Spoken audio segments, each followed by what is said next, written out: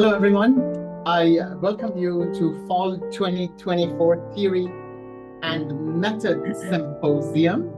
And what you will see on stage today is the product of a term discussing various aspects of theory and methods in Middle Eastern studies. And we will have the highlight of the class, which is this oral presentation on display for all of you. Every individual would have up to 15 minutes to speak and 5 minutes for debate and conversation. And I encourage you all to think of short questions to ask after every presentation. Our first speaker is Sara, who will be speaking on social media history and the public sphere in the modern Middle East. Sara. Hello. So I just need to be co-host so I can share my screen for my presentation. Yes. Be co-host. And yeah, thank you for the introduction. My topic slightly changed. I intentionally had a very open-ended topic so that I could change it as needed. Can you guys see my screen? Okay. Can you guys see the presentation? Yes. Okay, perfect. Thank you. Okay, so hello, everybody. This semester, I explored the concept of the public sphere, more specifically, the Arab Middle Eastern public sphere. And my project started with a very open-ended, very vague, almost could be applied to anything question, because I really wanted to delve into and connect this topic to anything that I could. It's been a very challenging journey, but I'm really happy with what I ended up creating or the research that I did. And I'm really happy to share it here with you guys, even though I'm very tired. I'm happy on the inside. So the key question driving my research is there an Arab Middle Eastern public sphere? And so before getting into the details, let's start with some basics and start by defining the public sphere. So the public sphere, as defined by Jürgen Habermas, is a space where private individuals come together to discuss societal issues societal and governance issues in a public space. And it usually serves as a check on power. And typically in a European context, this is the state. And it's meant to be a democratic process free from any state intervention, free from state control. However, as we all know, in the Arab Middle East, that isn't the case because, all Arab states are authoritarian governments which heavily suppress any dissent or criticism. And so comes the question, can a public sphere exist in this context? So much research concludes that while this concept can be applied to certain can be applied in the Middle East to a certain extent, it ultimately falls short due to its Eurocentric origin. So scholars often emphasize a need for alternative frameworks and inclusivity and a call to, addressing the unique dynamics of the region at the end of their article without really doing it. So I set out to do it in my own way. And when it came to analyzing the topic, I obviously decided to look into the more mainstream themes related to 21st century Arab Middle Eastern topics and politics. And every route I checked here, I didn't feel like I was getting anywhere. I find myself reaching like a dead end with the research before really answering my question. And so what ended up happening after a lot of research is that the answer was reality TV. So with that in mind, my research question and thesis became, how does reality TV function as a unique sphere for political and socio-cultural debate in the Arab Middle East. And my thesis to this is that reality TV serves as a unique public sphere in the Arab Middle East, allowing audiences to engage in discussions and critique societal values, national identity, morality, modernity, rather than the state, as we saw in the definition of the public sphere. So just need a minute to breathe 1 second.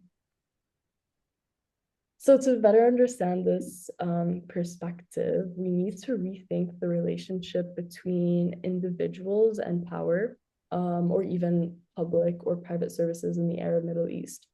And unlike the West, where power and public services are largely monopolized by the state, Arab societies rely heavily on family and the community and community like structures and support. And because of this, the public sphere in the Arab Middle East, it's not just about checking the state, it's also about reflecting and engaging with the community and its values, which have a lot of influence in, again, a region that's very community oriented. And so why reality TV? How is it that reality TV acts as a sort of enabler of the public sphere? So in my research, I analyzed 2 types of reality TV. The first is competitive reality TV, which was very popular and more prominent in the early 2000s.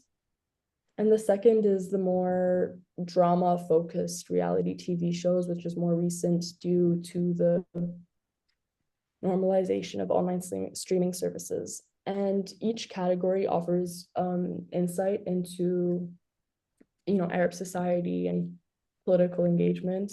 But for the first, which is competitive reality TV, there has been a lot of research focusing on the subgenre, with shows like Arab Idol and Arab's Got Talent providing platforms for people to express national identity.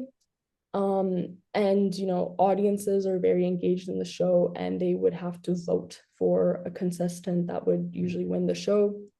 And what would often happen in these votes is that people will vote for the contestant that is from their country rather than the most talented person. And this can unite people within a nation, but it can also create tensions between different peoples from different countries. And there is a big gap between the research done on competitive reality TV show and the drama-focused reality TV show. Since, again, this is newer and it's more recent, so there hasn't been any research done yet, which is why I wanted to focus on this. And these shows, the more drama-focused ones, spark conversations on topics that are deeply tied into social and community life, and it brings out issues such as gender roles, marriage, family dynamics, class, and even like racial hierarchies that exist within the Arab region. And by scrutinizing or supporting contestants, viewers engage in they engage with what they're seeing on the screen, and they use it to reflect on their own communal and societal experiences and values, using them to either critique or reaffirm their cultural norms and values that govern their own lives. And this really highlights how reality TV acts as a space where the community, rather than the state, is critiqued and debated and becomes the focal point of like criticism. And I found this quote from an article that really sums up my point here. I believe the reason behind this obsession is that people find in reality TV an alternative outlet where they can engage in practices they can't perform in the political sphere.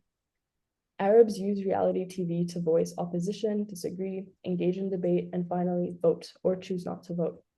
Watching reality TV is often a form of political participation. So actually I need a minute to breathe in. A lot of talking in a short amount of time. So there is a counter argument to what I presented, like the argument that I made earlier, which is the biocinematic gaze, which is essentially a concept where media shapes representations and perceptions and reinforces existing societal norms and biases rather than challenging them. And while reality TV appears to be authentic or real, it is definitely edited and scripted to a certain extent. And it's selective in its editing and with the music used in the background to evoke specific emotions and fit certain societal expectations. However, social media, the presence of social media as a place to discuss and engage in these topics that I mentioned earlier, allow this biocinematic gaze to be challenged by introducing new and different perspectives that were not presented on screen. And, you know, these discussions open the public sphere to more diverse voices and reduces the power of this biocinematic gaze. So my final project will take the form of a video essay to be posted on my YouTube channel rather than a written essay. This isn't a very traditional, while the like research and the methods that I used were academic, the topic itself isn't traditionally academic. And from the beginning of my research, I knew that I wanted to talk about the public sphere, research the public sphere while also contributing to it. Which first led me to posting a video where I expressed my own opinions about a more recent show that came out. And it also contributes to this larger project. And even like, as you can see, it is the most viewed video, and it really shows how engaged people are with reality TV. And it's my most like commented, most viewed, and most liked video on my channel. And unfortunately, I wasn't able to create the video that this research is about. It's a very long process, and I wasn't able to do it before the symposium, but hopefully I'll have it done by the end of the year. And yeah, thank you very much for listening. And thank you for Professor Tavakoli for this opportunity and for the class and for organizing the symposium.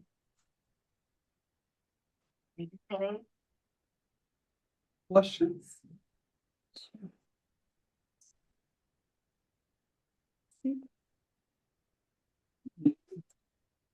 Please. But I don't know like how much is the question to Sara Jan for your excellent presentation.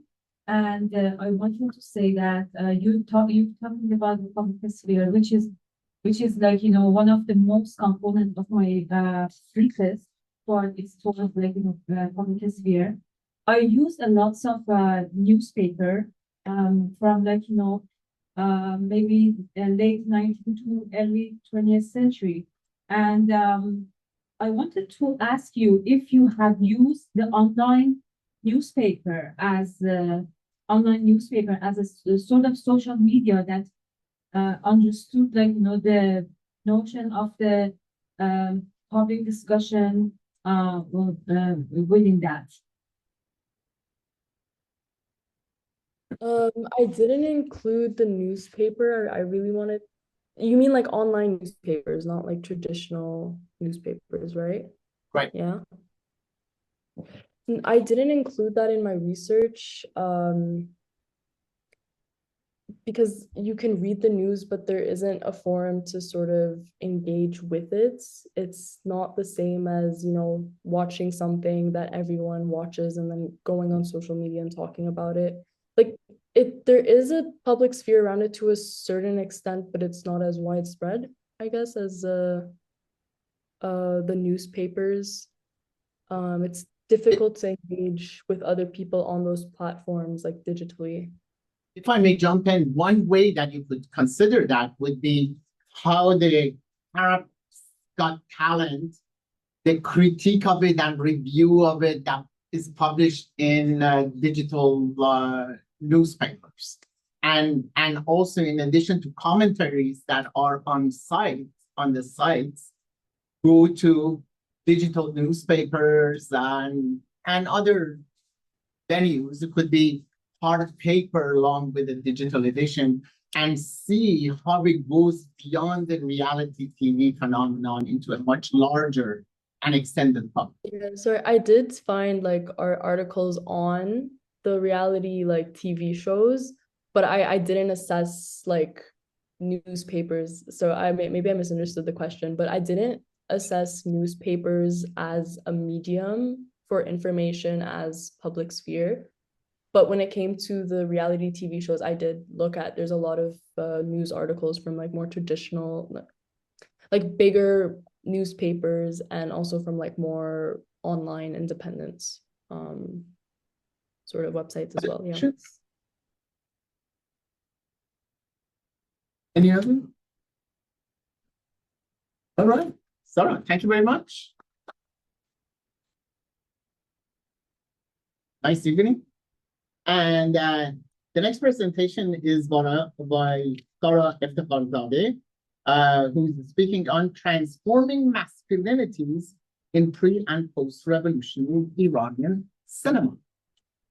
Everyone. So today I'm going to be talking about the Iranian cinema, especially before and after the revolution, and how there are some shifts that are not just shifts in the story or the visual, but they are shifts that reflect the changes that are in the society and how masculinity was understood. So I will be using Foucault's framework of governmentality to analyze how cinema during both of these eras was used as a tool for governance, but also how cinema functioned as a contested space, cultural space that we can see competing visions of masculinity within it. So some historical background, especially during the 20th or early 20th century, we see how the Pahlavi is using the cinema as a tool for conduct.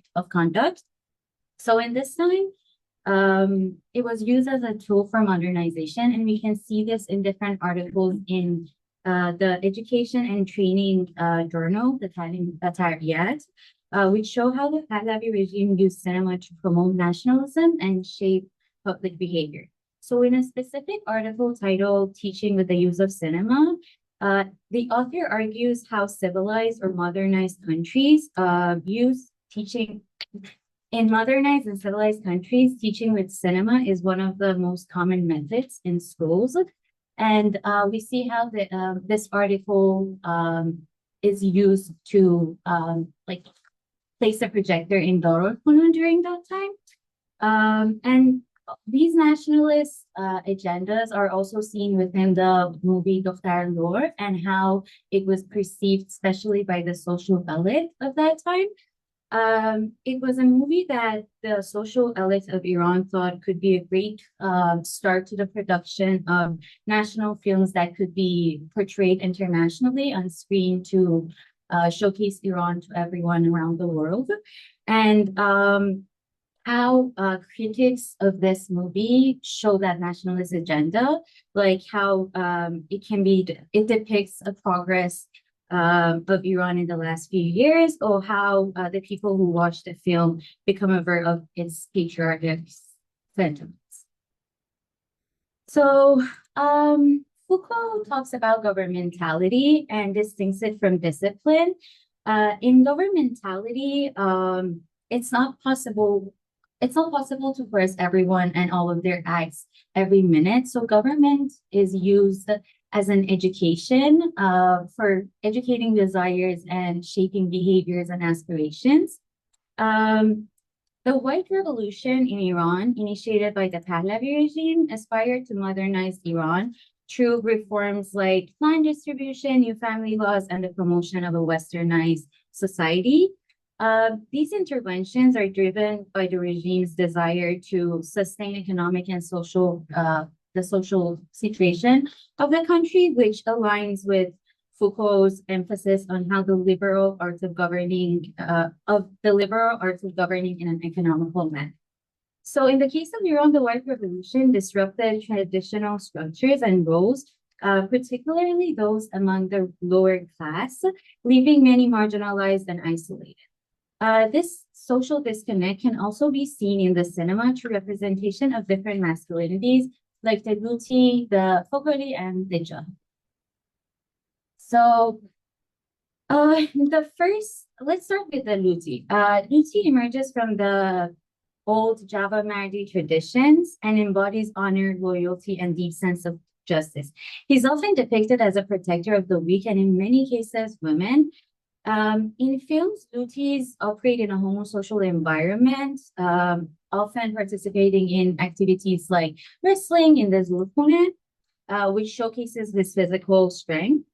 Lutis started appearing in movies called Film of Pushti or Stupid movies, which actually that designation started with the movie Ganja Garun, which has an amazing presentation of a luti protagonist. It's called Stupid movies because in this movie we see a scene where the two actors are just having a push, which used to be known as like a lower class food, and they are like singing about how wealth doesn't bring you happiness or how like being healthy is more important than having money. Throughout the film, we can see how the protagonist critiques the lives of the wealthy and elite by saying how their lives are meaningless and unhappy, as I said. This movie is actually very interesting to me because I think it can be read in many different ways. For instance, there are scenes that showcase Ali, the protagonist, and his friend as somewhat uncivilized, especially when they're in like Harun's house. They act like Harun's house is fancy, but at the dinner table they act like they don't know how to eat anything other than apush. Or like at night when they see a bed, they act like they don't know how to sleep on a bed and prefer to sleep on the floor. One might think that these portrayals are meant to show the luti as like an uncivilized person. But anyway, the luti movies were actually very common within the lower class male youths. The second portrayal is the fokoli or the dandy, which is the opposite of the luti. He's a figure of modernity, often educated abroad, fluent in Western costumes, and entirely disconnected from traditional Iranian values. This is very prominent during the 1950s and 60s.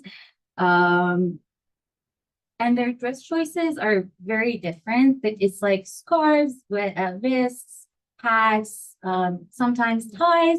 It's somewhat flamboyant dressing.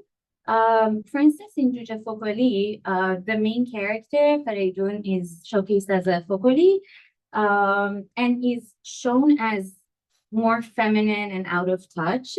We can see how people call him like, especially his mom. We see how his mom talks about his long hair and how people are gonna start calling him Fifi these days. And like he calls his mom mommy, and his mom gets very sad by that and angry. I think here there's a theory by Cohen, the monster theory. I think it could be used very good to analyze Fokoli. Cohen talks about how monsters are emerged during moments of cultural anxiety. So at this moment, we can see the cultural anxiety being westernized, and the Fokoli is sometimes portrayed as a monster, as a monstrous figure. And I came across that in different articles that do talk about his monstrous figure and being emasculinized and like that gender ambiguity. That is also something that Cohen talks about, how monsters are a lot of times read as gender ambiguous or homosexual. And we see that in the Fokoli because like for lutis, their homosocial behavior doesn't make them like seem homosexual, whereas for the Fokoli, their behaviors can sometimes be read as homosexual. And the last one during the pre-revolutionary cinema is the Jahedi, which is actually a bridge between the luti and the westernized Bokhari. They mimic the modern dress code of hegemonic masculinity, but they make the Western fedora hat and jacket their own. They wear their clothes loosely, they keep their mustaches, and they never wear a tie. A great depiction of this can actually be seen in the movie Baysak. Baysar embodies a tension between the past and present, between modernity and tradition. Like one day he goes to the shrine to pray for guidance and support, and the next day he goes to the bar and drinks and sleeps with the singer at the bar. So one of the recurring themes that we can see in all of these archetypes of masculinity is the role of class. So we can see how the Johari especially was met with a lot of resistance by the government, the Pahlavi, because although he had some westernized characteristics, he still came from a lower background, and that was not accepted. Okay, so post-revolution, after the revolution, we see a great shift in how masculinities are shown, but we can see how there's still a connection between cinema and politics. That is specifically shown, that can specifically be understood by the red cinema fire.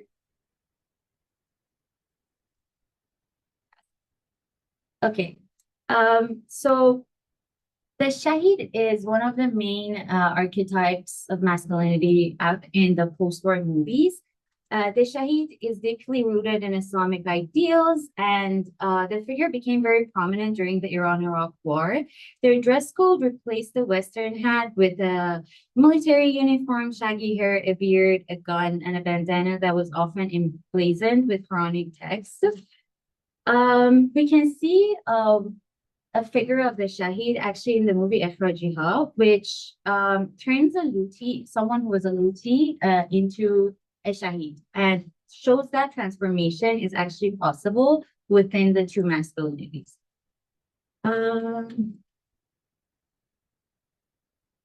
But here, lutis instead. Yes, they're trying to get rid of the luti by making him into the Shahid. Okay, so we know that, like, as a patriarchal society, there has been a lot of research on women and how women have been oppressed, but there's not that much research about men, and especially men who live within the margins and those who do not actually benefit from the patriarchal society. So there's much less research about them, and their portrayal is also not that good in movies, specifically in the first two decades after the revolution. But after that, we see some masculinities that come up that are marginal. So it's important to note that hegemonic masculinity is not fixed, and the most visible barriers of hegemonic masculinity are not necessarily the most powerful people, but that the hegemonic masculinity is actually shaped by heroes in movies. So I think one of the great examples of marginal masculinities can be seen in The Salesman, and it's very interesting because Asgharian brings two different movies and theaters into his film. Like, we can see how they are reading, like Emma, the protagonist, is a teacher, and they read The Cow in the class, which shows like alienation and social isolation.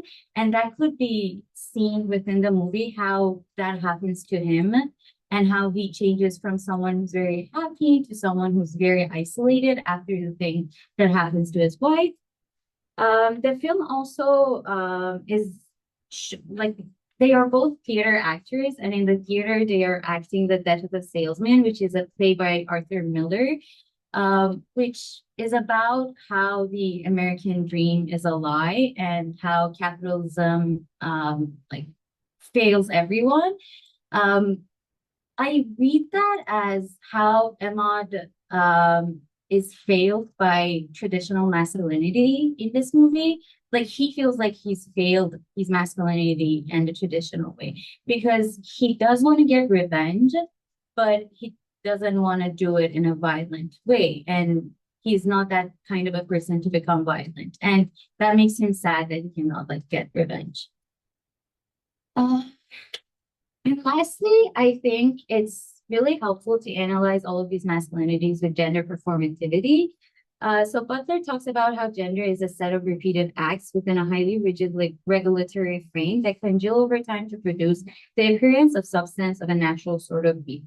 So in both of these periods, you see how masculinity is not a fixed identity, but a series of repeated acts within a regulatory frame. We can understand this better when characters in movies shift between the masculinities. For instance, Eftekharzadeh can be remasculinized into a Jahed through the power of love and marriage. One example occurs in Eftekharzadeh with Frey. So it's interesting because as we talk, Eftekharzadeh is seen as a monstrous figure given the cultural anxiety around westernization and emasculinity. We can see how by Frey giving into heteronormativity and getting married, the Eftekharzadeh is no longer read as homosexual and transforms into a Jahed. Yeah.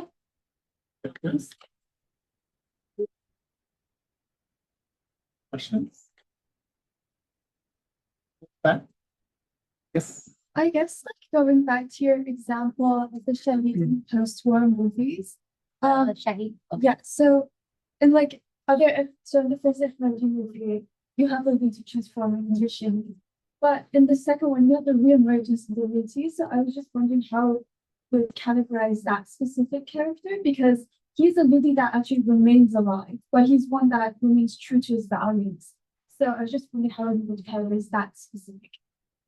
Like if it's a Luti or if it's a Like because you're saying that how the Luti transforms within the Islamic context as someone who is willing to sacrifice his life and ends up dying. But in the other Eftekharzadeh movie, they bring the Luti back, but they keep him alive.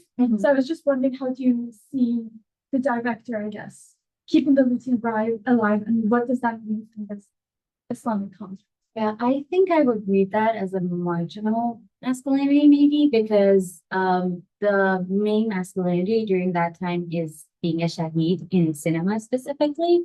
So, and that's why, like I said, in the first two decades, we don't see that many marginal masculinities.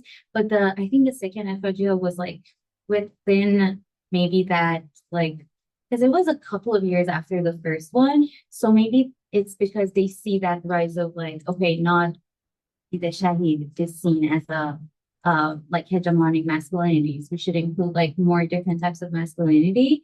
As I think that might even come from because there's another movie of marginalized masculinities, The Glass Agency. I don't know if you've seen that, but I think that movie does a great job of showing how the Shahid, after the war is done, is actually very disposable within the government, especially like government. They're not like any more heroes. They're seen as people who are just disposable. Like they don't need to support them anymore. And that's very evident in Glass Agency because they talk about how everyone now cares about money, whereas before they cared about like sacrifice and being very nationalist. I hope that answered your question. I'm wondering whether these three categories of masculinity that had the counterparts, for example, gigolo, vaginettes,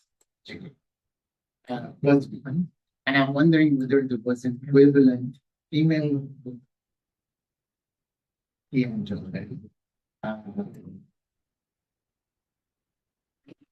think for jogger, maybe we can, because in Eftekharzadeh, the girl, Shayan, also, because she wants to get married, she's also showcased as like a Eftekharzadeh and as a dingy, but like a woman. She's very Western. And we can see how when she wants to become married, she also starts to like shift a little bit into the Jahedi, because her parents, they are Jahed. And the reason that I'm asking is partly Jaheds were always in the sort of fruit market of Tehran, very dominant. also had in that space the female equivalent. It seems like they haven't made it on the screen. So even in that movie, in the Jahil, sorry, in the when they go to like a bar, there's a woman who's performing, and she starts like she's cross-dressing and she's performing as a Jahil. چادرش دور کمرش Yes. بسته. They Exactly. tie the چادر over. So I think more in During Dutch match. yeah. In cinema, it's more like for women, it's shown just as a performance and as like it's a like being Jahil is something that they can fun on stage, but they can't actually adapt it maybe. Other questions? Thank you again. Awesome. Excellent. Priya D'Souza. All ready? Yes. Did we make you the co-host? Yes. Awesome. Ready to go? And you take this down. Okay. Yay. Okay. Is that working? Very well. Perfect. Okay. So my presentation, my topic has also kind of slightly changed since the last time we all checked in, but in general, I knew I sort of wanted to write about the questions and issues. Also, if there's a lot of noise in the background, I'm really sorry. There's a commuter train that runs by my apartment, so there may be like a train whistle happening every so often. But the sort of primary question I wanted to write about, and I knew I wanted to write about, was the issues and debates surrounding the classifier Islamic in art. And that is really kind of inspired by this very wonderful book, What is Islam by Shahab Ahmed. I've like totally annotated and highlighted every single page in it. Okay, so galleries 459 and 460 at the Metropolitan Museum of Art in New York, the Koch family galleries, purport to display the arts of the Ottoman Empire. On a recent visit, On a recent visit to the Ottoman galleries with a friend, I noticed that the installation now incorporates contemporary art alongside the Ottoman. Since late 2023, the Koch family galleries have reimagined themselves as a forum for conversation between pre- and postmodern Turkish arts. The installation, titled Dialogues, Modern Artists and the Ottoman Past, organized by curator Deniz Beyazit, attempts to contextualize the work of contemporary Turkish artists by placing them in both physical and conceptual dialogue with their artistic predecessors. As viewers, we are meant to map the progression from the past to the present. Dialogues does not by any means propose a new curatorial framework. Installing modern art alongside pre-modern art is a long-standing tradition. For example, Madrid's Museo Nacional Centro de Arte Reina Sofía, among many others without fail, installs the works of Pablo Picasso alongside the West African masks from which he both drew inspiration and collected as objects. This exhibition raises the question, though, of the limits of Islamic art. Are modern and contemporary works included in the show Islamic? What do we gain from prescribing an Islamic label onto these artworks and artists? And moreover, what do we lose? My paper problematizes the relationship of modern and contemporary art produced in the Islamic world to what we generally consider Islamic art, especially artists and practices that refer back to an Islamic past. Art, and by this I mean a Western conception of art, or fine art, was a vital physical reflection of modernization. It was the opinion of Mustafa Kemal Atatürk, the founder of the Turkish Republic, that a nation that ignores painting, a nation that ignores statues, and a nation that does not know the laws of positive sciences does not deserve to take its place on the road of progress. Professional arts institutions were founded throughout the Middle East during the 19th and early 20th centuries. These institutions usually did not respond to a general interest in Western art. Rather, they were founded to satiate the desire of the ruling classes. In the early days of the Turkish Republic, there was only one public arts institution, the Academy of Fine Arts in Istanbul. Originally founded by painter Osman Hamdi Bey, himself the son of a grand vizier and trained in France by masters of Orientalist painting in 1883 and was called the College of Fine Arts, the Academy was elevated to an official public institution of higher education in 1924. At the same time as Western art was rising in popularity, traditional Islamic arts had begun to lose their prominence. By the start of the 20th century, the time when Ataturk made his statement, local artistic traditions were not even considered fine art in Middle Eastern academic spaces. These local traditions had been demoted to crafts, a term commonly used to discredit the cultural production of non-Western societies, or other categories of non-art. Middle Eastern artists had to seek education in elite arts institutions that employed European painters in order to become artists. We can use the Foucaultian idea of governmentality to understand this tendency. Governmentality, as defined by Foucault, is the tendency which, over a long period and throughout the West, has steadily led towards the preeminence over all other forms, sovereignty, discipline, etc., of this type of power, which may be termed government, resulting, on the one hand, in the formation of a whole series of specific governmental apparatuses, and, on the other, in the development of a whole complex of savoirs. Even in areas like Turkey and Iran that were not directly colonized or governed by Western powers, the West is able to establish and maintain ideological control and effectively governmentalize through cultural domination, such as replacing local art with a Western style. The West becomes the center of culture, and the East is forced to play a constant game of catch-up. The Academy in Istanbul, for example, was modeled after the École des Beaux-Arts in Paris, and a large part of the institution's prestige was that it provided a European education in Turkey.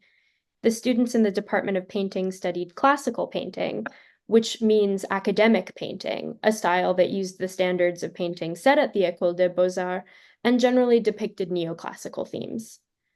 Students were not taught about local artistic traditions, except for architecture, which was studied alongside European architecture in order to suggest a sort of civilizational equivalence between the two of them. Starting in the 20th century, in part a reaction to earlier developments in European art, Middle Eastern artists began to reincorporate traditional art into their works. This interest, however, proved to be less of a desire to revitalize traditional Islamic art and more of a desire to incorporate exotic elements into contemporary art. The rediscovery of Islamic art was also motivated by a desire to explore European abstraction. Because of the almost uniform ban on figural representation in Islam, many Muslim art-making practices found creative, non-representational artistic styles. Especially in the Arab world, figuration was considered a modern Western development, and a return to abstraction was considered a regression to unenlightened pre-modernism. The generation of artists working in the 1960s proposed a new Middle Eastern modernism that used calligraphy as its basic form. These modern calligraphers adopted a new name. In the Arab world, they called their movement Hurufiyye, a word which references both the letters of the Arabic alphabet, but also a Sufi movement popular in Iran, Anatolia, and the Balkans from the 15th century onward. The motivations for the new name were also in part an effort to distance themselves from traditional calligraphers who created what the modernists considered non-art. Hurufiyya, unlike calligraphy, was art, and the people who created these works were artists. Returning to dialogues, one of the most jarring aspects of the installation is the lack of context. While an untrained viewer can easily discern that the work of, for example, Burhan Doğançay, whose work I've put on the right here, differ from the historical artifacts next to them, others are not so obvious. Pregnant Haliç, by ceramicist Elif Uras, is much more subdued than Doğançay's austere, semi-calligraphic paintings. The museum labels in the gallery are small and require close inspection. There are no wall texts that explain the dialogue that Bayezid proposes with his curation. And without sufficient explanation, the dialogue that this installation proposes becomes obsolete. The contemporary works are stripped of their temporality, relegated to the timelessness of the historical artifacts they are displayed beside. By obscuring the context of the contemporary works, the Metropolitan Museum of Art contributes to the medievalization of Turkish art and Islamic art as a whole. To call these contemporary works purely Islamic, or to claim that their Islamic attributes are quantitatively the same as, for example, the Tughra of Suleiman the Magnificent, who is on the left here, disregards the massive impact of modernism on the arts of the Middle East. While artists like Doğançay and Uras refer to traditional art making in their contemporary practices, artists like Mohamed Zakaria, whose red hilye is also on display, are more difficult to place. His practice, unlike that of Doğançay and Uras, is unequivocally Islamic and generally unaffected by the disruption of modernism. Zakaria's contribution to the installation is a hilye, a textual portrait of the Prophet Muhammad used for talismanic purposes. The text in this piece comes from the literary genre of Shama'il, compilations of texts meant to record the appearance and character of the Prophet, mostly from hadiths. This work would be considered hurufiyya in its original sense. It maps written text to the human form. The circular register in the middle of the hilye is called a göbek, or navel, of the portrait. In the modern sense, though, the work of Burhan Doğançay, which is this painting on the right here, would be considered modernist hurufiyya, as it draws on the most basic forms of Islamic calligraphy as the starting point for a markedly secular Western-style abstraction. Without any clarifying or contextualizing information, the works of Doğançay, Uras, and Zakaria are placed together uncritically, ignoring the two conflicting art histories that allowed for their creation. It is my view that we as scholars must alter not only how we conceptualize what is Islamic, but what we consider art. Only with a new conceptual framework is productive dialogue between the past and present possible. Otherwise, like the installation at the Met, it falls short. Thank you.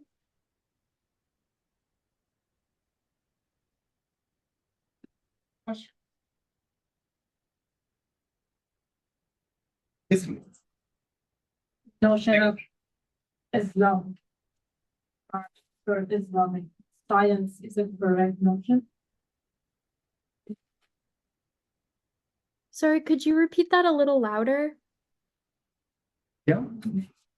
Very I ask, is it notion Islamic, the term Islamic art or is Islamic science? Is it correct term or not? I think it's one of those terms that is really like, it's contradictory, but it can still be appropriate if we sort of adopt a new definition of what it means. In its traditional sense, I think Islamic art sort of stops at a certain point. And there are things that people are reluctant to include in it. I owe a lot to Shahab Ahmed's conceptualization of Islamic art, as well as the art historian, she's Iranian, Susan Babai. They're sort of really fighting against the idea that was popular in Western art history, that Islam is a derivative sort of artistic genre, that it draws from the Byzantine Empire and from the Sasanian Empire, and that there's no sort of innovation, that it's just derivative. That really, I mean, clearly isn't true. But yeah, I think it's sort of the umbrella of Islamic needs to be broadened and sort of needs to become like a kind of nebulous thing before we can use it really effectively. Otherwise, like modern and contemporary artists will be sort of difficult to place within it. Very good. Thank you. Other questions? So just follow up. It seems like there are two options.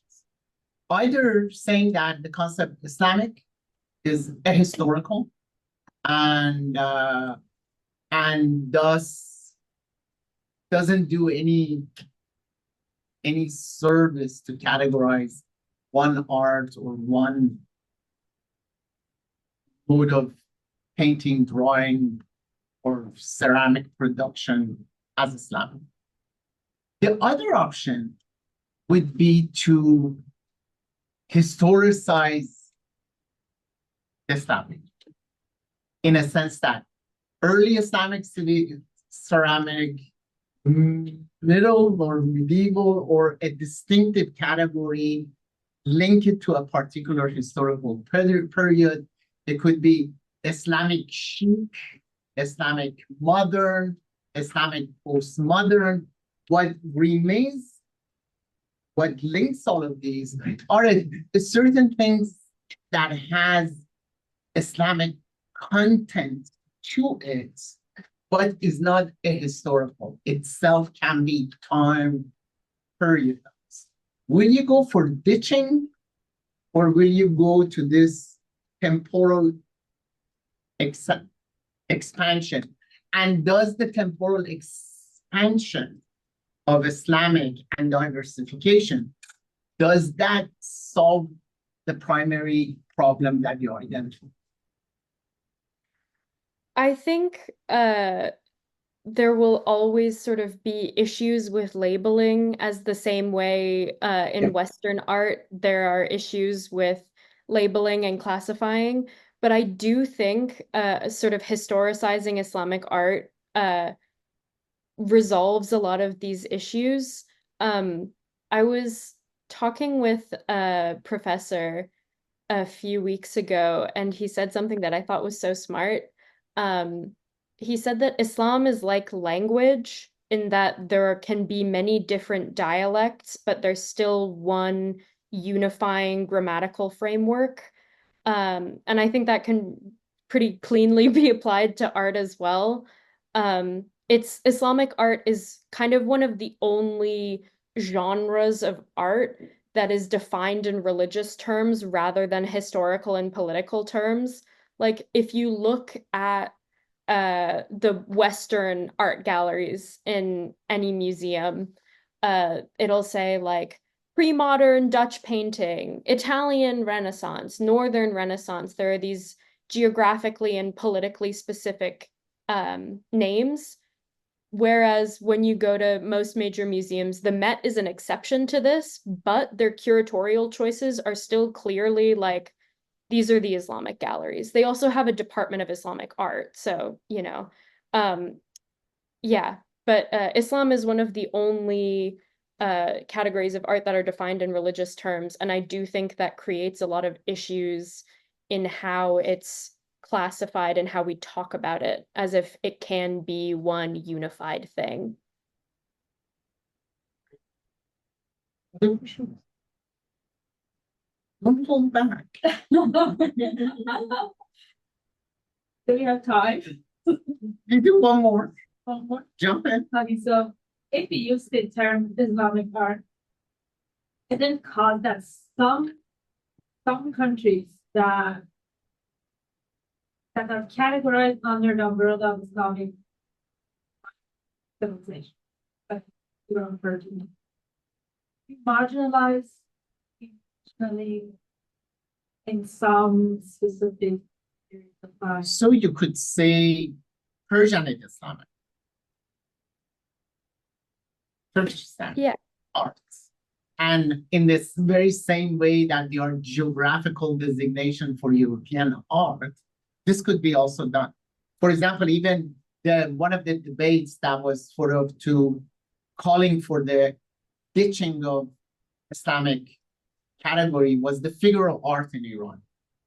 And one solution to that would be, if it has to do something with Islam, for example, in shrines, sometimes you have figural stuff, call it Islamic figure.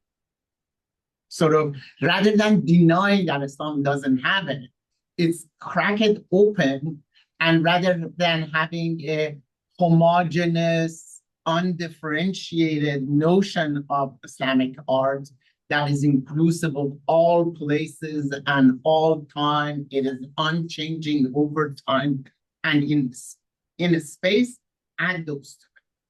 So then that configuration may lead to a conclusion that this is highly diversified and Islam really is not a very important category. Maybe we could just drop Islam and focus on these geographical, temporal diversifications. Yeah. But that has to come as a product of this diversification. And then through the diversification, a new set of debates will emerge.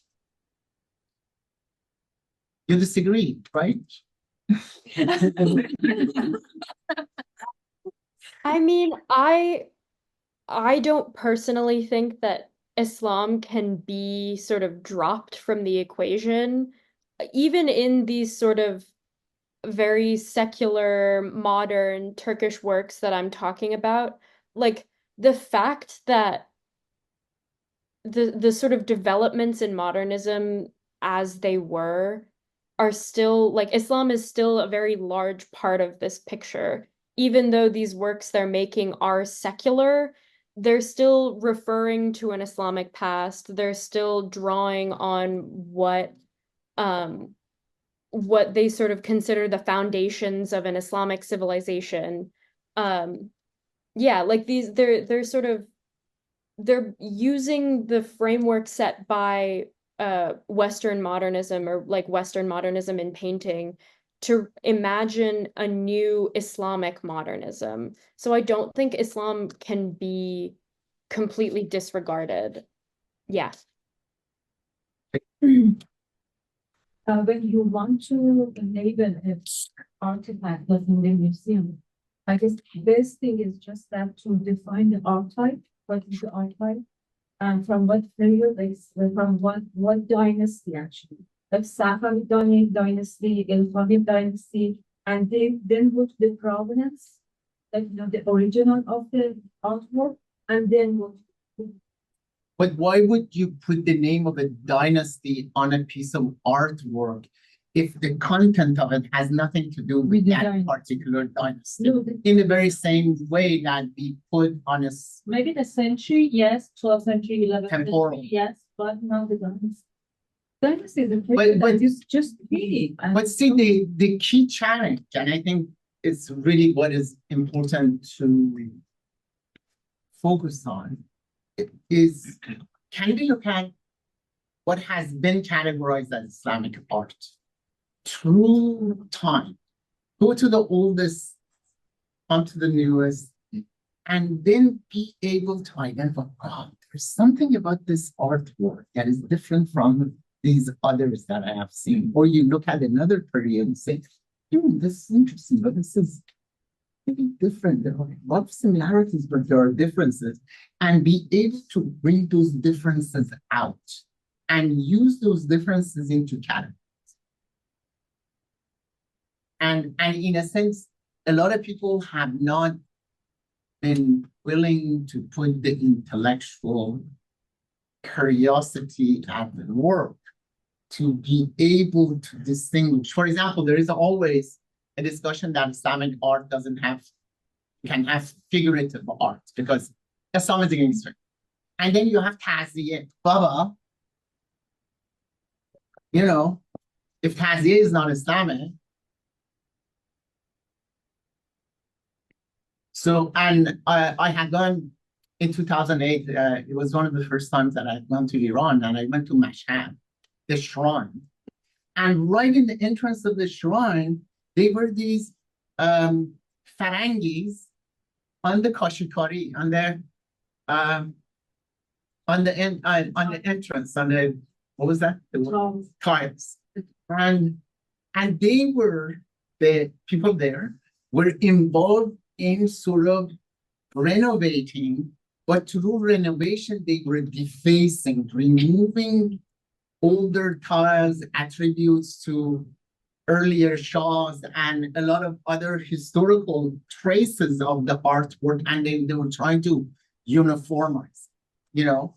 And it, at the time that I saw this, there was this debate amongst Iranian art historians whether Islamic should be used or not, and if there are figurative art, then we have to come up with the different categories. But then you have a shrine, they have figures on the tiles and the pillars, and how do you categorize? How do you categorize Tazieh drawings, artwork, so from different historical times? You know, so ditching it is a good idea, but the only problem that I have with the ditching is the problem that sort of Islam is one thing, one unified definition of Islam. I think it's fundamental to challenge that Islam is not a singular thing. As what was the name of the guy that you were referring to, the scholar? What is Islam? Yeah, Shah Ahmad. Yeah. And in the same way, if there is an Islamic art, it is highly, highly diverse. And that diversity matters. The time matters. But ditching is easy to do. Thank you. Lovely. Thank you. All right, our next speaker is the Hanieh Bakhtiari, who will be speaking on Unveiling Connections, Iranian Women's Transnational Feminist Networks, 1910 to 1940. Hanieh. Hello, everyone. So I'll be starting my presentation soon with an introduction on like what's the whole thing I'm going to talk about, and then I'll provide examples. So as you can see, my first slide, what I've been trying to do in my papers was to bring like theoretical frameworks of both feminism and historiography in order to provide a better definition of what was going on in the Middle East in the early 20th century in terms of feminist activism and women's movement. So the history, I want to start by this like very like well-known saying that the history of feminist movement often centers on narratives which are derived from Western context, and this overlooks the rich, multifaceted histories of activism in other parts of the world. So this is something well now we know about it, but my paper reaches the disciplines of history and feminism and their theoretical frameworks to explore the under-examined but significant transnational networks of Iranian women and their influence on the Middle Eastern feminism 1910 to 1945. By focusing on these networks, I challenge the Eurocentric and also Arab-centric perspectives that dominate the historiography of the region in terms of feminism. And by looking at events such as the Second Congress of Women of the East in 1932, my research highlights how Iranian women collaborated with activists from Lebanon, Egypt, Syria, Iraq, other countries to address shared challenges such as illiteracy, oppressive marriage laws, or gender-based exclusion specific to the region. These interactions reveal a feminist praxis that was both locally grounded and regionally interconnected, while adapting global feminist ideas to resonate with the specific cultural and social realities of the Middle East and its dominant Islamic culture.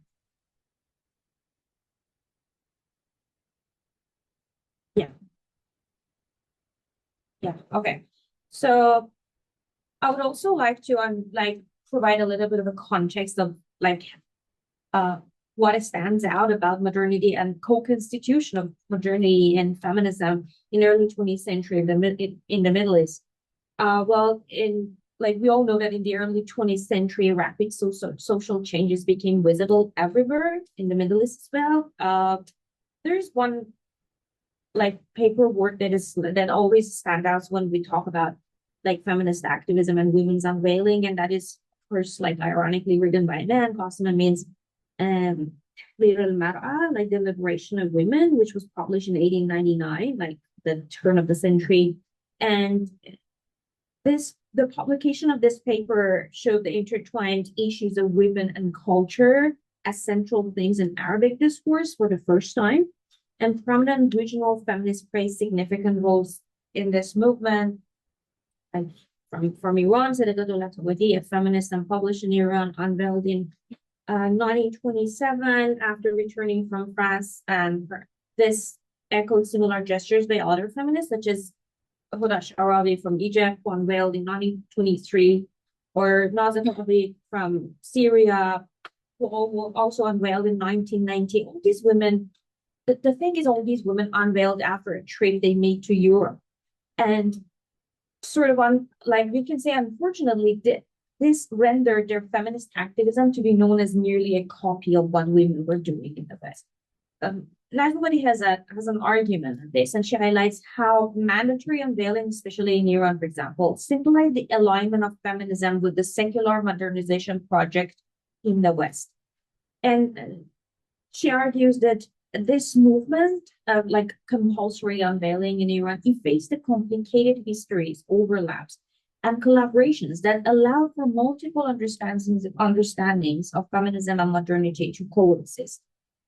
And on the other hand, there's also an intense focus on the scholarship on feminist scholarship on unveiling in the Middle East, and this has created a kind of hyper visibility, I call it, around the subject of unveiling, which risks overshadowing other critical aspects of modernization efforts, which was like being run by women in the region. There's also one point I would like to make here that's also about not only Westernized narratives about feminism, but also like those Arab-centric narratives. Much less is written about the rich history of other Middle Eastern women outside the Arab world. For instance, like a very prominent figure, Huda Sha'arawi, she stood out, and unlike her more anonymous and unrecognized peers in other parts of the region, she achieved in her lifetime and beyond a high public profile in the region. Until today, she embodies the quintessential historic pioneer of Middle Eastern feminism. But unfortunately, this has led to an oversimplification of women's activism in the region, and it usually reduces them to a generalized label of Middle Eastern women, which predominantly represent women from Arab-speaking countries. So I would like to focus on the transnational feminism that I promised to talk about. So there were regional collaborations and shared challenges. And if I want to define transnational feminism, like in a theoretical way, I can say they can be defined as structures organized above the national level, would unite women from 3 or more countries around a common agenda, such as women's rights, reproductive health and rights, violence against women, peace, anti-militarism, or feminist economics. One example of this could be the Second Congress of Women of the East that was organized in Tehran in 1932, where Iranian women activists basically met with their counterparts from Lebanon, Egypt, Syria, Iraq. And of course, they had guests from France and Italy, but those speakers did not play the main role of like laying out the agenda for the Congress. This Congress followed the first Eastern Women's Congress, also known as the First General Congress of Oriental Women and First Oriental Women's Congress, which was an international women's congress taking place in Damascus in Syria. In 1930, representatives from like so many different Asian countries, even like Afghanistan, even like from Tunisia, like Syria, Australia, China, Egypt, they participated in the congress. They discussed the situation of women in their respective countries, debated issues where the particularly egregious situation of women in the Muslim world needed attention, especially illiteracy and the oppression within marriage of women. This interconnectedness highlights the importance of collaborative efforts and shared experiences, and reveals how women in the Middle East collectively addressed common challenges while adapting feminist ideas to their specific cultural and social context. By focusing on these regional collaborations, we can challenge, of course, this like dominant Western-centric narratives that often overshadows the complexities of feminist movement in non-Western context. And these networks facilitated a more contextually relevant form of feminism, one that not only sought to advance women's rights, but also responded to specific cultural and religious dynamics of the region. And I would also like to address a couple of feminists who commented on this. But also I would like to explain like what is the significance of all of this, of explaining that like these collaborations existed, whether it's through conferences attended by women from across the region or essays that showcase their inspiration drawn from other counterparts in the region. So I would like to turn to the importance of uncovering and analyzing these documents, narratives, and shared stories within women. And this is the question that I ask myself: why does it matter that women in the Middle East a century ago formulated plans for gender equality and sought to promote values that align with their evolving understanding of modernity? And why do we care that feminist activism was plotted in other parts of the world than the West? I bring a quotation here from Manfred Halpern, also a scholar of Middle Eastern theoretical studies, who complains that despite the great expansion of the field over the preceding decades, we have been devoting ourselves to a kind of stampede, filling in pieces of information, country by country, but neglecting to identify essential structures and relationships, or to, as a preliminary synthesis. Given the present situation in the region, he explains it may be even that we're even losing grounds than added to this. Throughout, on the feminist side of it, throughout the 1990s, debates surrounding the category of women and its relevance as a cornerstone for knowledge production and political movements also became particularly contentious. Feminist scholars such as Judith Butler and even before that, like Joan Scott, that we also covered in class, argued that the refusal to treat women as a fixed foundational reference provides feminism with a critical self-awareness necessary to integrate its own historical entanglement with modern forms of liberal governmentality. In a similar argument in her article Beyond the Americas, Efsan Najmabadi also highlights the challenges that historians face when writing history beyond the Western frameworks. These challenges include negotiating the meanings of gender and sexuality and reassessing their analytic utility in other cultures. So this self-critique not only enables feminism to question its reliance on universalized identities, but also allows it to address the complexities and contradictions inherent in gendered subjectivity, but challenging foundational assumptions about power, politics, and agency within its gendered context, of course. These kind of rethinking can open up new possibilities for understanding the intersection of identity, difference, and the political, and reshaping feminist theories and practices to account for broader and more inclusive frameworks. And finally, I would also like to have a look at how this multiplicity of the past can help us to gain a better understanding of the region.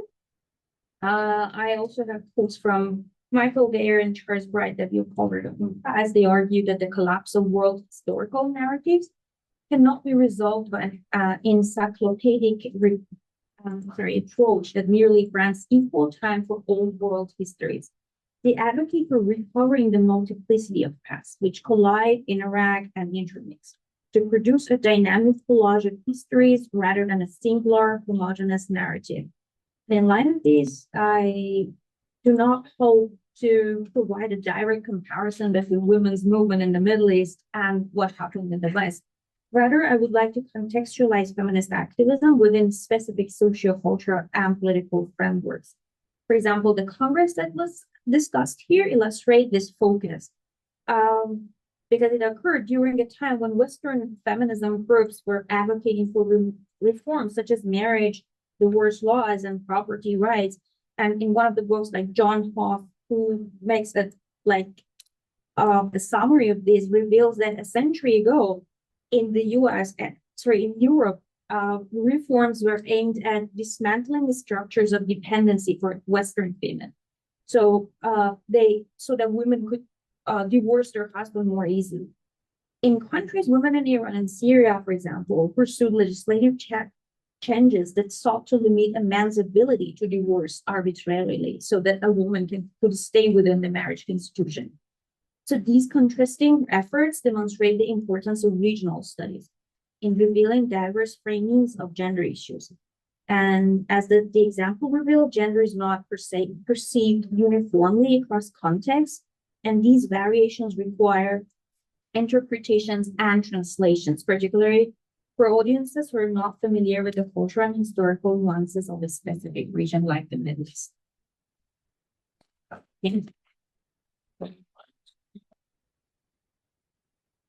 Questions?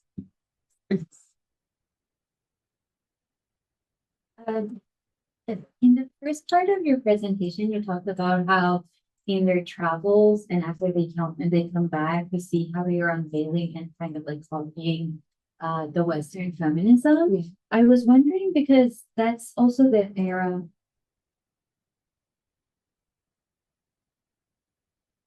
Western feminism. You see that also becoming a big deal in Middle Eastern like feminism. You mean the movements for like Yeah. I think we can link this question to the idea that like modernization was not happening in the same way and at the same time. Like in this, like adopting this temporal, perspective, we can say that at the same like there was women's movement going on in like both West and the Middle East, but they were not looking for the same thing.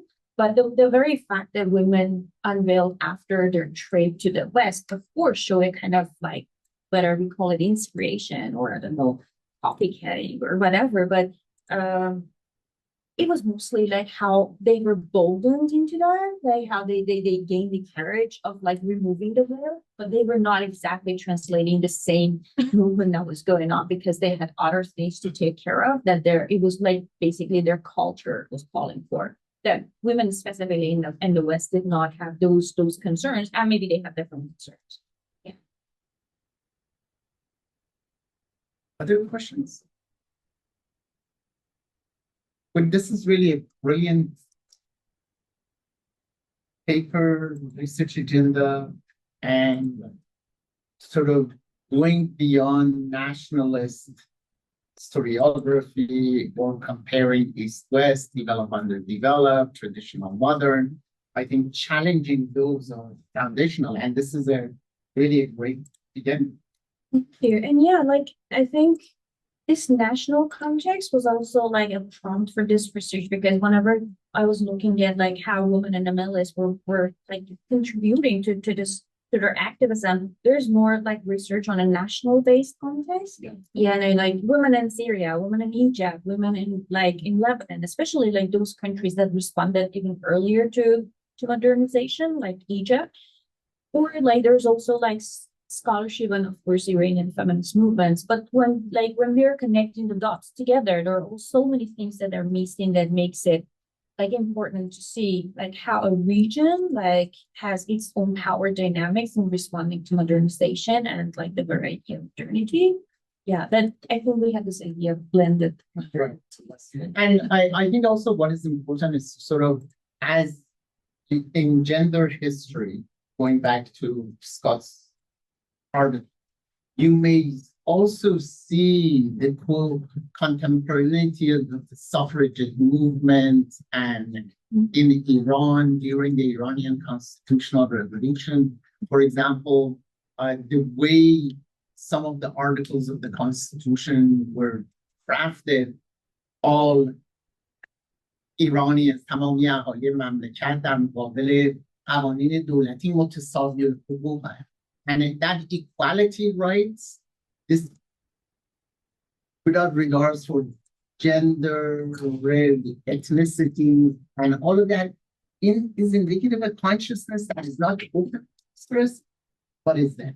Or in late 1920s, someone that Sara is working on Sandokh Shirazi very openly talks about why women are not in Pakistan, which is the Majlis, why women are not in the Iranian government.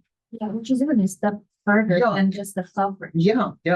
And also, she also challenges the governmental policy of sending male students to Europe and says, why aren't you sending women?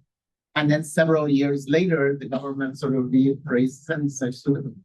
But those are those voices that have to be sort of integrated into history that doesn't deal with gender in a systematic way. Very good. Thank you. Daniyal. Daniyal Ansaripour, our next speaker, will be speaking on the Arab conquest in the Iranian historiography. All right. Daniyal Ansaripour. The Arab conquest in Iranian history. Go for it.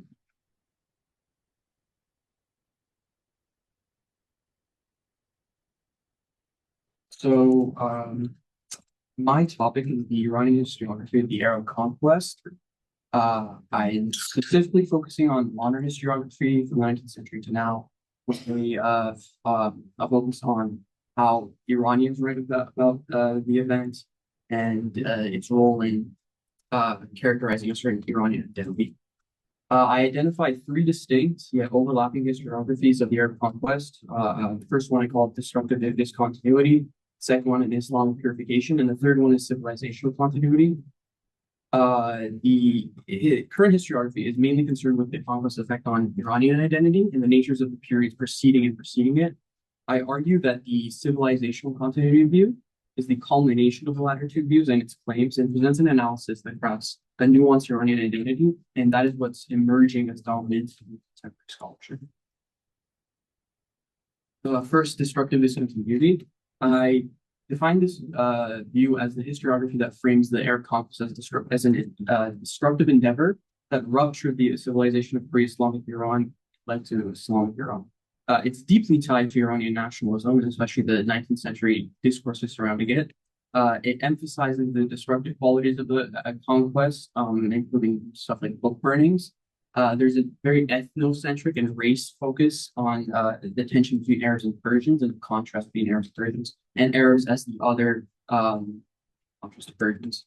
Also a focus on linguistic expression of Persian as a language in literary sense.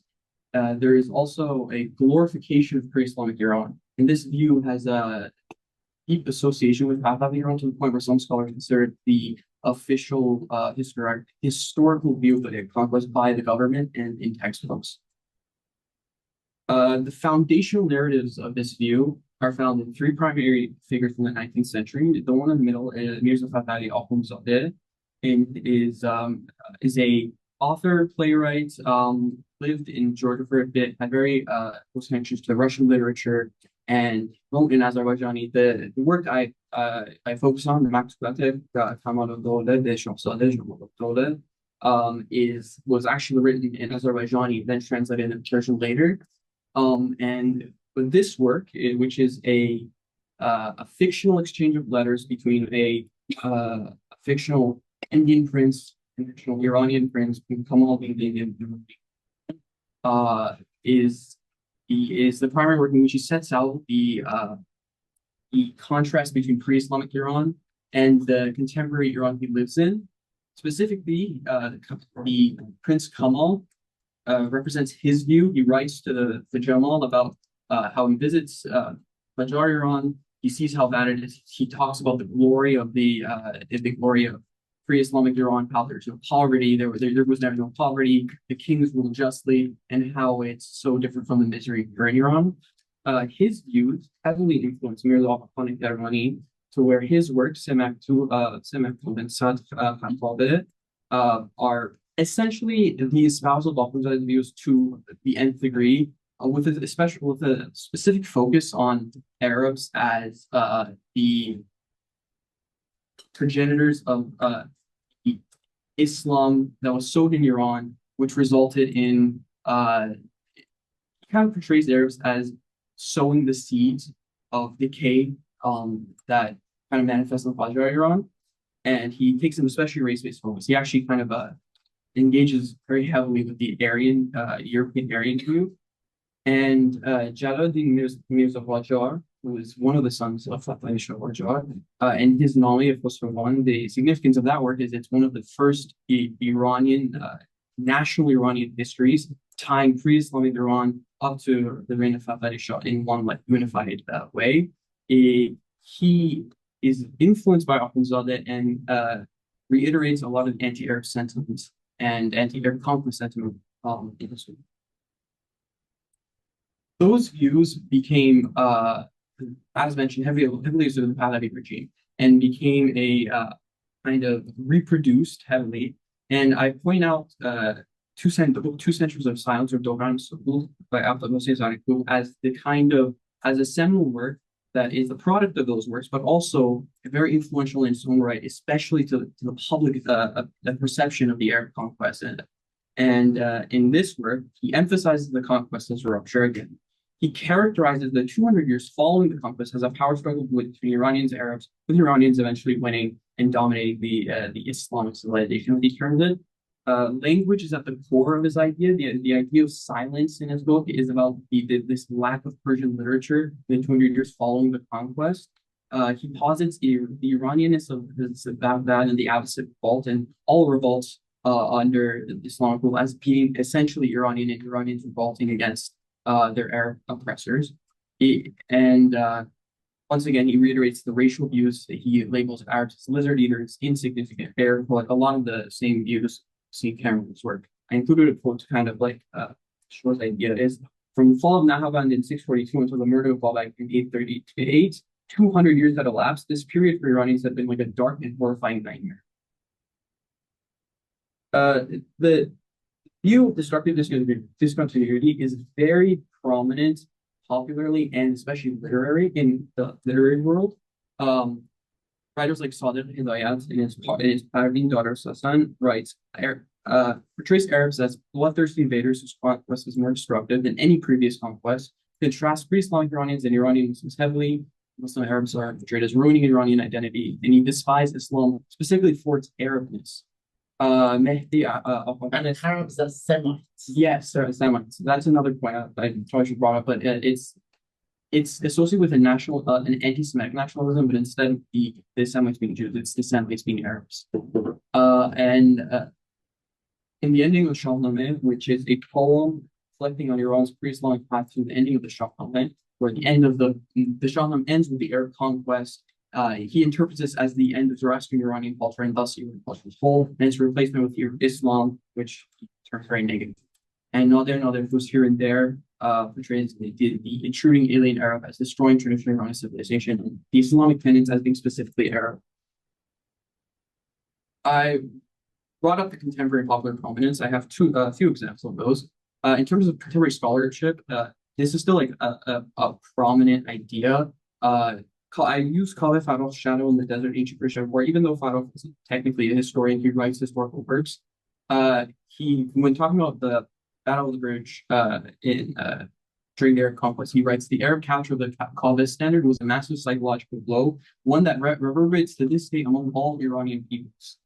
Feridun Adamiyat, who wrote a biography of Akhundzadeh and Kermani, writes in 1970 wrote that some people simply disagree with Akhundzadeh or Kermani and dislike them only reveals their own intellectual deficiency. And include two modern posters that portray the Battle of Qadisiyah and the Massacre of Nahavand as these violent events that Iranians must remember to this day. They talk about remember our fallen ancestors and the innocent children of Iran, and it's tying their conquest to modern Iranian identity, something overwhelmingly negative. The next view is the view of Islamic purification. This was in direct response to this nationalist historiography, and it's the view that the Arab conquest was an act of purification for Iranians. It emphasizes Islam's egalitarian nature, characterizes Islam as a liberating force in Iran, and Iranians are shown as accepting of Islam and the Arab conquerors, and it's heavily associated with the Islamic Republic of Iran and is reproduced by many of its political figures. First work I put is خدمات متقابل اسلام و ایران. or mutual service of Islam. This is a lengthy work by Mortaza Motahari, presenting the mutual relationship of benefit between Iran and Islam, with specific critique of Zarinpour's 2 centuries of silence. And in this work, Iranians in the history are closely tied to Islam. Islam is liberating ideals is shown as being attractive to Iranians who openly accept them. He rejects the idea that the revival of Persian was done in opposition to Islam. He critiques the notion of silence as ignorant of Iran getting any language, that being Arabic and being foreign language, as he called it. And he refutes the race-based historiographies and contrasts specifically the racial elements of Zoroastrian Iran with Islamic universalism. And he critiques narratives of mass book burnings as lacking historical evidence.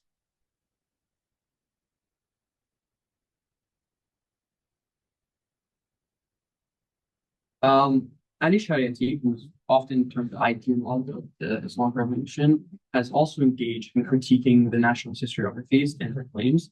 His most significantly is his return to self theory, where he argues that Iranians have to return to their true Shiite self, abandoning both the Western and pre-Islamic traditions the nationalist historiography associated with.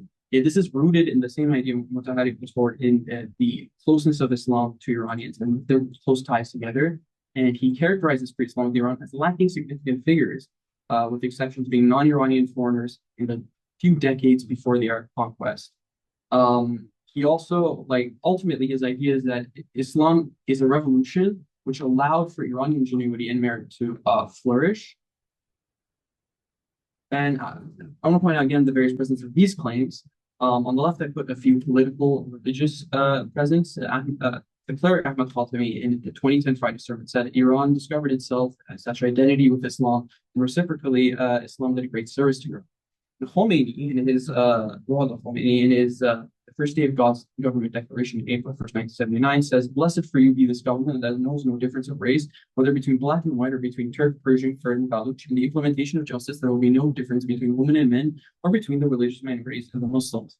Essentially, what I see here is in applying Motahari's conception of this Islamic equality coming from the Arab conquest and applying it to the government he intends to put forward, which is the Islamic Republic. And academically, I put Ahmad Kasravi's Pyramid Islam, where in comparing the Shia Islam of his contemporary Iran and the Islam first came to Iran, he says, one is the religion that the honorable Arab man brought 1,350 years ago and was established for centuries. And Jalal Ahmad, in his Saldigi, or Quest for him, writes, the people of Ctesiphon stood in the streets holding dates and bread to welcome the Arab advanced troops who had come to plunder the royal palace. Both of them portray Islam as being this honorable thing that reaches Iran, and it's something Iranians accept, rather than the rupture like the former view. And the final view is this civilizational continuity. It's an emerging historiography that inherits claims of both the Mustafasid and Iranian civilizational continuity throughout the Arab conquest. It's prominent in contemporary non-Iranian author histories. It promotes the notion of symbiosis of Arab, Islamic, and Iranian cultures. It does not deny the cultural friction or posit there's this sort of widespread total acceptance. And it utilizes the claims made before. Specifically, the main claim and theme it kind of retains is this idea of there being an Iranian civilization, Iranian culture persisting throughout the Arab conquest. The roots of this view of continuity can be found in a few works. I point out specifically, I saw there's a famous idea like Iran, or the continuity of Iranian history. He divides history of the Islamic civilization into an Arab and Iranian period. He points out the Iranian cultural and Persian linguistic prominence as a unifying force for Muslims. He critiques the racial focus of Iranian continuity, and he points to Iranian culture's deep ties to Islam, but some still being independently dominant. And he looks at the imposition of Hellenistic culture in pre-Islamic Iran as parallel to the Arab conquest, as this kind of symbiotic phenomenon where the culture is imposed and it becomes part of the wider culture. And even Zarinpour, in a lot of his later works, kind of he changes the nature of the way he talks about the Arab conquest. In his entry of the Arab conquest and its aftermath in the Cambridge History of Iran in 1975, he specifically refers to the perfection of an amalgamation of the culture and institutions of Iran with the religion of the Arabs. And in his Karname-e-Islam, the 10th edition, introduction, 2005, he writes, by establishing the abode of Islam, whose true center was the Quran, not Syria and Iraq, Islam found a remedy for tribal and racial prejudices and revolt nationalism. So the roots in this view are found in a lot of those, the historiographers I mentioned before, as well as specific figures like that include changing the nature of how to speak about the Arab conquest. In contemporary works, this, like I said, it's an emerging historiography. I think it's the emerging dominant historiography, and there's a few examples here. Turajadari was the foremost Sasanian scholar currently. At the end of the Iran Shah, the decline of the Sasanian Empire, writes that the Pahlavi letters from Tabaristan and Bonn, dating from 666 to 888 CE, suggested that these people were successful in continuing and living as poor, these people being the specific classes of Iranians who collaborated with the Muslims and some Arabs. And he says, only after a century did the memory and prestige of the family of Sassan resurface. Interestingly, it was the Abbasids and the Shubia, that is the Persian bureaucrats and men of letters, who rejuvenated the Sasanian glories of the past, which were adopted by the succeeding Persian dynasties of the early medieval Islamic world. Ferishteh Davaron, in his In Continuity in Iranian Identity, Resilience of a Cultural Heritage, writes, indeed, Muslim Iranians played a significant role in shaping Islamic civilization and administration on the model of pre-Islamic Iranian dynasties. Both of the ideas they put forward is the continuation of Iranian civilization, and it's harkening back to the pre-Islamic Iran as evidence as there being this kind of continuous culture and tradition that is not ruptured by the Arab conquest.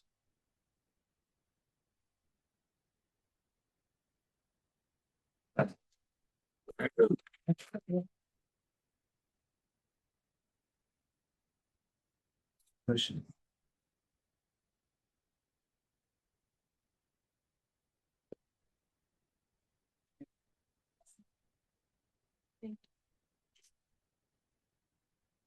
You're running a little bit behind. But you can tell. Yes. And I emailed you my Oh, you didn't. Yes, Upton. Orientalist framing of YPJ, women in the fight against ISIS. Is that International Society for Iranian Studies? ISIS. Yeah, it must be. Well, now I'm thrown off my game. Okay. My presentation explores the Western and English language media narrative of the YPJ. The YPJ, or the Women's Protection Unit, are the all-female militia of the British Rojava revolutionary movement in northeastern Syria. I'm trying to.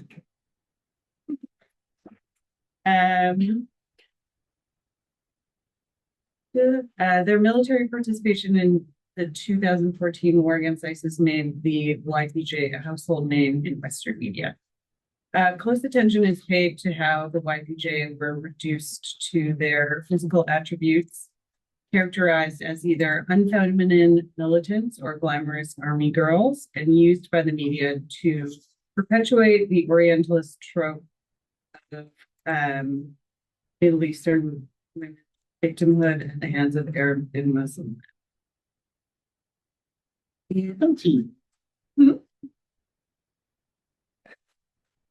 don't know. Where'd you put it? Hey, Baba, where's my file? It was fun. Family. Oh my God, your family is here. My apologies. Please.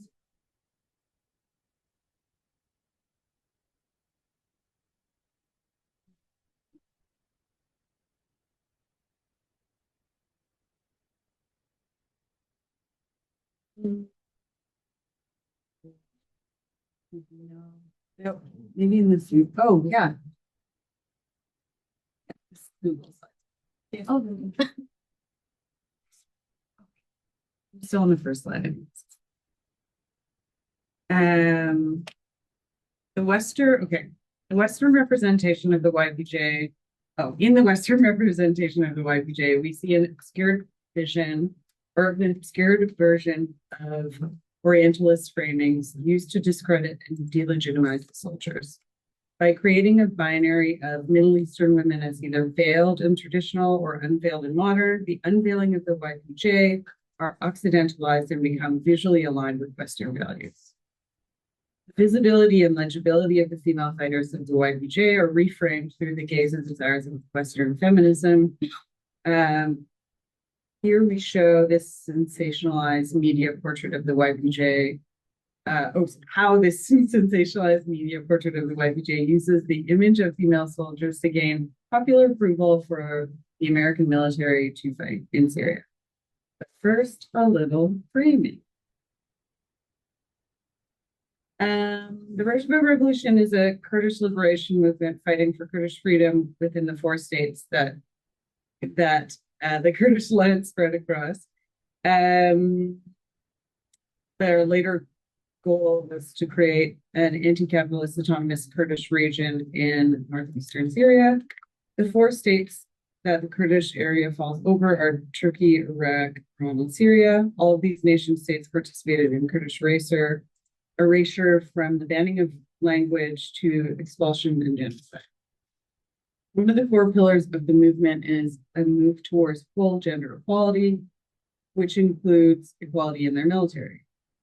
The YPJ is the women's only defense unit and the sister army to the mixed-gendered YPG, the People's Protection Unit.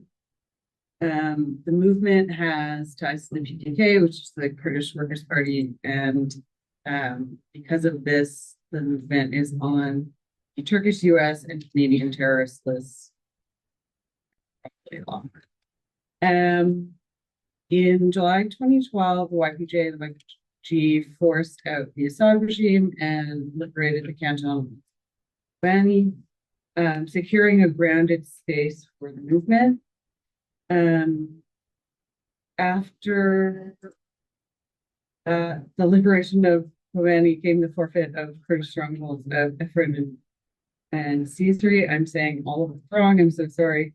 Syria was in the midst of a multi-pronged civil war, and the YPG and YPJ were able to use the exhaustion of the Assadist military force to force them to give up. The YPJ and the YPG continue to fight not only against the Assadist regime, but the Turkish army to the north, and most famously against the ISIS incursion into Syria. When ISIS seized Kobane in 2014, the YPJ were viewed as the perfect army to push out the Islamic fundamentalists, as the men believed that they would not reach paradise if they were killed by women. This narrative of tiny Kurdish women humiliating Islamic men was repeated in almost every article about the YPJ. This. Prior to the digestible Instagram infographics of today, the 2010s had their own tabloid politics. Magazines like Vice offered snippets of digestible narratives framed for consumption without having to read a whole story. Headlines were seductive and flashy, othering and shocking, while boasting an edginess that positioned these types of media as more authentic or real. In 2014, Western media was flooded with photos of unveiled Middle Eastern women dressed in military fatigues and carrying automatic weapons. Photos and videos of these fighters were featured in mainstream media sources like BBC, alternative media sources like Vice, and as well as fashion magazines like Teen Vogue and Mir-Djalali. This was one of the first times that Middle Eastern women framed as the liberators of the victims within like our times, our post 9/11. Most mainstream news media was still and is still run and edited by men, with more coverage in the media. More coverage in the media is masculinized. Oh my God. Yeah, so thank you. Even further. With the Western male gaze, women fighting on the front lines were seen as exceptional and their beauty exploited to draw in male readers. The appearance of women was picked apart as too masculine, their uniforms offering nothing to their bodies and didn't show off any of their beauty, which frustrated the kind of the Orientalist and male gaze, as if to say, now we can see these women, but it's not for us. The YPJ fighters were internalized by casting doubt on their military aptitude. Female fighters are described as daughters, models, and women in relation to either their fathers or their relationship to beauty. Rather than journalists focusing on their abilities, they focus on their young ages, showing them as young girls, which depicts them as tragic and vulnerable. Their physical power was objectified and exceptionalized with phrases like savage women, comparing them to lions stalking ISIS for prey. Journalists were constantly shocked that the women were willing to die for the cause, whereas this willingness is just assumed of male soldiers. Much of the Western coverage of the YPJ was featured in fashion magazines like Marie Claire and Teen Vogue, shifting the YPJ from political pages into fashion media, which delegitimized and glamorized their struggle. The fighters were objectified, aestheticized, and then listened to after that. This has been theorized as soft news by war feminist scholars. The obsession with their beauty ties into the exoticization of the Middle East and the seductive nature of its women. Most famously, YPJ fighter Asia Ramazan Antar was idolized by Western media for her beauty, nicknaming her the Kurdish Angelina Jolie. Her legible beauty humanized her based on her features and proximity to whiteness, and gave her value based on her proximity to a Hollywood celebrity.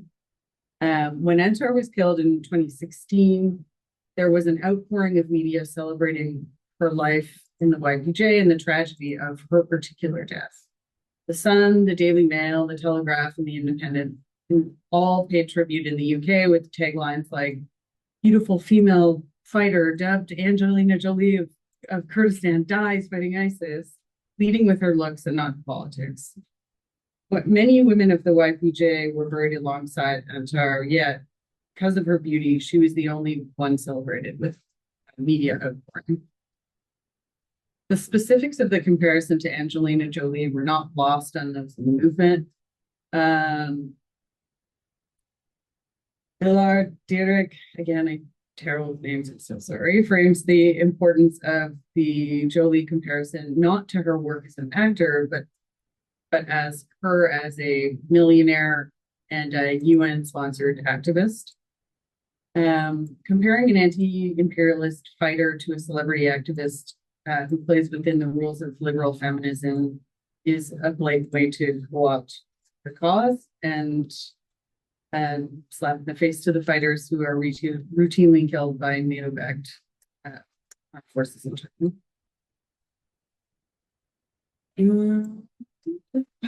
The Western framing of the YPJ works to pinkwash the Kurdish revolutionary movement. Pinkwashing is a method of co-opting women's rights and women's movements to obscure capitalist or imperialist goals.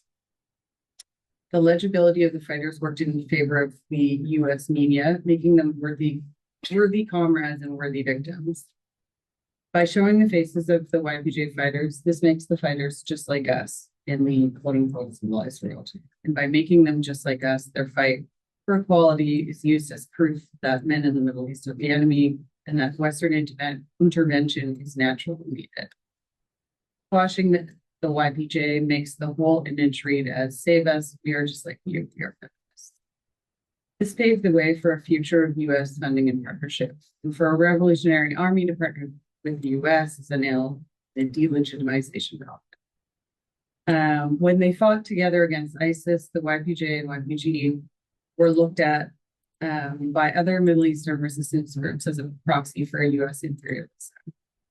The Western framing of the YPJ as badass American style freedom fighters made Operation Inherent Resolve palatable to the American public after years of constant armed interventions. And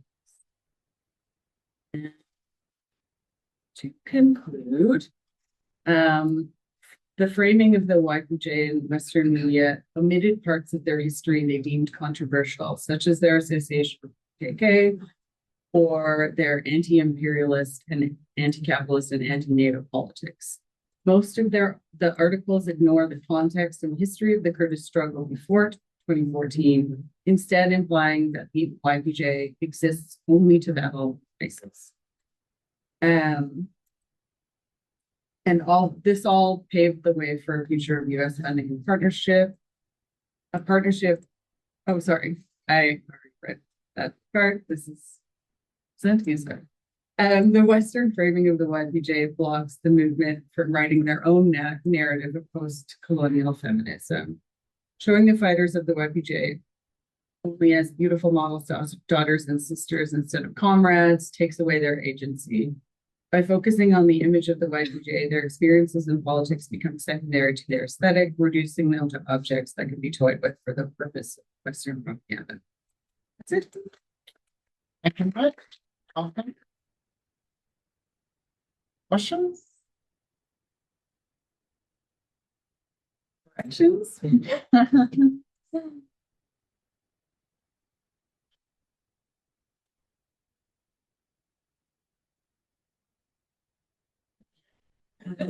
Thank you very much. Awesome.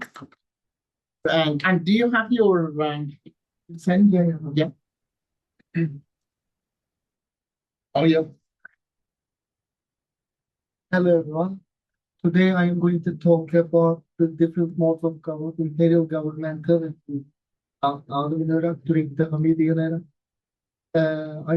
During the 19th century, Ottoman Iraq was one of the regions in which the Ottomans attempted to form and control the provinces and interfere with local level decision processes and everyday life. My research aims to offer a case study of the Ottoman Iraqi provinces of Baghdad, Basra, and Mosul during the Hamidian era by underlining the different and similar policies implemented by the Ottoman state. The primary focus of the study is to reveal which imperial strategies the ruling elites adopted to govern these three provinces and how the Ottoman state officials attempted to initiate and operate. One of the interconnected layers between this research and the literature maybe is to show the similar and different aspects of these policies, such as detecting and stigmatizing the others and returning of civilizing missions to the inferior and uneducated subjects, masses accompanied by the constructing the self as the opposite embodiment of the other. Besides, this paper limits itself by focusing on the state level discourses and perceptions in line with the theoretical framework from Bakhtiari's Orientalism, Foucault's governmentality and evidence. The other statement comparing power to the reacted to these attempts and imperial policies due to the constraints of the paper. This study has divided into to explore different aspects of history of imperial governmentalities in Europe. At the first level, it will examine the Tanzimat reforms and which were connected with the idea of westernization and modernization by specifically focusing on Iraqi provinces. And then I will focus on the Hamidian era. When we look at the history of the Iraq before the Transnational, we can say that in line with the rising Ottoman interest in the region, Iraq has become a frontier region between Iran and especially following the Ottoman conquest in Syria and Egypt in the early 16th century. During the reign of Sultan Selim I, Iraq became one of the focal points for the territorial expansionism in the East, with the takeover of and then the following Baghdad and Basra. And instead of providing an end to this rivalry in the region, the Ottoman's conquest of Baghdad and Basra led to further political turbulences and deepened the atmosphere of ideological conflicts between Ottoman Empire and Iran in for the case of Iraq.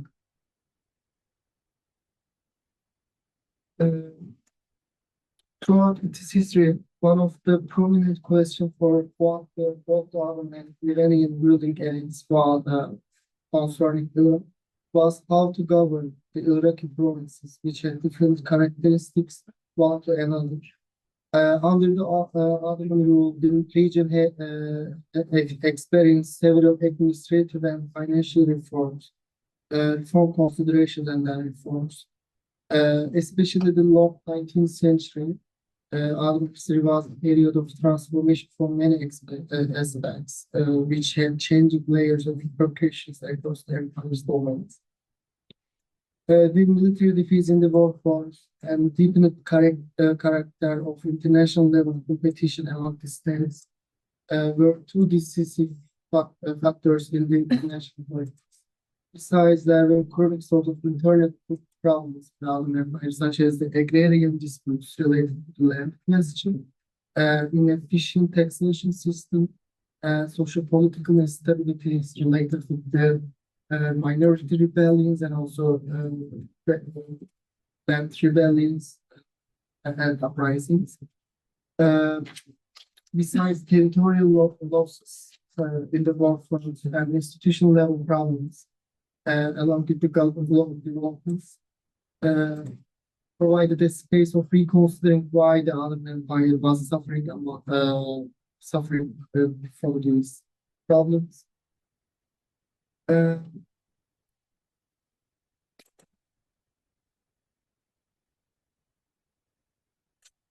Because of and when we had the power Tanzimat reforms implemented in the case of Ottoman Iraq, we can see that because of the close ties between Tanzimat reforms and the since Tanzimat reforms had different application journeys, which were at one province to another, took considerable amount of time to implement to Ottoman Iraq. Alongside the promotion of individual basis rights and freedoms to the Ottoman citizens, there were some projects of reorganization regarding the empire's administrative and financial in line with the ideals of the Tanzimat, the Iraqi provinces met with the reform projects in 1840s. While at that time Necip Pasha, the Governor General of Baghdad, initiated in 1844, then another Governor General began to initiate his policies in Mosul with 1847. As a part of two major objectives of Tanzimat, they started the registration of the population to understand both the empire's revenue source as soldiers for the military and tax revenues to register taxpayers. Up until the Tanzimat era, Ottoman experienced lots of reform initiatives in line with solve chronic problems and comprehensive needs of the time, in line with the European and Eurocentric ideals of modernity due to rising hegemony in the world politics. The fundamental role of Tanzimat reform plans and initiatives in Iraq was the Ottoman way of governmentality in region without fully acknowledging the need for region and understanding the needs of the people locally.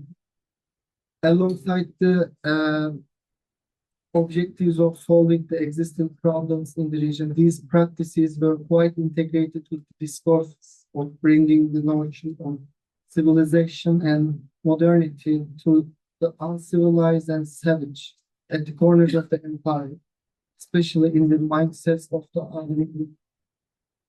Both the central and provincial Ottoman elites tended to detect Iraq's tribal population as a fundamental source of problem because of they not fit to the designated criteria of modern and civilized. And during the time of the Hamidian era, after the processes of the Tanzimat reforms, the question of reforming Iraqi provinces was still up among the Hamidian era's state officials due to the unsettled problems related especially to land tenure and taxation. The period faced with lots of reform projects and then their implementations, especially after the massive defeats which the Ottomans faced with the Russia-Ottoman war.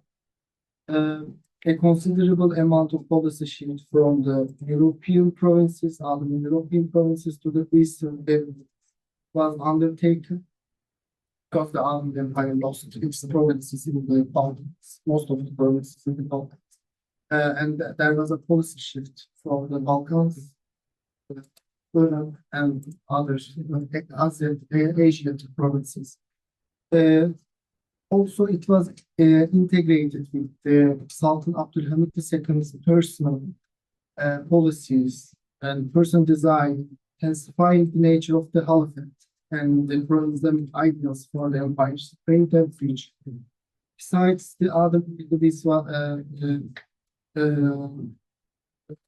was placed in the great powers' imperial ideals, especially for Britain and their interest in the Gulf, as a part of race national power complex. At that time, the Sultan was strongly against the idea of reform of decentralization and provincial autonomy, since he considered it as a process of provincial autonomy and that as they experienced in the Balkan cases. The Tanzimat notion of negotiation and reconciliation, in which the central and provincial actors employed were also differentiated in that time in the form of Hamidian way of governmentality. The Sultan, with his strong channels of hegemony across the empire, cultivated his personal contacts with provincial officials instead of provincial state officials' influences.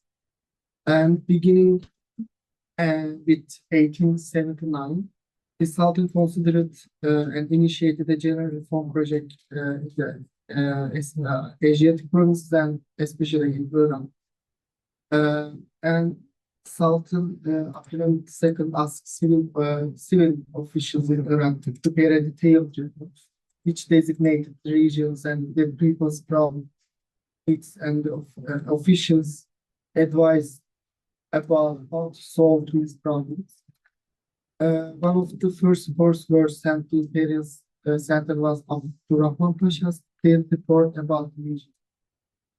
And it is important that Abdurrahman Pasha underlined the importance of the notion of civility by providing reforms in different aspects. He considered the Iraqi provinces in need of public order and security than any other region of the empire because of the region's containment of different ethno-religious and communities and cultures and customs. He argued that the nomadic tribes should be encouraged to settle and then become cultivators and part of tax system, which may facilitate wealth and development through agricultural production and efficient taxation system in Iran. He advised military and administrative rearrangement to sustain the public order and security, which is the objective of collective taxes and constitution without any division. At that time, education was another dimension of reform. He reported that the education was very under efficiency, and it was needed to promote the private schools and the modern sciences schools. It reveals that his ideas were quite integrated with the notion of modernity, because the tribal, according to him, the tribal population was the major threat for the governmentality and the education was one of the tools with the rhetoric of educating the uncivilized others. Another aspect of his report was how to benefit from the fertile lands of Iran by fostering agriculture with modern irrigation systems, dams, and then proper transportation. Although Abdurrahman Pasha attempted to define the concept of civility within the scope of security and public order in Iran, it was related to the rhetoric of civilizing the others. The notion of other and otherness are not merely a neutral medium from which history unfolds. Rather, at that time, also we saw that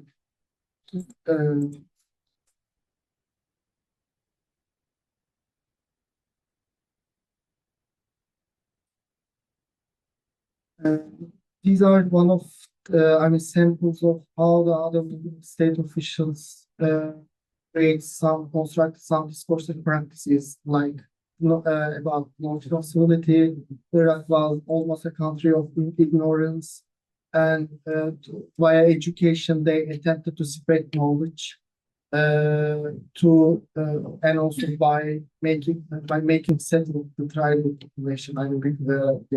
And also they use the reform projects to warn the people to the Ottoman government and to maintain the territorial integrity of the empire against Iranian ambitions, Iranian threat related to the Iraq's Shia population and their closeness with Iran, and also British ambitions in Iraq related to the international level politics.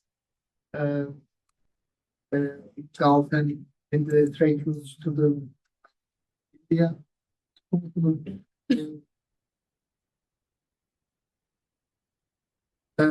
During the Hamidian era, the language and narrative of reports turned into more comparing with the Tanzimat era,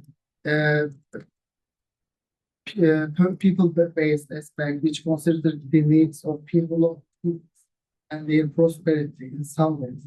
It was a part of strategy of rhetoric in showing how the state was actively engaged with the problems of its subjects and their endeavor to solve them. However, it was also more correlated with the global race of imperialism and against especially Iran and Britain. The reform were key elements of the time for state-level policies and different ideological motivations, along with various discursive practices, which I am trying to show in my presentation. Thank you very much. Questions?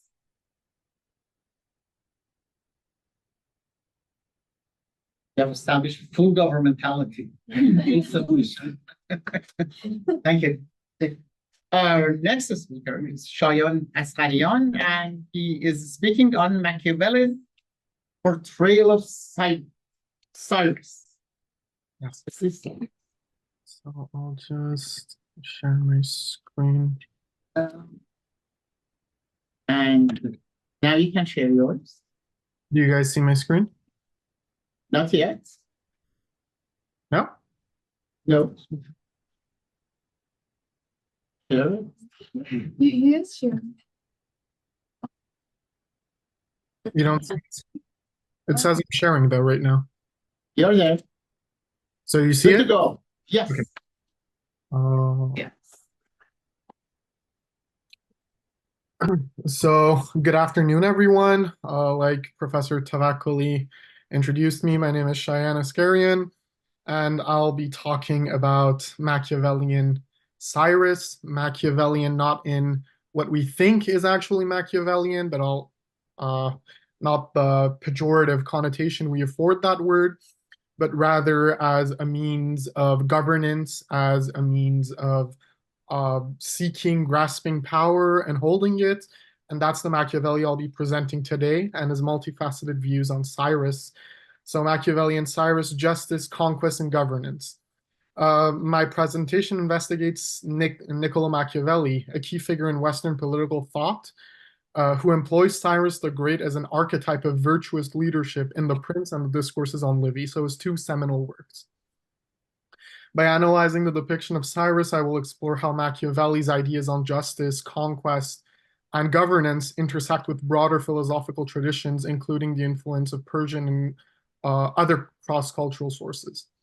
My inquiry also aims to contextualize Cyrus's role within the framework of governmentality as an archetype, and I'll use Michel Foucault's Governmentality and his famous other book, Discipline and Punish, Surveiller et Punir, to also elaborate and draw more historical connections between what we view as ancient political thought and what we view as modern political philosophy.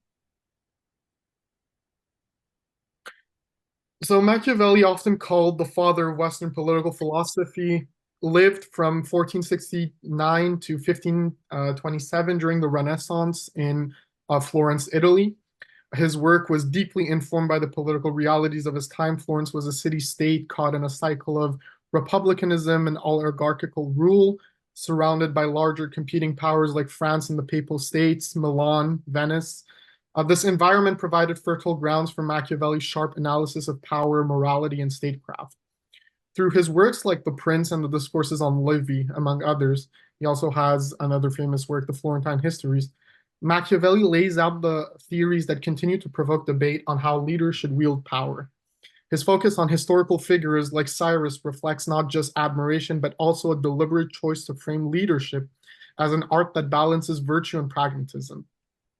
Machiavelli, like the many writers of his time before him, wrote for the benefit of the ruling elite and was mainly in their service. The Prince, his book, his seminal work, was in fact intended as a gift for Cosimo de' Medici, as a way for him to be able to procure himself a job, as he was in fact at that time jobless.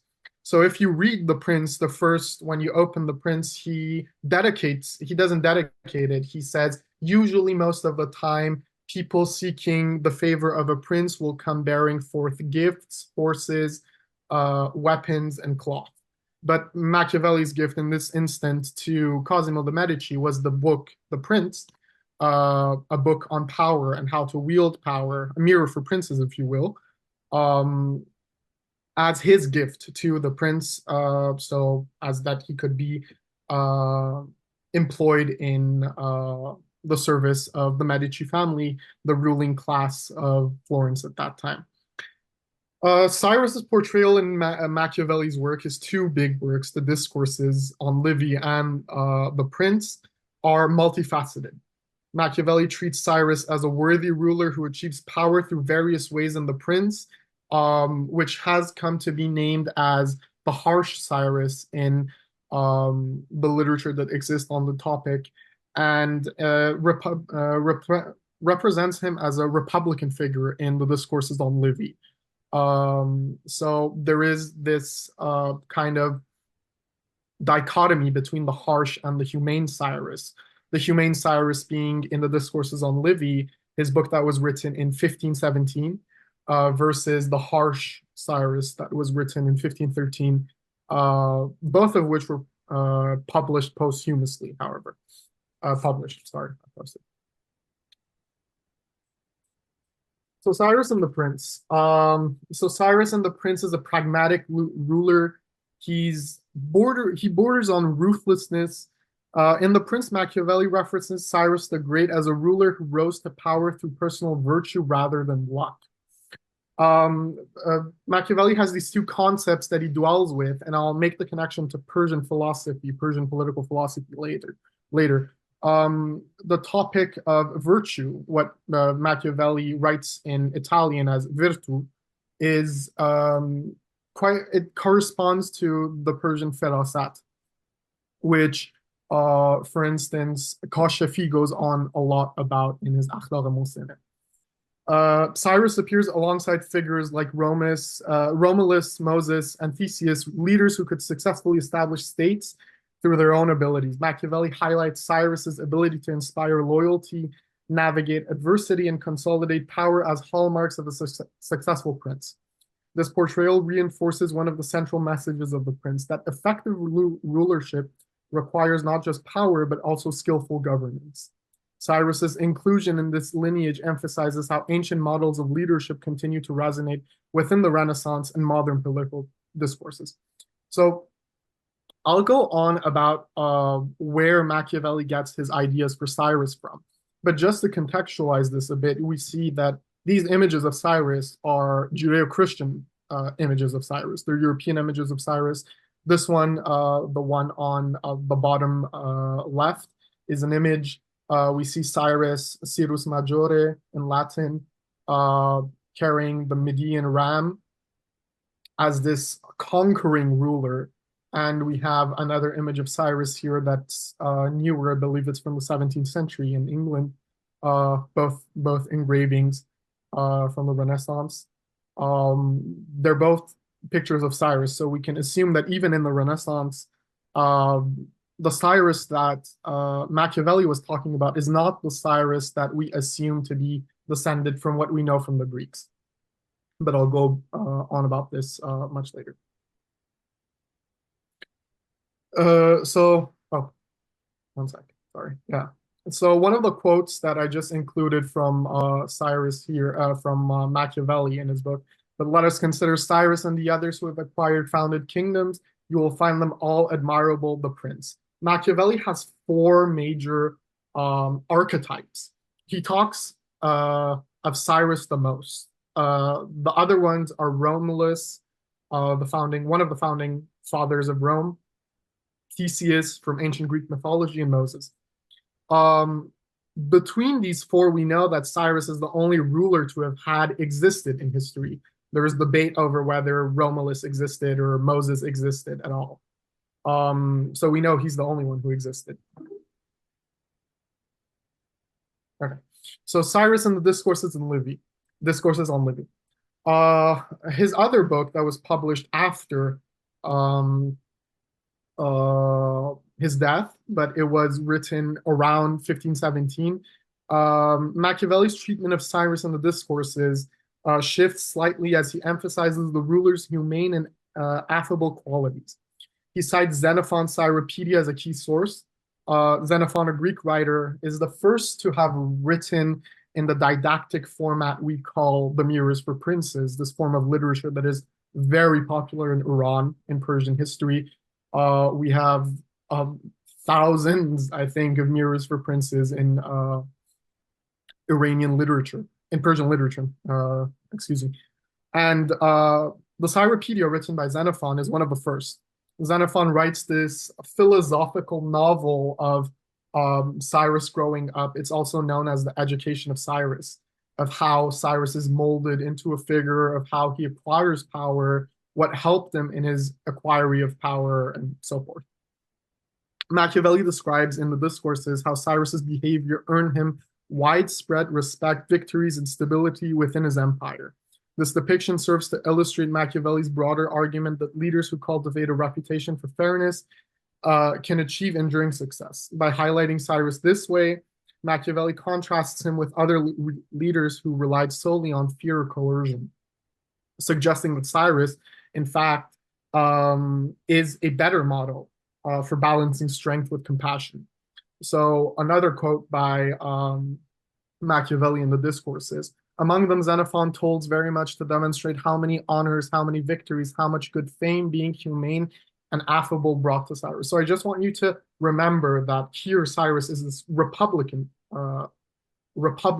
archetype, whereas in the Prince, he's devised as this almost ruthless, conquering, subduing character. As for the historical context, it's really important to keep in mind that Machiavelli's knowledge on Persians, their culture, and subsequently Cyrus himself was not limited to classical antiquity. It was specifically during Machiavelli's time that Europe renewed a newfound interest in the Islamic gunpowder empires to the east, the Ottomans, the Safavids, the Mughals. Machiavelli's reference to the Ottomans as the Turks, again in his Prince, is testament to the ambivalent feelings held by Europeans against the Eastern juggernaut of the Ottomans that was advancing on the European frontiers. For instance, the famous Italian painter Cristofano del Altissimo has a painting of Shah Ismail, so Ismail Rex, Sophie Persi, so King Ismail, the king of the Persians. This was actually produced time specifically. So it was painted in a time where we know that Shah Ismail was ruling over Safavid Iran. The painter Del Altissimo was hired by, again, Cosimo de' Medici I, who also happens to have that famous painting of Machiavelli that I put at the beginning of the presentation. These were housed in the Uffizi Gallery. So the picture you see on the far left, the upper left, is actually the Uffizi Gallery, and the paintings of these monarchs were housed there. So the Europeans were very well aware of the political dynamics in Iran, in the East in general. We have this view that empires from the East and the West had no connection whatsoever, and that their connection was very far-fetched together. They knew some things, but it wasn't a deep knowledge. This proves otherwise. And even during Machiavelli's own lifetime, more specifically, there was a diplomat, Giosafat Barbaro, who was sent to the as an ambassador to the Akkoyunlu port, present-day Iran, for 5 years, which culminated in 1478. The aim of this diplomatic mission was to incite the court to invade the young yet powerful Ottoman Empire, which is again testament to the cultural awareness of the Europeans vis-a-vis the Eastern empires of their time. In 1487, Barbaro wrote his travelogue, Viaggi fatta da Venezia alla Tana in Persia. The historic significance of this travelogue and what it meant for the time was mostly exposure to the Persian culture and history. Although still a novel, as Marco Polo had done so much more earlier, there was geography and topography included, trading routes, and chiefly archaeology. Barbaro directly alludes to the remains of Chehel Menar, from the Persian word Chehel Menar, the 40 columns, which is an allusion to the ruins of Persepolis, the reliefs at the bas reliefs at Nakhsh Rostam, and the tomb of Cyrus itself, which is located there. The last mention, that of Cyrus's tomb in Pasargad, would corroborate the fact that Italians in Machiavelli's time, at least the ruling elite, were indeed aware of the importance of the tomb and the figure of Cyrus as viewed by Iranians. This could also point to why there are many gaps in Machiavelli's portrayal of Cyrus with that of the ancients, as in some instances, Machiavelli diverges completely from the ancient sources that he alludes to. So Machiavelli's sources, like I said, Machiavelli's understanding of Cyrus, they say was, I put sources in quotations here, because I don't believe that, my whole thesis is that I don't believe that Machiavelli's sources were solely and chiefly ancient Greek sources that talked of the Persians. Machiavelli's understanding of Cyrus was, like many people claim in the literature that exists on the subject, was informed by classical sources, particularly Xenophon's Cyropedia, The Education of Cyrus, and Herodotus's Histories. Xenophon presents Cyrus as an ideal ruler, a figure of discipline, vision, and virtue, who embodies the qualities needed for effective governance. Herodotus, on the other hand, provides a more complex view of Cyrus, blending historical accounts with mythology, and Machiavelli draws selectively from these sources. He emphasizes traits that align with his broader political philosophy. By incorporating these ancient texts, Machiavelli not only demonstrates his intellectual debt to classical antiquity, but also adapts these narratives to fit the needs of the Renaissance period. However, it would be interesting to note that there are many allusions that I'll name later on in my presentation of facts that don't align with the ancient sources, like the messianic view of Cyrus as the Messiah, or the Messiah for the Jews, is something that is alluded to in Machiavelli's texts.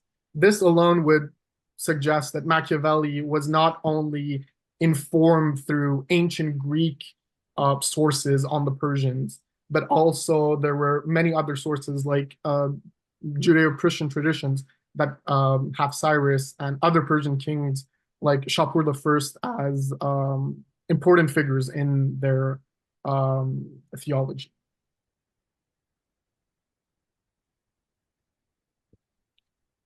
So Cyrus as an archetype. In Machiavelli's works, Cyrus is portrayed as the archetype, I would argue.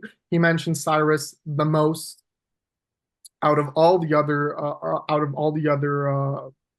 archetypes he has. He also, the fact that he makes Cyrus stand alongside Moses. We know that the conceptions that Machiavelli has of Moses are Judeo-Christian conceptions.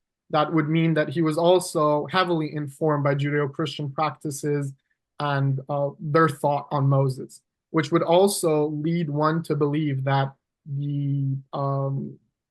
his view on Cyrus was not solely informed by ancient Greek sources. So the conclusion? I have a bit left. Well, we are out of time. Do you want to have a minute for conversation? Really? Yeah. I have a few slides left. Is it okay if I'll try to finish that? 2 more minutes. Okay. I thought I had time until 6:50. I started at 6:30. 6:50? Yeah. What time is it? It's 6:45. No, but we have some time for questions. Yeah. Yeah. So the It's cultural 6:46. Yeah. 4 more minutes. Yeah. Cross-cultural influences of Machiavelli. I put a picture of Ghazali because Machiavelli also advocates for this type of abadani. So abadani is a term that is a Pahlavi term, but Ghazali uses it a lot as the king is and the ruler is one who is supposed to procure you with procure the people with villages, with good roads, with good infrastructure. So that would it doesn't seem normal to me that we would think of Machiavelli as someone who's just novel, who just popped up out of nowhere, and all these ideas simply descended to him. He follows a long line of political thought that probably did originate far to the east of him, because many of his ideas are not novel at all, and they seem to take direct influence from Iranian and Jewish sources. Like, for instance, there is this quote that I found really interesting: "A new Cyrus will appear from beyond the mountains." In Discourses, page 133, was said by Girolamo Savonarola, who was a theologian who occupied Florence for a while. And I mean, this alone shows that it wasn't simply Greek sources. This idea of Cyrus appearing from beyond the mountains is completely Judeo-Christian. It's very rooted in Jewish political thought as well. So governmentality, alongside the Persian concepts like adl, justice, which Machiavelli goes on a lot about, firasat, insight, which I've translated loosely as insight, and far, divine charisma. Both traditions embody an understanding of governments as more than brute force, representing a complex interplay of morality, performance, and techniques of control. Through Foucault's framework, the connection and divergence between these traditions becomes clearer, showing how power operates not only through overt domination, but through subtler methods of shaping societies and legitimizing authority. To conclude, in general, we can use Foucault and his ideas of governmentality to situate the topics that Machiavelli goes on about and that you see in Persian political philosophy, like adl and firasat, and how you disseminate that into your population. Like this idea of abadani, something that both Machiavelli and Al-Ghazali have, are completely completely fit in with this idea of governmentality, having it disseminate within the people, having the people love you is a form of governmentality that both Machiavelli and Iranian philosophers talk a lot about.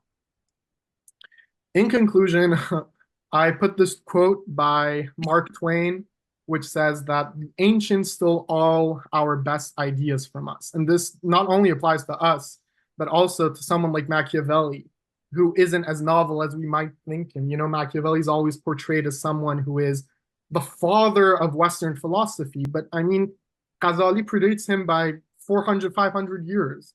And we know that there was interchange between Latin and Persian and Arabic, and that people in Italy, in France, and Germany were translating works from them. So that was my presentation, and thank you for listening. All right.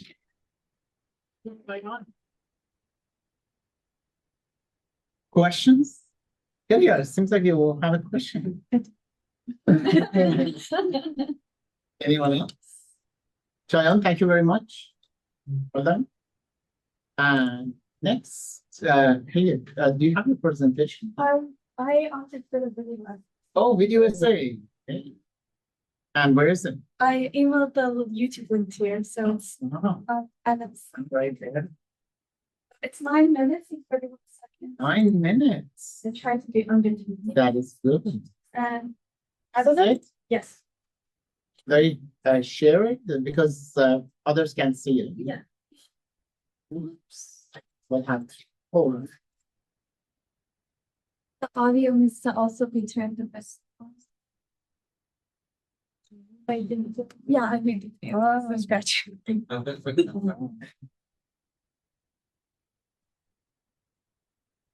don't know if it's hard, but it's Different.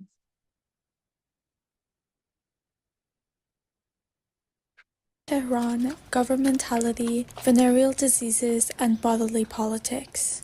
Please do not be shocked by my invitation. I would like to take you to Iran's most precarious district. This is Shahdano, a place in which all faith is lost. These words are the opening introduction of Hakim Ali's book, Come With Me to Shahdano. Shahdano, or the New City, was Tehran's largest red light district, which came into complete functionality during the Pahlavi era. The emergence of the district came in conjunction with major shifts in the Iranian state regarding conceptions of public health, governance, and notions of citizenship. It is during this time that epidemics of venereal diseases emerges as a point of anxiety amongst the state and the citizens of Iran, especially with contentions regarding the preservation of Iran's sovereignty and territorial integrity from Russian and British forces.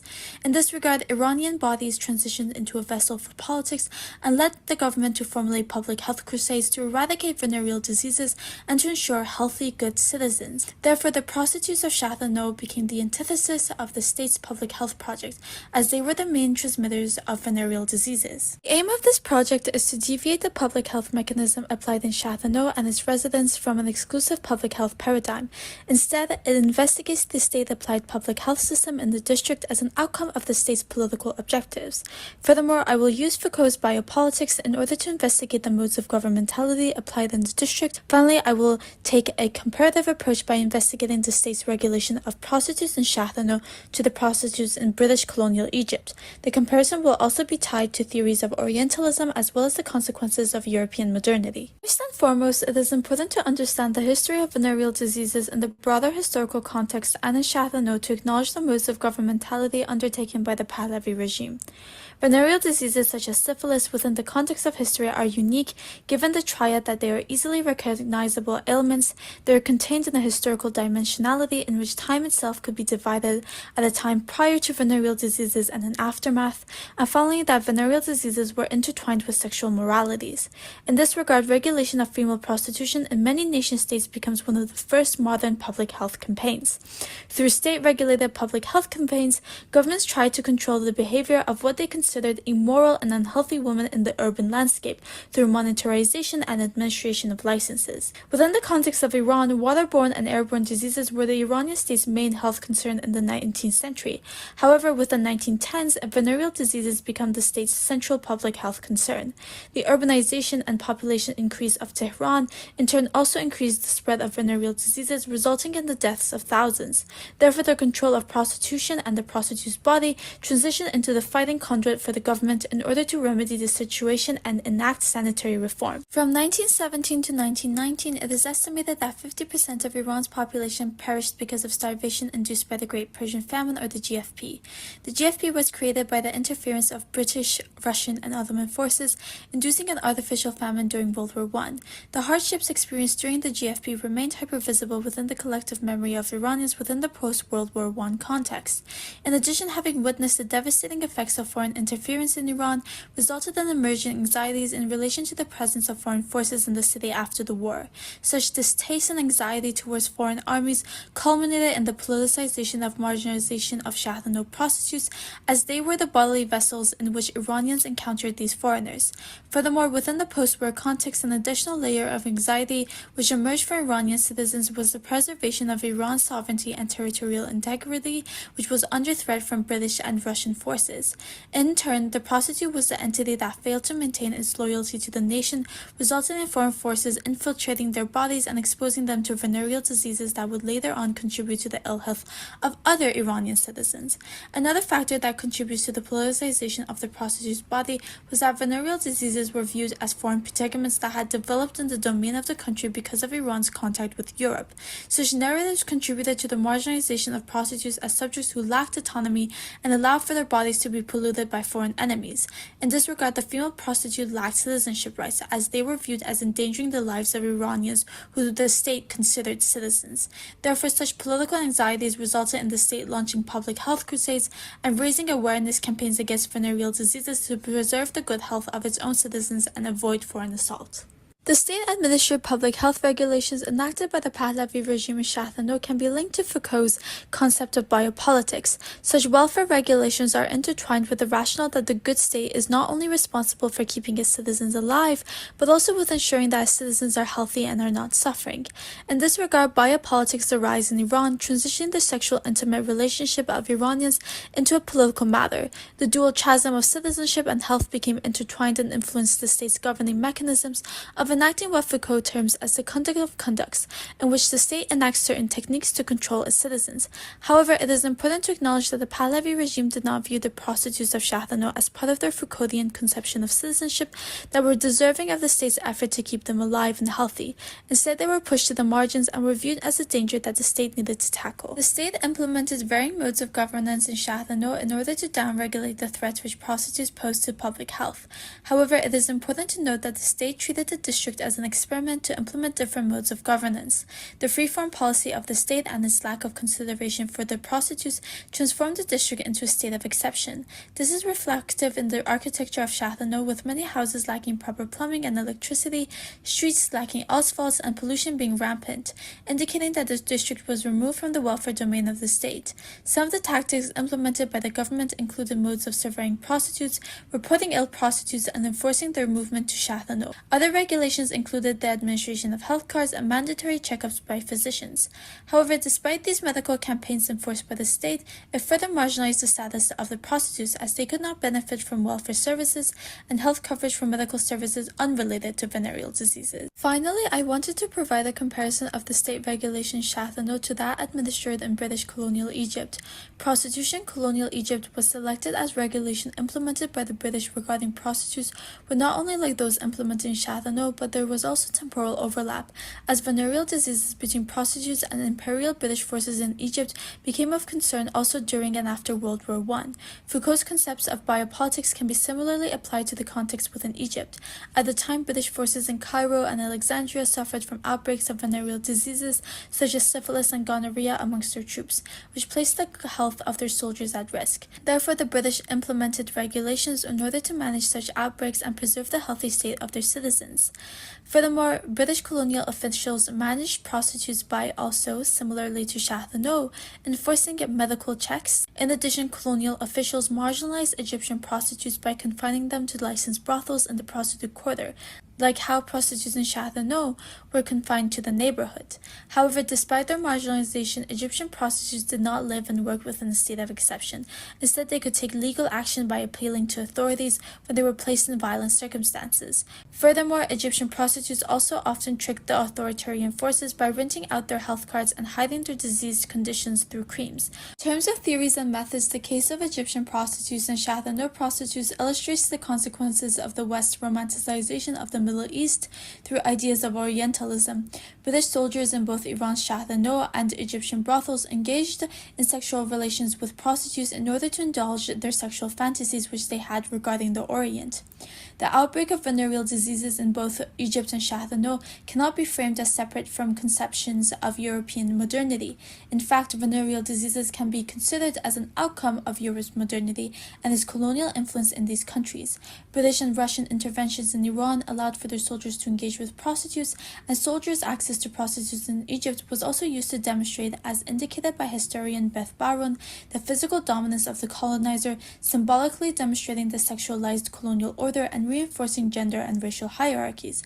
However, one can argue that the consequentialism of European modernity resulting in the outbreak of venereal diseases in these countries has allowed for the history of the non-European in Iran and Egypt to be dichotomized from European history. As previously demonstrated, certain actors such as Egyptian prostitutes took action in defiance of the modes of modernity dictated by the Europeans. In conclusion, the public health approach implemented in Shah Dhanau was not solely an epidemiological approach, but rather one that encompassed social and political dimensions, which resulted in the marginalization of female prostitutes.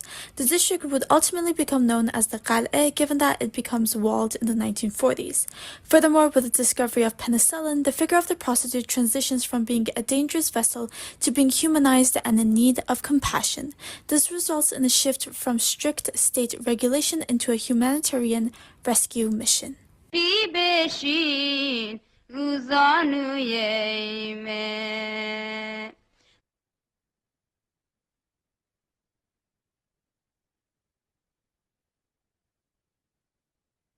Going.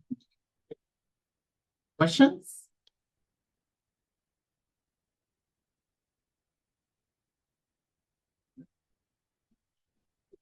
How did you find the from the past? Oh, I did some archival work. So the one that has, I tried to cite all of them. So the one that has Gav-e is actually from a film that was published in 1980. In Iran, that actually was a documentary work. So they did it, and then it was actually banned by the Imperial government. But in 1980, they managed to find it again and they released it. And then for the videos that were in regards to like British Imperial forces in Egypt, those ones there, I couldn't find any that was from World War I. So the ones that you see are mostly from the 1940s. So those ones I managed to find them online. And then some of the images, I looked at two books. So Shahid al-Mukrat by Hanieh, and the other one is also Bawan Bishad al-Mubin, which is also by Hanieh. So I also looked through those to find sources. And then the video on syphilis was actually published by the National Health Medicine. It's also on YouTube, but it's from the 1940s, and it's trying to warn people of like what happens, but trying to warn doctors of how to identify the signs of like syphilis. I was likewise not only impressed with your archival visual search, but also with your editorial skills. Yeah. Question, yes. Were there any other districts in other cities in Iran? Did you? So I know that there's a red light district in Abadan, but the fact is that there's not a lot of work that is present on prostitutes in Abadan. I think that in Ghana is like there's one woman that mentions that she was forced to work in Abadan, and then later on she moved to Tehran, and then there she goes into Shah Dhanau essentially. But there was like prostitution districts in Abadan and Mashhad, but the most famous one is Shah Dhanau in Tehran, and there's most historical evidences are for that specific district. It's also because there's a lot of evidence regarding it, because at the time we have royal physicians that would work and were responsible and tasked with like finding prostitutes. And so there's a lot of work in which they would report like in this specific like area in Tehran we have prostitutes and we need to move them to Shayan in order to protect like citizens. And so because there's like evidence of that, it's much more easier to track the work that was done in Shayan as opposed to other cities like Abadan and Mashhad.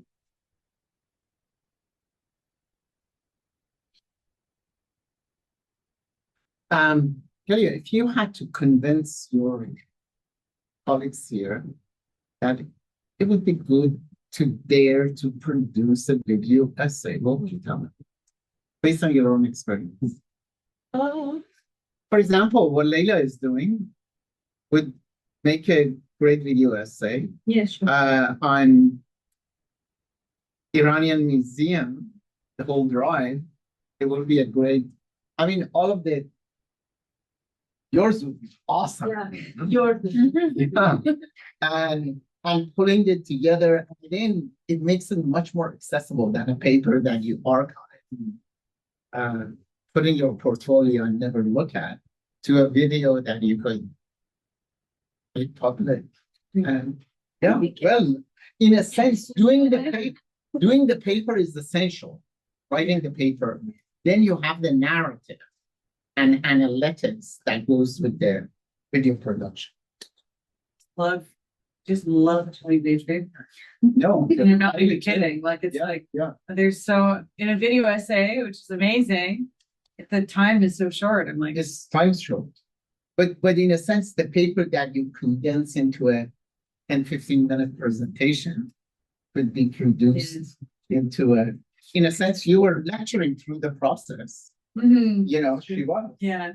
But it had images. You know, I think it seems interesting, but when you go down the rabbit hole, it's not because you find so many sources and so many things that are like present. So it becomes easy to like edit it and work through it.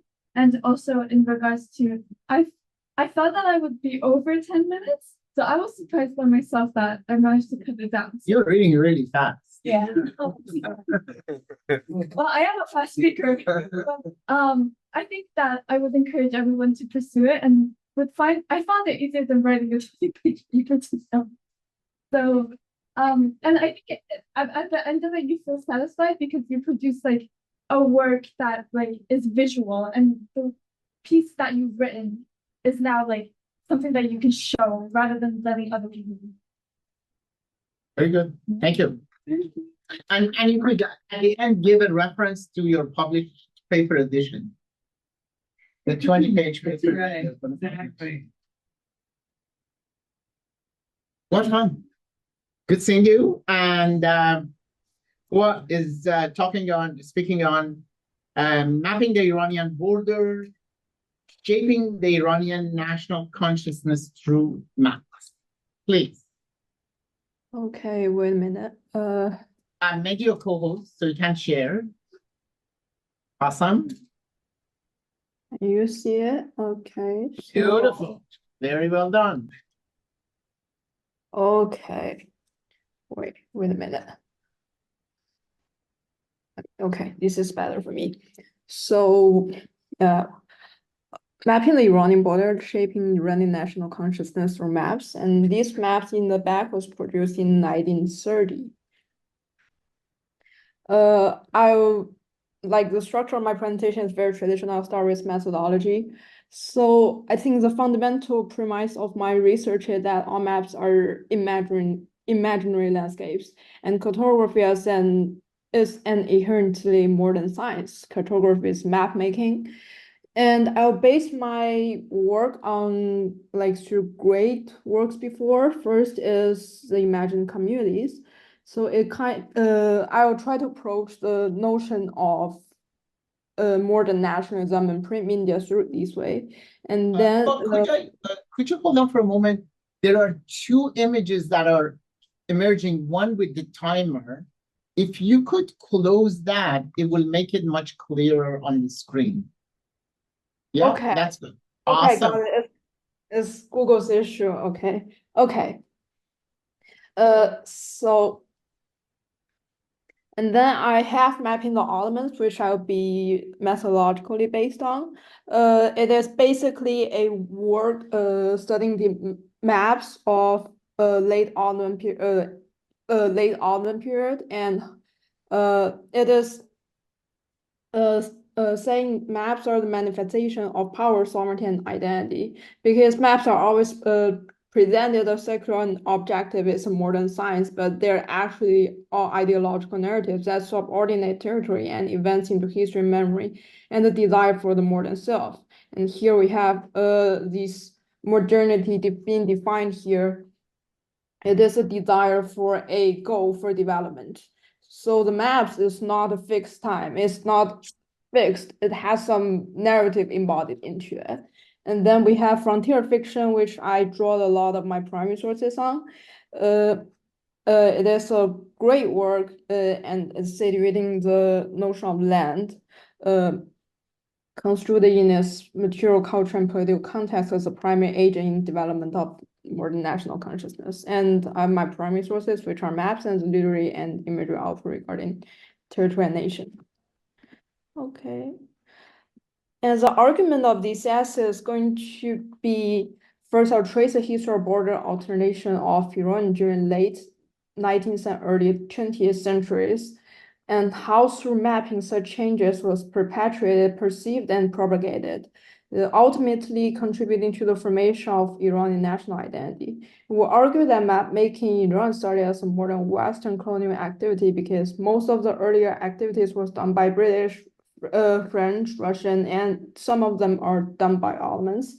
And through the establishment of map printing houses in Iran in a similar manner, this was in late 19th century and earlier 20th century, the colonial view of nations subsequently influenced and was rejected by a newly emerged modern educated literary class. So they were actually in conversation with the colonial tradition, and through engaging with the mass production of mass visual images and secular literature, they utilized the press culture in proselytizing a new national consciousness, a refinement of Vatan as a modern notion visualized in the feminized figure of Mother Iran.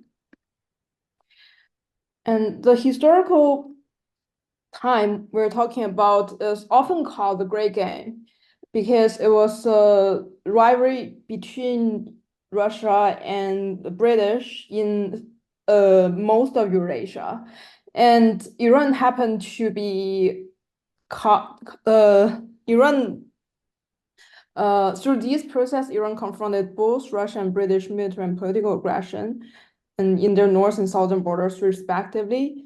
And I have a timeline of all the treaties which through these Iran lost a lot of territory. So after these treaties, Iran's modern territory was largely contained to the Iranian plateau.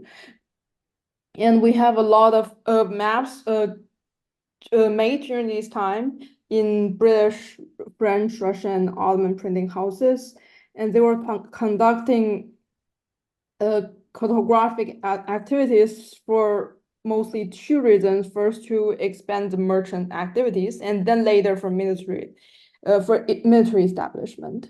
And until late 19th century and early 20th century, we also have Iranian printing houses established, and they were producing maps in a similar style. So it could be said that the maps started as a Western tradition, then introduced to Iran. This is a great map and was produced by the British in late 19th century. So you see this is border. By this time, border were not fixed. So a lot of the borders are not really recognized but hypothetical. And you can see this notion of border being presented on a map visually. It was a modern idea being enforced. And then we have railways, roads, and a lot of modern developments. This is a map of similar period. They were produced by France and Russian, but this copy was done in Iran. And they also focus on this first modern notion of border, of provincial administration, and then all the modern infrastructure development. This is another great map was produced in 1930s during the height of Reza Shah Pahlavi's reforms, and also highlighted the infrastructure projects. And this map is of a much later period.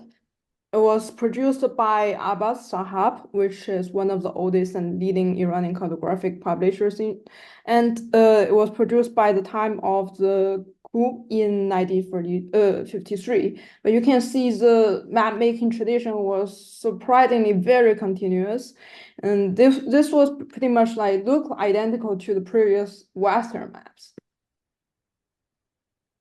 So to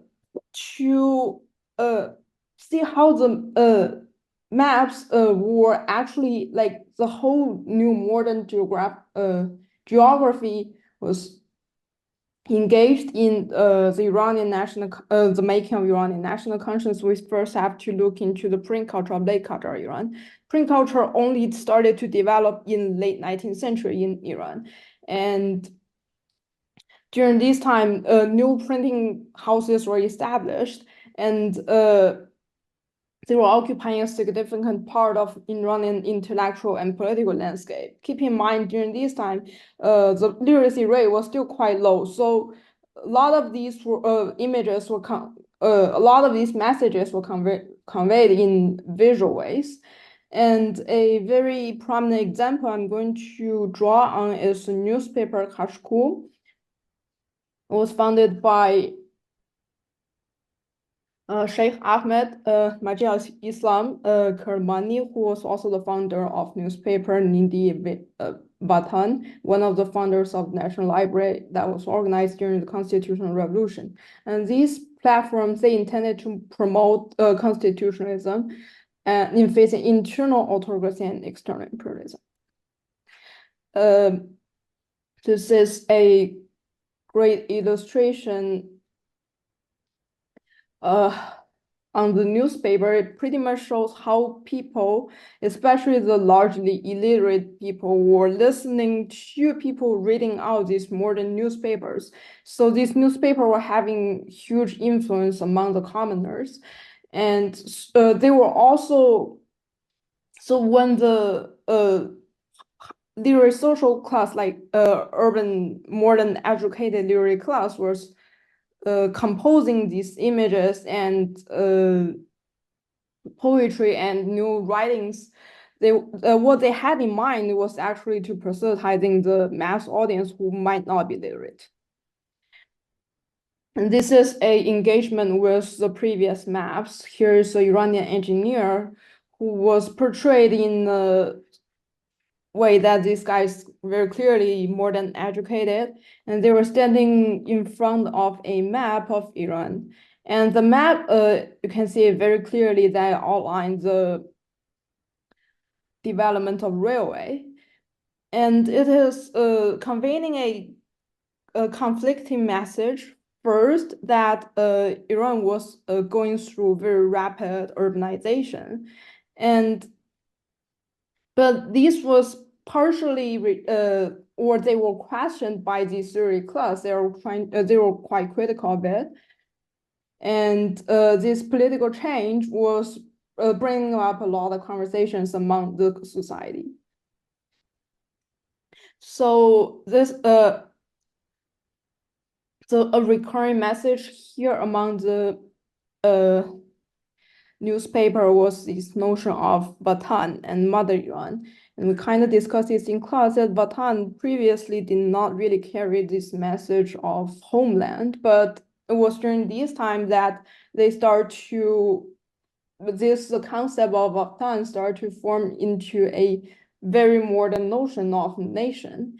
And this nation was visually presented as a mother.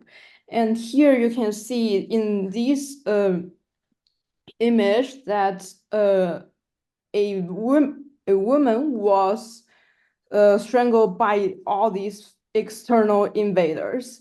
So it was a call for citizens, for the average Iranian who might not be literate, to uphold these notion of motherland and to protect the mother.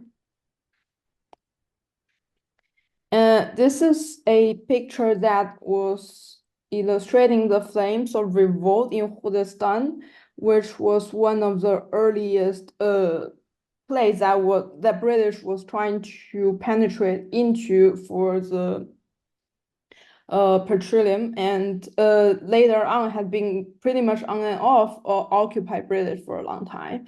And so in calling for a revolt in Khuzestan and a revolt in the name of these to protecting these female figure who's burning alive by the fire.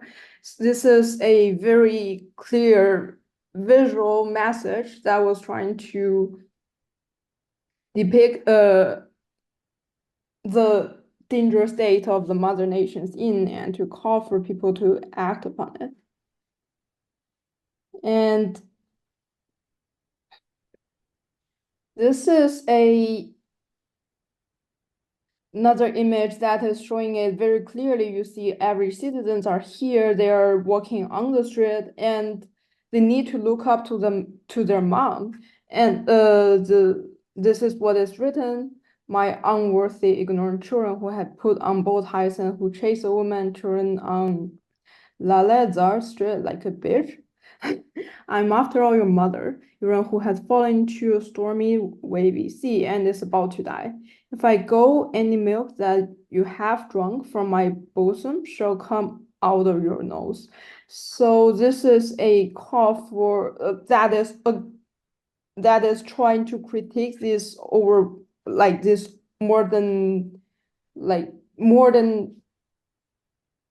educated people that to act upon defending their mom figure. This is my bibliography. Thank you. Okay. Very good. Some questions? Leila, did you have a question? No? I don't have a question, but I do have a comment. Since she's talking about WhatsApp and modern. Math and modernization. Math and modernization is different from what I actually did in my thesis chapter, because I actually look into the fatherland. Fatherland to mother. To mother.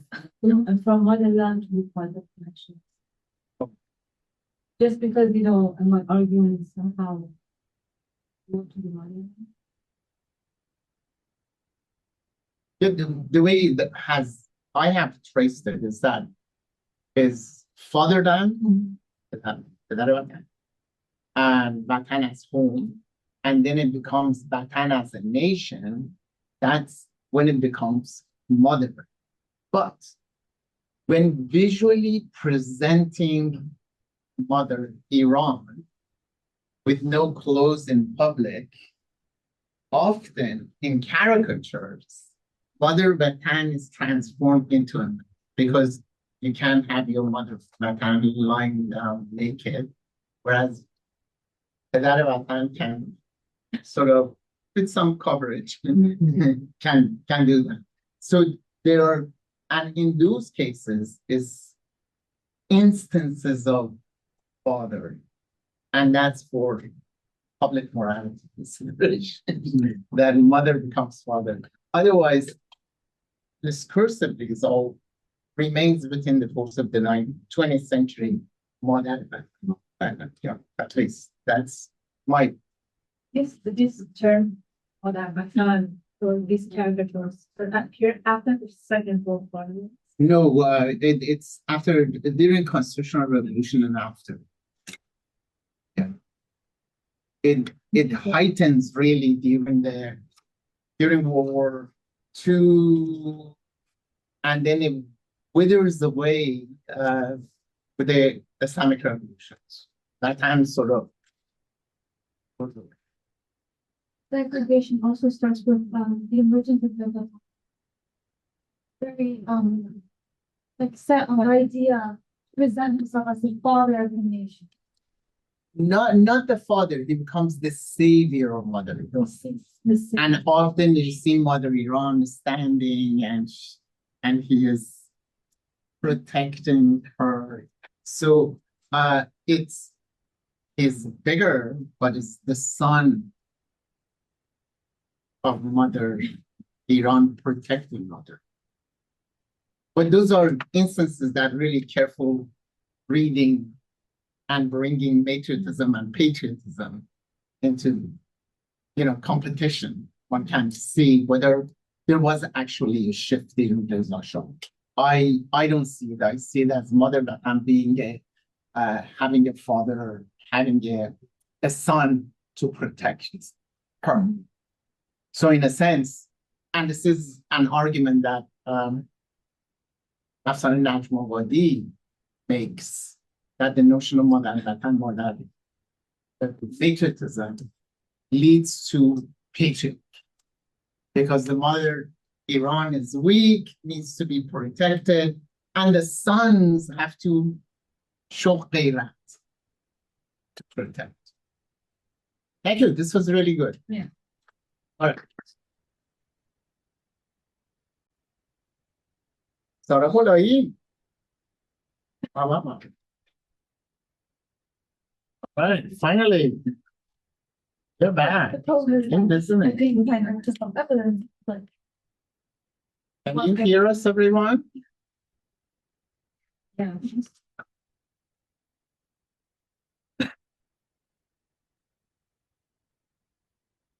Okay, Zando, Okay, go for it. yeah, sure. Hello, everyone. Thank you very much for being here and reviewing together my talk on Zando. Well, evidently, my title, the title of my talk is Reading Zando Shirazi, Gender and Persian Literary Modernity. Okay. Her original name, Fakhurmuluk Zanpur, also Zando, and later Zando Shirazi, is a 20th century woman poet, born 1909 and lives through 1953. But before we go through the content, I would like to acknowledge that the material of the project, and my project on Zando, is mainly from Tavakoli archives. And I have gone through different periodicals published in 20th century Iran. And my method is mainly close reading of the text and examining Judy Butler's theory of gender, mainly. I will touch a bit on the idea of time later, but mainly is on the theory part is on Judy Butler's theory of gender. And content-wise, I have three main sections. I have a concentration on the fragmentation of the self in poetic writing, the temporality and the self again in literary writing and comparison of Zandokh with Parvi Sami, and eventually we'll have our conclusion. Gender and the fragmentation of the self. The most striking experience I had with Zandokh was this photo that I'm sharing with you. And this photo is noted with a poem by herself at the very bottom. I read that, and the translation is on the screen. ای عکس به عکس من خوش و شاد استی از قید حجاب و پیچه آزاد استی. Well, what is interesting to me is that Zandokh uses the word axe in uses the different meaning of axe. Well, the first word is axe in modern sense, which means photo, but there are other meanings for axe, meaning reflection, reverse, or mirroring something. And this phrase of be'aks means unlike or contrary to me. Be'aksaman is the pre-modern application, which actually is still being used in Persian literature. And but even more important than that is by looking at her photo at that moment, Zandokh is comparing her immediate reality, her immediate condition, which she's unhappy, and it seems like it conveys, the verse conveys that she's obliged at some point to wear the hijab and cover herself. So she's comparing her immediate and present reality with her condition in the past, with a prospective look at her photo. She's talking to herself. That's a photo of herself. She's talking to herself at the same time and comparing two different feelings and two different conditions. And in a way, putting herself by talking to the photo of herself, she's making herself making a mirror kind of condition, putting herself in front of that. Not only she's trying to extract the reality between these two, the reality of the photo and her own immediate reality, but she's making her own reality like a photo in front of the other photo. So there is a mirroring, another act of mirroring, or the actual act of mirroring going on as she's speaking to herself at the same time. So this existence, or actually communication between the present and the past at the same time, and the communication between two conditions of herself, not only comparing her emotion, but also her bodily and her physical condition. One is veiled, one is unveiled. One is happy, one is unhappy for being veiled or not. So that kind of communication is a portrait of the fragmentation of herself in that just one verse. The fragmentation of herself appears through many of her poetic writings in the press. So my concentration is not on any other private correspondences or writings she had. I intentionally focus on how she appears in the press, and mainly, the periodical I touched, and I brought some samples here. So, for example, in one of the ghazal in the periodical Ayande Iran, which is issue number 60, but I still have to find out which year that belongs to.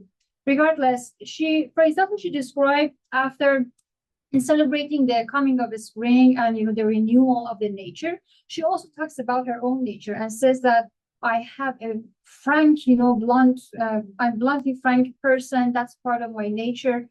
And I highlighted a couple of verses. تقصیر ز من نیست اگر شاعر هستم. این فطرتم است. هویت بی‌رنگ ندارم. It's not my fault that I am a poet. It's my nature, and I don't have a colorless means invaluable identity. And towards the end of the ghazal, or that piece of poem, she explains that when I cannot speak, or my fitrat, my nature cannot speak excellent words, I get really upset, or my nature gets really upset, or vice versa. If it's upset, it cannot speak of excellent word. And I don't have any problem with my restless nature. So she brings this idea that her nature is not a coherent kind of nature, or her true or her inner self is not a coherent unified, but is fragmented. Another ghazal, which is actually following that same ghazal, they are consecutively being printed in the same piece. The title is I'm Glad That I'm One of the Daughters of Iran, but the whole ghazal is just about her sadness, her deep grief. She's being bored. She talks about, I prefer even to stay at the corner of my house. I escape from the public. Even I love garden. I don't want to go to garden with this, feeling of mine. And I really regret for communicating with people poor, because the word poor or how it can be read two ways. So she really regrets what she has done, or how she behaved, or really regret communicating with the public or being outside with people. So this is another fragmentation. She has the gladness on the title. She doesn't talk about that at all. And then through the end of the poetry, she regrets. Or shows her regretful feeling. So our theory of gender. So let's pause and look for a moment. So we have Judy Butler idea of gender as performativity. Judy Butler basically believes that there is no natural or predestined notion in gender. Gender is something that is dynamic in its nature, because gender is involved in action, is acting and in repetitive mode. Because these actions is repeated many times, that makes it real. That repetition makes the action, and of course, the action that people choose to identify themselves with certain type of gender, That makes it real and makes it natural. Otherwise, in nature, it is not really, it's not a natural, it's not a rigid thing to have. It is something that is like a performative type of thing, or it has a vibrant, it has unstable kind of nature. And I'm not going to go through too many details for the sake of time, but just briefly introducing how nature has a dynamic nature for Judy Butler. And then how does that relate to Zandok's fragmentation of self is that the vibrant and incoherent nature of gender in this case is involved in using a language that plays with meaning, form, and structure, mainly poetry, as those qualities. And the repetitive act of speaking of new gender norms in the case of Zandok, because she's speaking of some behaviors, and not only she's involved in the act of, using the language that is flexible to play with concept, but she's also repetitively speak of new norms or gender norms in the press. And that way she re-engages with those concepts that are already cultural or that are already established in the society, and she can reconceptualize those gender norms. So section are on temporality and the self. Zandok's ghazal has some references to the idea of time. For example, in the recent ghazal we just reviewed together, at the very end of ghazal, she said, I really regret what I have done. So this idea, this sense of regression involved in reviewing some kind of memory, or even when everybody who has some memory, we review our experience in the past, it's calling the past to the present. So at the same time that, especially in the title, when she says, Hosham, I am happy, but at the same time, she's regretful. She's calling the past to the present. The other ghazal, she has references to the idea of fitrat. For the word nature, she has fitrat. Fitrat is the eternal time. So in Islamic context, for example, especially in the Iranian, we consider the context, Islamic context, it has something with the creation of someone at the eternal time. And that eternal time is in fact a timeless zone. There's no time in fitrat. Especially she follows that verse as روز ازل عاشق آثار طبیعت. روز ازل is the eternal time, and it has some association with the idea of logos, but I'm not going to go through those details. For the end of the ghazal, she talk about this worldly kind of time, this material time. آشفته زمانی سخن نفس نگوید. When I'm upset or when my nature is upset, cannot speak. This zaman is this worldly kind of time. Unlike fitrat, which is timeless kind of time or eternal time. But right after Zaman, this worldly time, she brings the idea of fitrat one more time and put these two notions in communication or juxtaposes them. So, idea of time, let's focus for a moment that I haven't found any emphasis on the linearity of time, because we know that in modern sense of modern experience of life, usually it's past, present, future with no connection with each other. But the references that Zandok makes frequently, not in all of them, but frequently in her poetry, is some non-linear idea of time. And this non-linearity reminds me, at least, of Chakrabarti, if I pronounce it properly, Chakrabarti. He has many writings that she challenges the linear notion of time. And for example, in Provincializing Europe, she introduces an idea of the fragmentary now, or the fragmentation of now, which he basically claims that, or argues that the now, there is no totality or coherent now. Now cannot be unified, but it is actually an intersection of multiple temporality.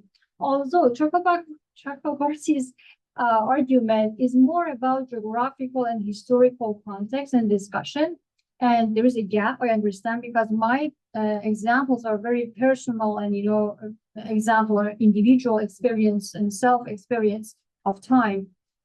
However, the fragmentation of time also applies even in individual level that we just reviewed through Zandov. Zandov and Parveen, when it comes to idea of time in literary writing by women poets in Iran, I found Parveen Ehteshami a great example to compare with Zandov. Rakhshande Ehteshami, known as Parveen, kind of exactly, belong to the exact same generation as Zandov. There are many other women poets contemporary to Zandov, like Badri Fonderi, but for the sake of time, we cannot cover them all. So, Parveen Ehteshami has written different multiple poetries and published them in defending women's rights.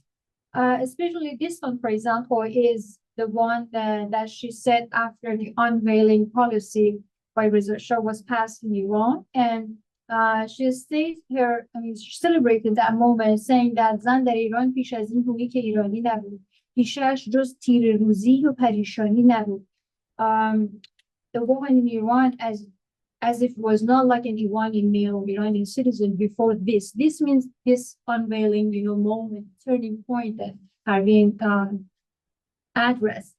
Her profession, women's profession, was nothing but ill fate and distress. And again, later in the poem, she says, سرنوشت از برای زن به میدان فراغ زندگی سرنوشت و قسمتی جز تنگ میدانی نبود.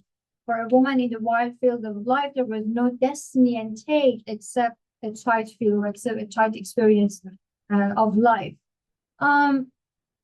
Parveen Ehteshami mainly make references, her temporal references is mainly like fatalism.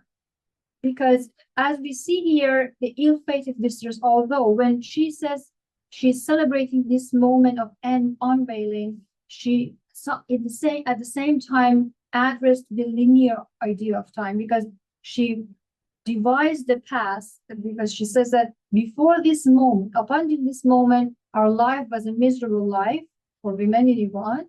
And from now on, we are hoping or we are expecting to have a better life for women's migration more and more.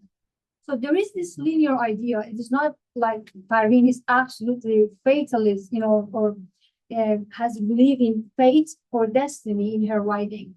But that's a dominant idea of time in Parveen's poetries. There is another poem by her in defending women's rights, which is controversial. Some scholars think that does not belong to Parveen, some says yes. Regardless, this is the only poem I found that she writes for women, but it is speaking from the side of self. It's creating collective self.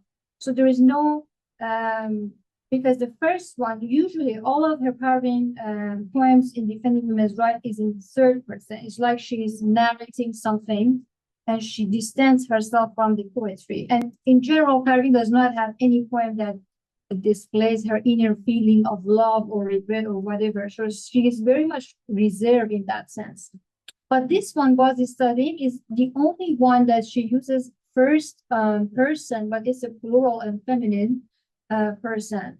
And she constantly uses the word we and the verbs that ends, with the conjugation that applies to feminine, but plural, the verb.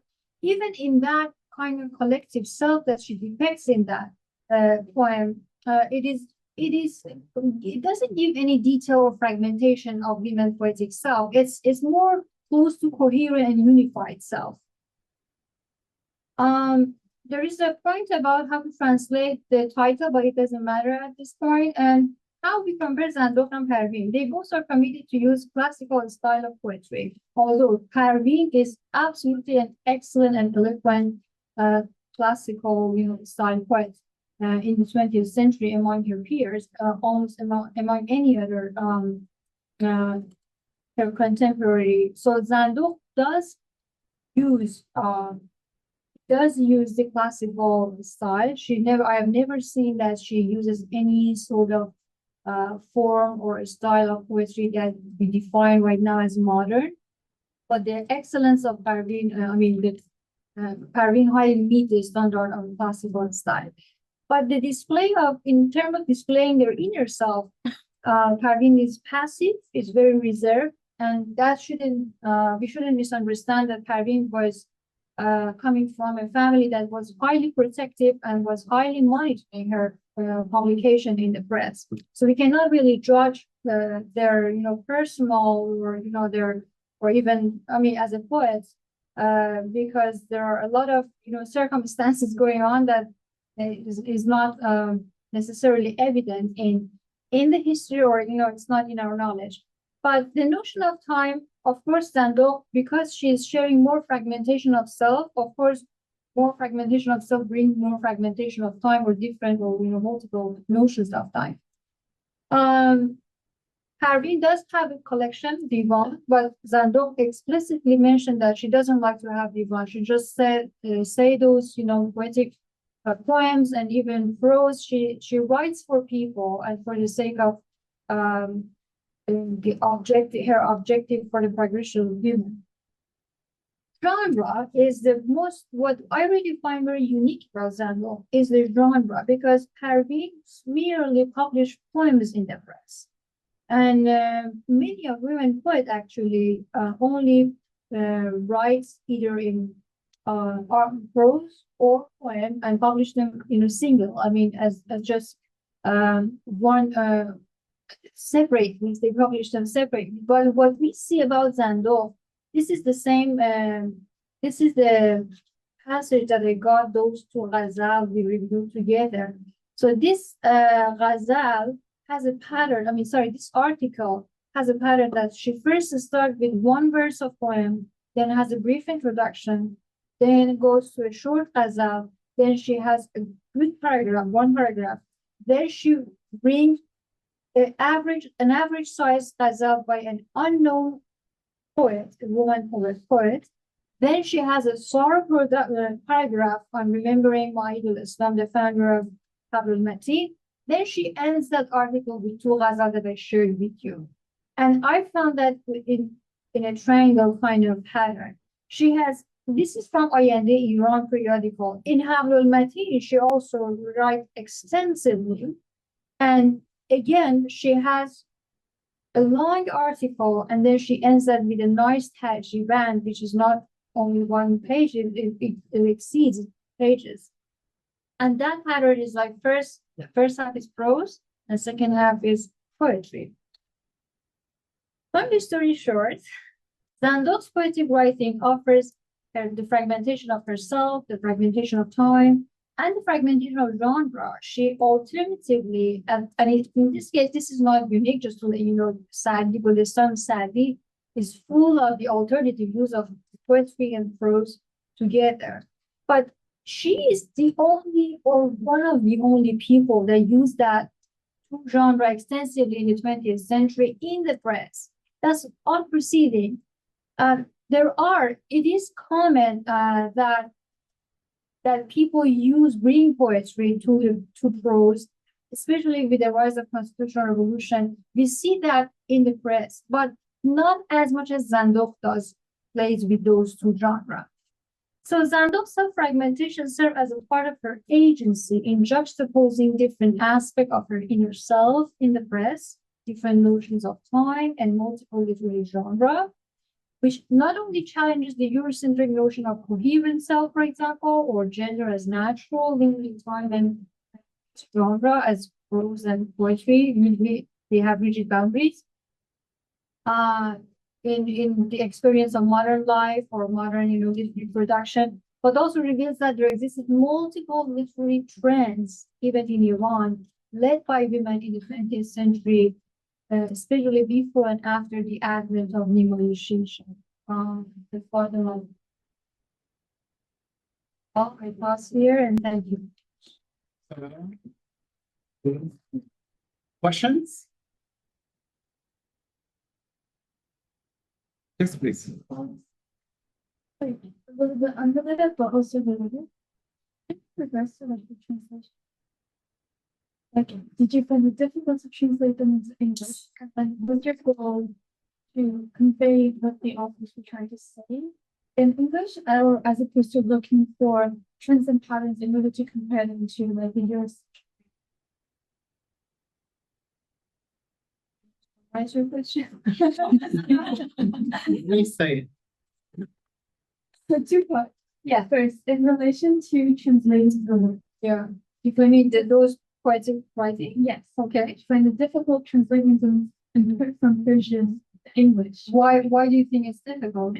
Because the way that poetry in Iran and the Farsi language is structured, it's quite different as to how we structure poetry.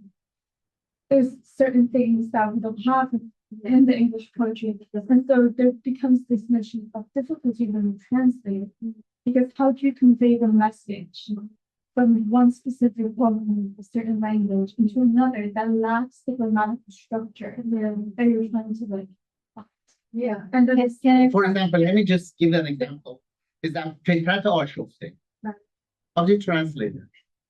It's a restless nature. But Fetrat is different than nature. Fetrat, nature, Essence. and then Ashofte. Chaotic.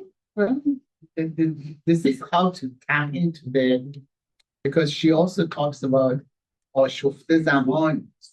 Ashofte Zaman Ashofte, Fetrat Ashofte. You know, and to be able to render this into an English that remains faithful to the old play that she does. She plays with acts, and here Ashofte Zamani, Fetrat Ashofte. And then the question becomes, what is this Fetrat Ashofte? Is it the fragment itself? Does fragmentation sort of capture Fetrat Ashofte? And if not? Well, there are, first of all, when talking about translation of poetry writing, this is not just about every language. If you want to, I mean, kind of poetic translation is almost impossible because each language has its own kind of rule, and we can never capture those rhymes and things. And especially more important is about the layers of meaning, especially in the case of Persian poetry. So it's almost impossible to convey everything or bring or transfer everything in that piece of text. That's one thing. The other thing is that many of these verses had at least two meanings. I chose between one of them because I cannot bother the reader's audience with too many meaning when I'm passing through the slides quickly. So it's going to be bombarding of information and maybe distracting from the main topic. Fetrat Ashofte, so is that some kind of criticize? No, exactly. It's not criticism, sort of Fetrat is something with your inner being. Essence. Yeah. Inner being, right? Yeah. Yeah. And if it's in timeless, yes, I explained that it's a timeless thing, but the way she explained it, or the way you read that, especially Ashofte Zamani. So I read that with a pause, Ashofte Zamani. So set the time, not the upsetting time or something like that. So I think even if the Fetrat is not in a timeless, doesn't have a timeless, I don't know, component in it, if it's about her nature. So at some point, when she says that this is my nature and that's how my nature, she's comparing her nature to another type of nature. So that means there is another type of nature that is not chaotic or Ashofte. Mine is Ashofte. Does that make sense? that's the how to render it and how to get into the depth of her political, because she's really essentially a political figure, poet.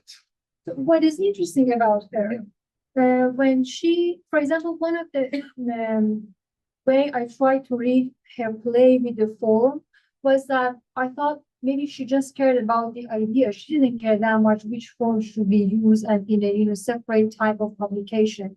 Because when she was asked, well, she established, let's give this background, she established this Revolution Women's Society. Yeah.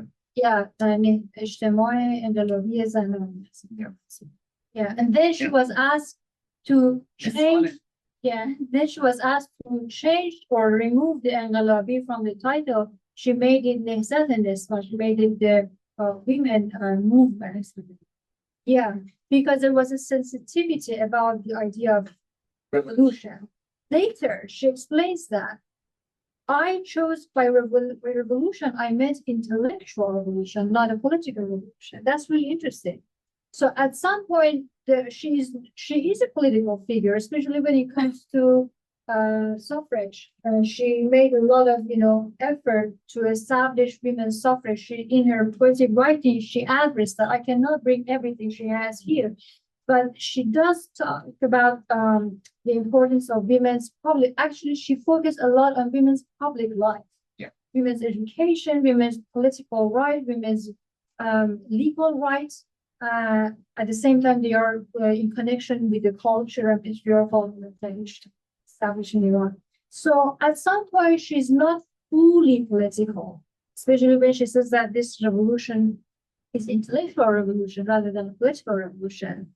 Maybe I sometimes she a lot of time in her poetic writing she praises Reza Shah, but I think because Reza Shah asked her to change that name, and because Reza Shah, or at least the governmental power after the establishment of Reza Shah's government, led to the cancellation of that movement and women's association or society, she's trying to work with him. So that's why she's praising him.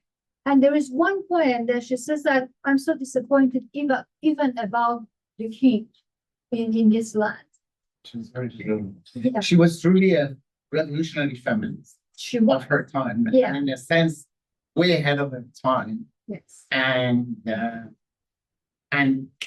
Petata Oshofte somehow goes back to this sort of, you might want to call it restlessness that Zaman sort of character doesn't accept it for that. And she's in that continuous struggle. And then at the end of her life, she's sort of committed to a sort of some sort of Timoristani, sort of locked out by her family because she was really old in her expression of sort of criticism and things like that. Yeah. But this is really great getting for this project. Thank you. Yeah. Thank you. Very good. All right.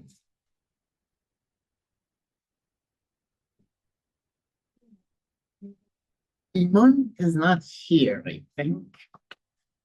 Right? So the next is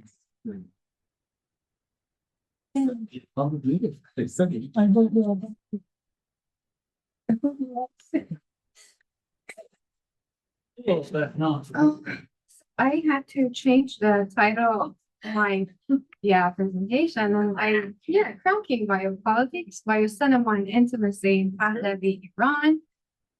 And without further ado, let's just begin this. So since its early days, cinema has been a site of governing conduct, a political tool wielded by both secular thinkers and religious elites to shape societal norms and regulate behavior. However, with all that being said, there is a significant dimension often overlooked. The agency of the governed, particularly the audience, and the capacity of the cinematic medium to foster new horizons of possibility through counter-conduct and self-refashioning. While much of the scholarship on this topic frames citizens and audiences as passive recipients, governed by governments and trapped within the biopolitics of the system, I argue that this perspective neglects the dynamic interplay between the medium of cinema and the lived experiences of its viewers. I'm impressed with the selection of this poster. Yeah. This is from I know this. Yeah. Like whatever you see, no, this is very pertinent. Last minute. So on to the next slide. So in this paper, as I said, I argue that cinema, through its emotional, visceral, and evocative visual language, was a powerful tool of counter-conduct during the Pahlavi era. Cinema provided new ways of seeing, imagining, and being, effectively challenging the constraints of biopolitical governance. Audiences were not passive. They interacted with the medium to explore alternative identities, relationships, and modes of living. Cinema subtly fostered societal change and reshaped individual subjectivities. To develop this argument, I draw on the concepts of biopolitics and biocinema, consecutively from Foucault and Karina Cordella, and apply them to both on and off the screen space to explore how they illuminate the ways in which cinema functions both within and beyond biopolitical systems. By analyzing key examples from Pahlavi-era cinema, I highlight how cinematic techniques and narratives created ruptures in the established order, offering spaces for the audience to imagine otherwise possibilities and engage in forms of resistance that, while subtle, were nonetheless profound in their cultural impact. Cordella, in her article, The Gaze of Biocinema, draws on Deleuze's assertion that the visual image has a legible function beyond its visible function. Cordella emphasizes that the cinematic image operates on a deeper, symbolic level that transcends its surface appearance. She elaborates on this concept by engaging with Lacan's notion of the gaze, which, as she explains, testifies to a disturbing presence, one that cannot even be said to exist, but rather to insist or subsist. In this framework, the gaze disrupts the purely representational function of cinema by opening up interpretive possibilities beyond the visible, allowing the cinematic image to function as a site of meaning-making and resistance. Cordella further connects this dynamic to Deleuze's notion of the outer field, which she interprets as a mechanism that guarantees cinema remains and not all set. This openness resists totalization, ensuring that the film's meaning is not predetermined or fully contained within its visible narrative. She notes the crucial function, therefore, is not the out-of-field per se, but any filmic relation that guarantees that the film remains and not all set. So the film always remains an open entity, open to interpretation, both on and off the screen. I will just explain that. Through this quality, cinema undermines the binary structure of ruler and ruled, creating spaces for audiences to become active participants in interpreting, resisting, and reshaping ideological messages encoded within the film. This study also integrates biopoetics as the aesthetico-ethical means of opposing disciplinary and governmental normalization. Biopoetics uses creative tactiques like humor, ambiguity, and displacement to challenge power structures. For example, humor creates critical detachment from hegemonic norms, while displacement shifts familiar truths to marginalized narratives, reshaping understandings of identity and morality. These theoretical insights into biopoetics and biocinema provide a lens through which we can analyze films like Haji Agha, the cinema actor, where humor and other biopoetics strategies actively challenge biopolitical frameworks and offer moments of resistance. In Haji Agha, the cinema actor, humor is used to disrupt biopolitical frameworks, creating cracks in the rigid control systems. Much has been written about the opposition of ulama and the religious elite, as well as nationalist intellectuals, to cinema in Iran. Their critiques often prompted the government to enact stricter regulations of cinematic programs and to discipline cinematic practices. Yet, films such as Haji Agha, the cinema actor, revealed cinema's capacity to disrupt these frameworks and offer moments of resistance. The film revolves around Haji, a religious man resistant to cinema, who is filmed without his knowledge by his family. When Haji sees himself on a screen, he undergoes a transformation and becomes fascinated by cinema. This moment not only blurs the line between the private and the public, what Lacan might call the extimate, but also uses humor to familiarize both Haji and the audience with cinema, reshaping its perception from a Western corrupting influence to a medium of self-reflection and cultural engagement. The title of the movie itself establishes a clever correlation between two seemingly opposed concepts, the religious figure of Haji and his role as a cinema actor. This correlation bridges traditional values and modern cinematic culture, creating an otherwise possibility where Haji, initially resistant to cinema as part of its narrative. By weaving together comedy as a self-reflexive plot, the film creates a mise en abîme, the fact that Haji watches himself on the screen, that not only disrupts the audience's expectations, but also challenges biopolitical efforts to position cinema solely as a tool of regulation and conduct. The film demonstrates cinema's dual role as a biopolitical tool and as a space for resistance and imagination.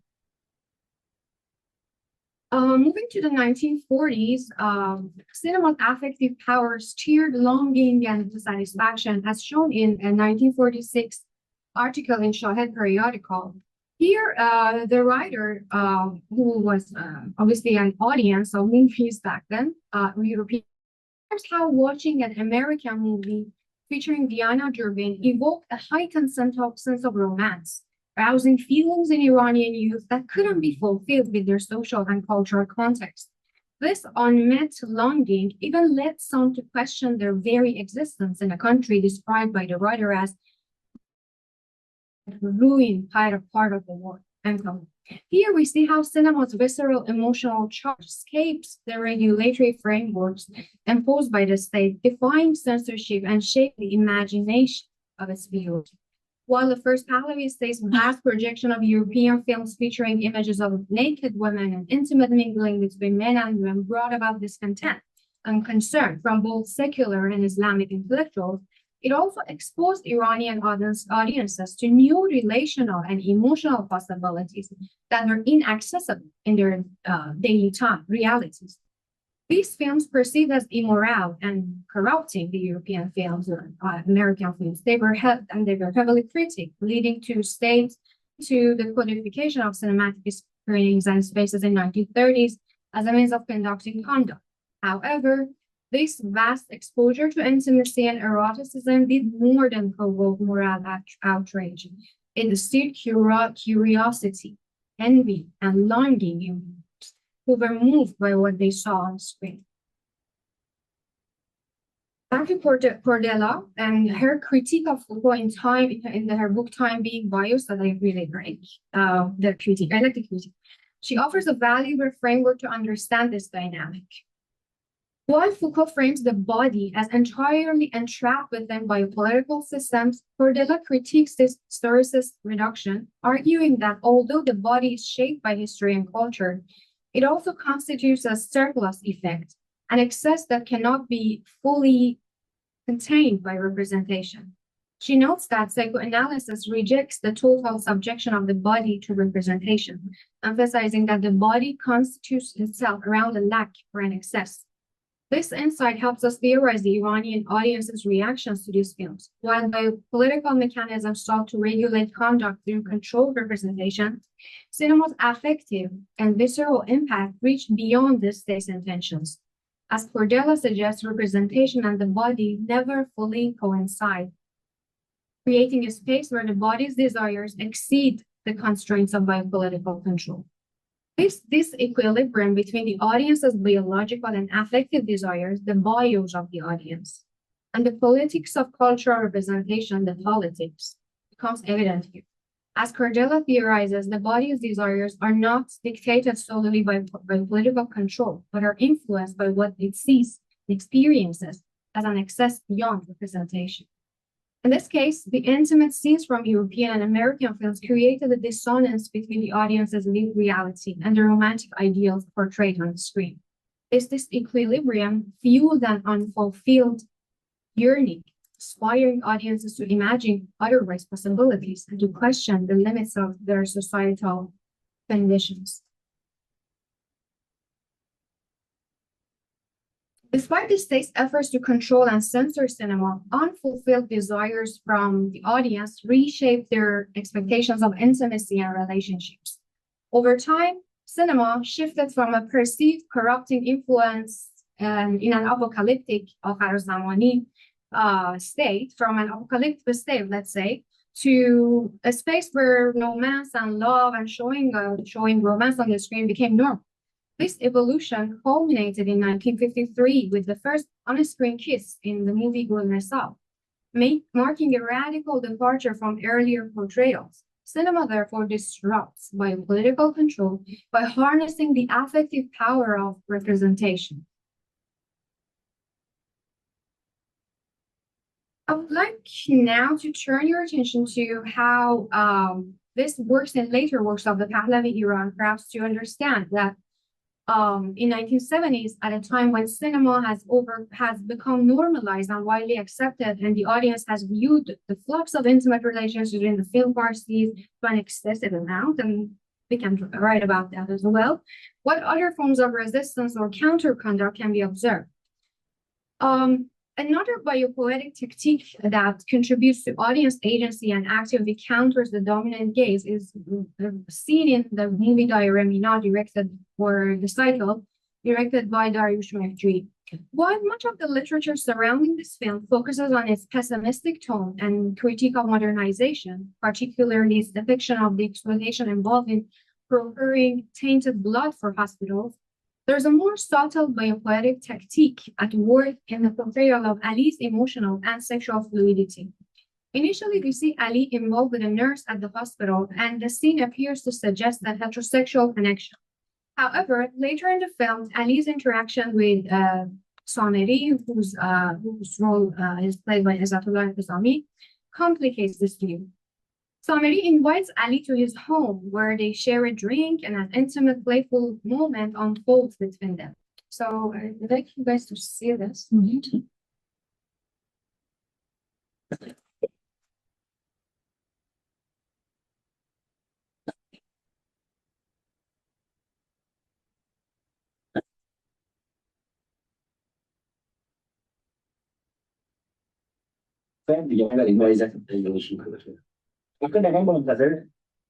So I leave this to your imagination, and I hope that you watch the movie and what happens after the scene.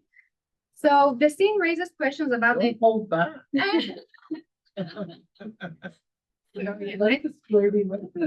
Yeah, there's a lot more in that scene. I just censored it. You know what? Because I was like, maybe you better if you watch it yourself. So the scene raises questions about the nature of Ali's desires. Does he have both heterosexual and homoerotic attractions? This ambiguity challenges. So the ambiguity, I forgot to say in the beginning, ambiguity is one of those biopoetic techniques to counter the conduct of the biopoetic system. So this ambiguity challenges fixed categories of sexuality, allowing the audience to engage with multiple interpretations of intimacy and human connection. And I have a surprise as well.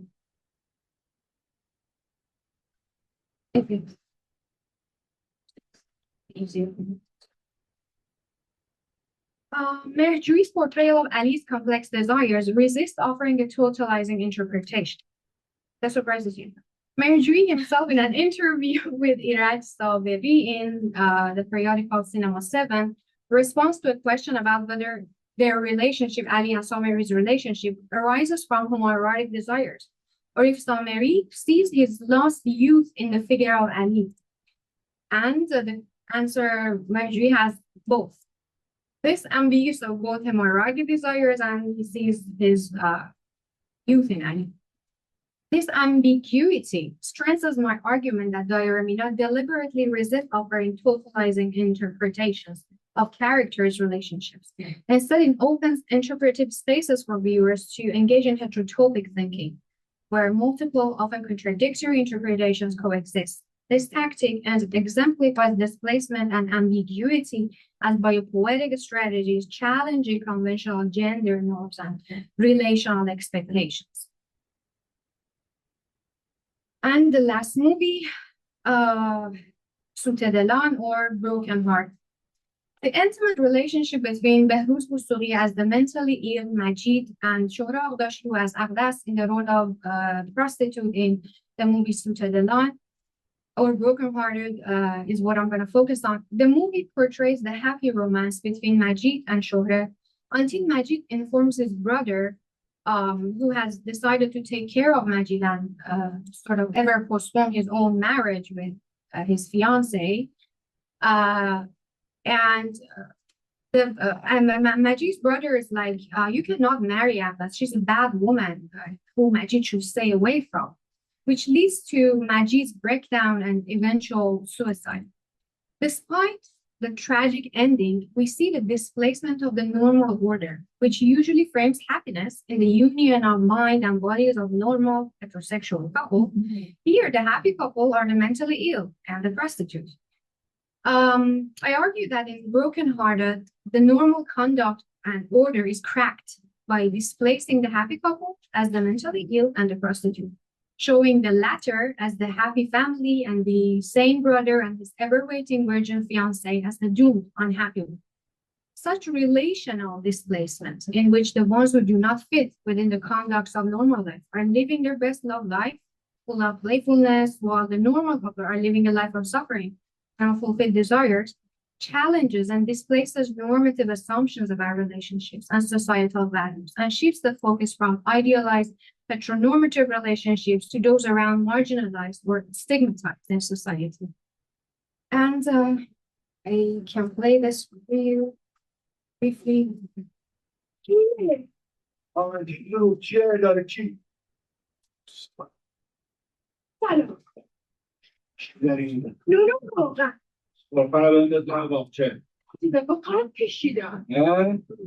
برای جمع کن بعد شام باید دب دیلا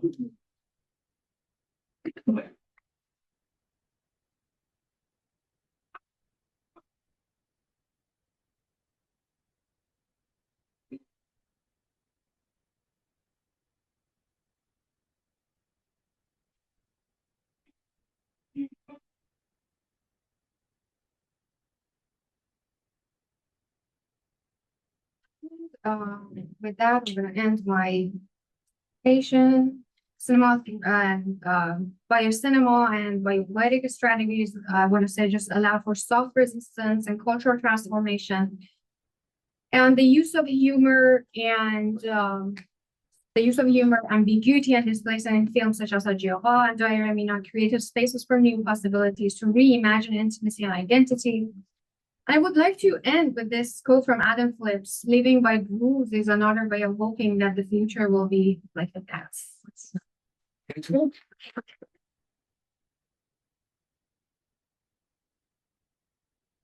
Question?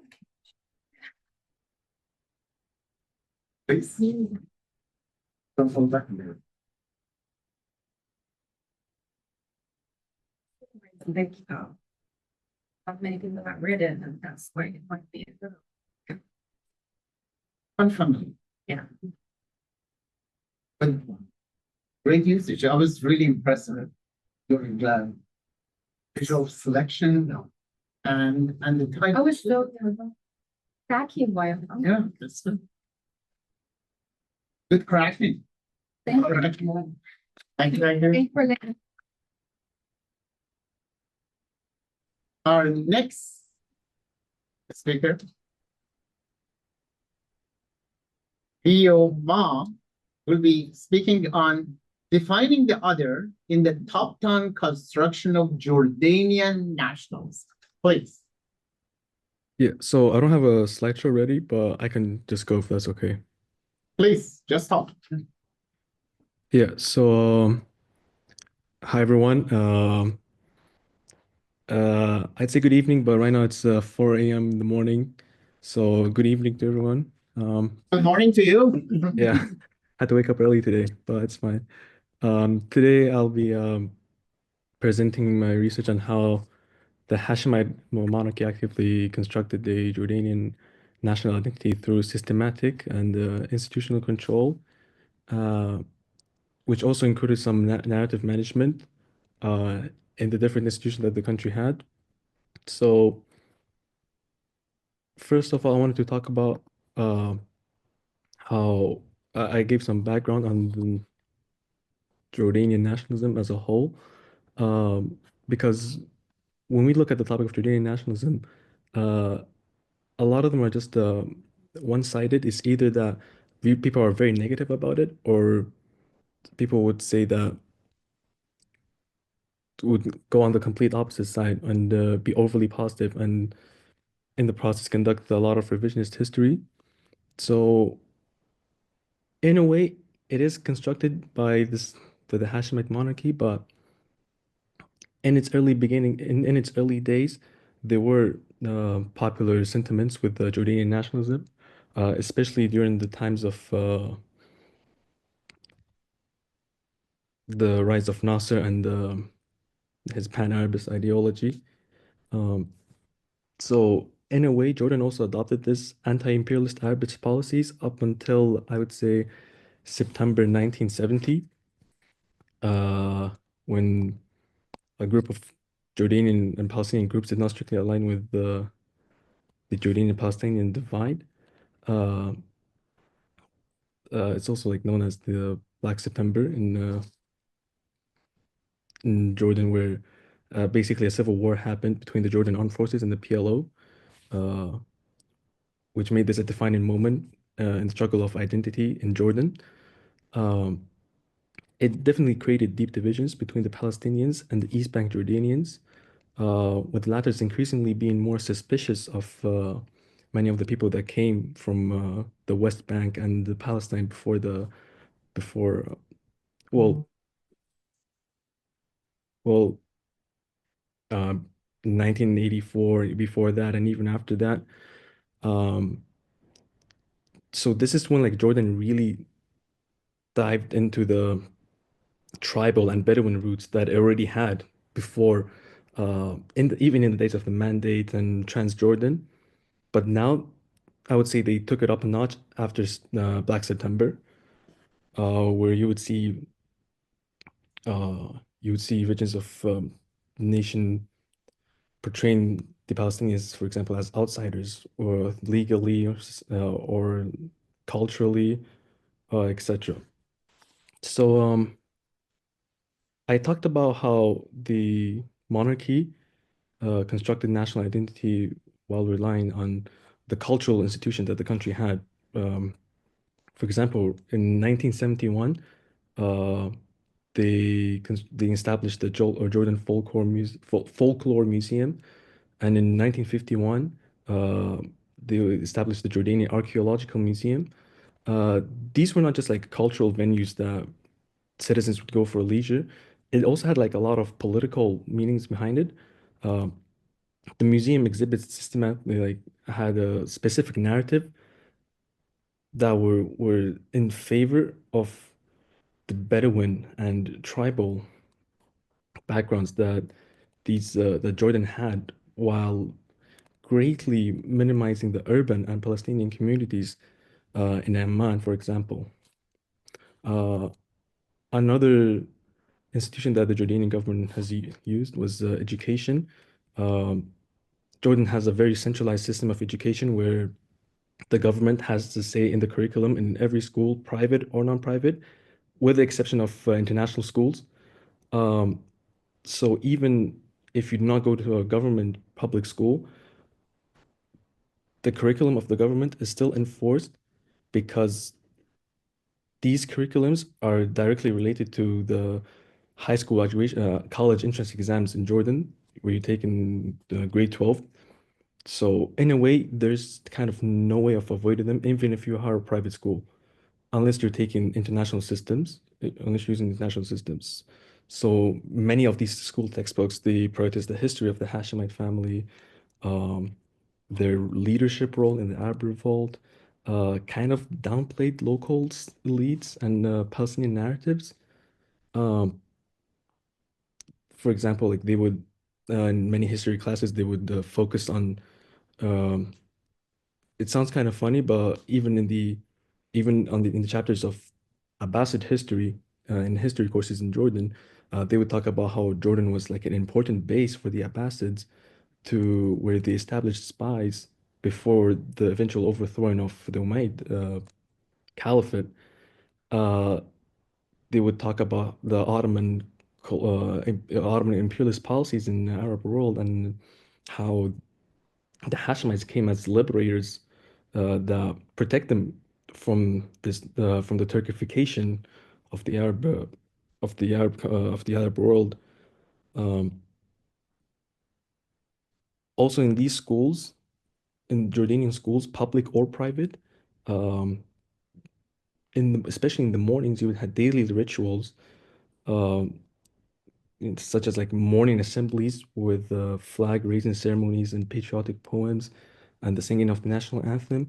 Maybe in some schools they would include folk songs of Palestinians, but that doesn't really happen with most of them. So yeah, like there is certainly an attempt to appease to the Palestinian community there. But either way, all these institutions, they gave into the process of Bedouinization that shapes Jordanians' identity into a more Bedouin background. The monarchy definitely elevates Bedouin culture as a foundation of the authentic Jordanian identity. Um, as mentioned before, they had state-driven initiatives that emphasize rural and tribal traditions, um, and its importance in the military. Media was also like played a big role in this kind of othering of the uh, non-Jordanian, non-East Bank Jordanian population. Even as recently as 2002, we had initiatives like the Jordan First Initiative, where media channels like try to reinforce the idea of a unified Jordan identity under the Hashemite leadership. You see pens, symbols, in basically everywhere in the public space.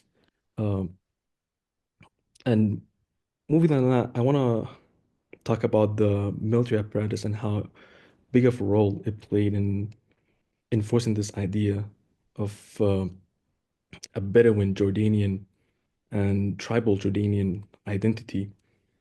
Uh, so the army is predominantly uh, East Bank Jordanians. It did serve as a tool for the state to maintain control, uh, as we've seen in the various conflicts with Israel before they eventually reached the agreement in the 90s or late 80s. Um, Even when they first established the Jordanian army, uh, they had to go through this period of transition from British officers to young Arab officers. So King Hussein, he officially pardoned Khalid Pasha in favor of a young Jordanian in his 30s called Ali Abu Nuwar as the chief of general staff in the 50s, which is also during like the height of Arab pan-Arab nationalism. Even though it might have been a dangerous move to appoint a young, ambitious Jordanian officer, the officers themselves could not transform this military into a military government like we've seen in Egypt and other Ba'athist Arab countries that would follow. Um, mainly because the bottom layer of the military was still popular with the King of Jordan. So the King of Jordan would be an essential part as the leader of the Arab army, even though technically speaking, you have a chief of staff that's in control of the army. So this is just one of the more important aspects that Jordan used to enforce its top-down national identity of being Jordanian and Bedouin. And even to this day, it's kind of very hard for non-Jordanian, non-East Bank Jordanians to get into public institutions like the ministries the military. Even if they do, it is very hard for them to rise up the ranks compared to other people with the tribal backgrounds. Um, and interestingly, on the opposite side, Palestinians have been more dominant in the private sectors in the country, such as, for example, like private businesses, small businesses, things like that. And one last thing I wanted to talk about was how the monarch's control of historical memory has been technically particularly effective. Um, it did kind of carefully curate a public memory where, as mentioned before, they were like the founders of the Arab Revolt and the founders of Jordan. They were the leaders of the Arab Revolt that essentially freed them from uh, Ottoman imperialism. And through this contemporary Jordan, we can still see the effects that this top-down narrative has on everyday life. For example, um, there will be some sort of like suspicion between them, but not on the surface value.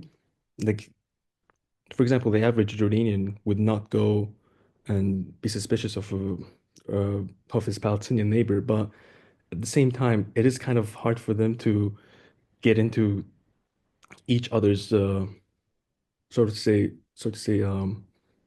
sectors, like the private sector that's been for the longest time being dominated by Palestinians, and the public sector that's been definitely dominated by the people with more tribal backing, people with tribal backgrounds. Mm, Even today in Amman, people would not say, even if they've lived there for generations, their family lived there for generations, they would not refer to themselves as coming from Amman. They would usually just refer to their tribal backgrounds. Like, for example, someone would say, I'm from Al Salt instead of I'm from Amman, etc. And yeah, Very good. that's about it. Priya, thank you very much. Question? Yes. I don't know if I have any questions. I just had fun. Very, very interesting. Yeah, it's always interesting thinking about the creation of a nationalism in a like barely 100-year-old nation state. Awesome.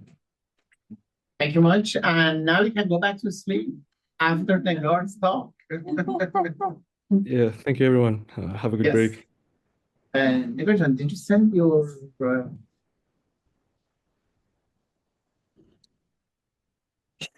what are you changing the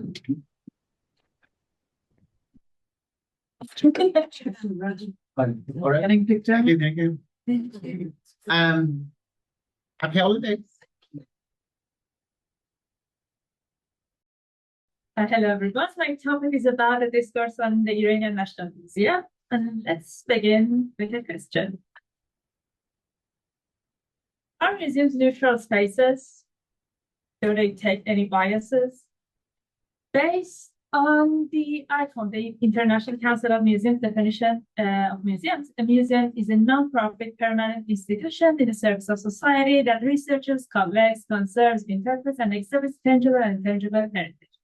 Open to the public, accessible and inclusive, museums foster diversity and sustainability. They operate and communicate ethically, professionally, and with the participation of communities, offering varied experiences for education, enjoyment, reflection, and knowledge sharing.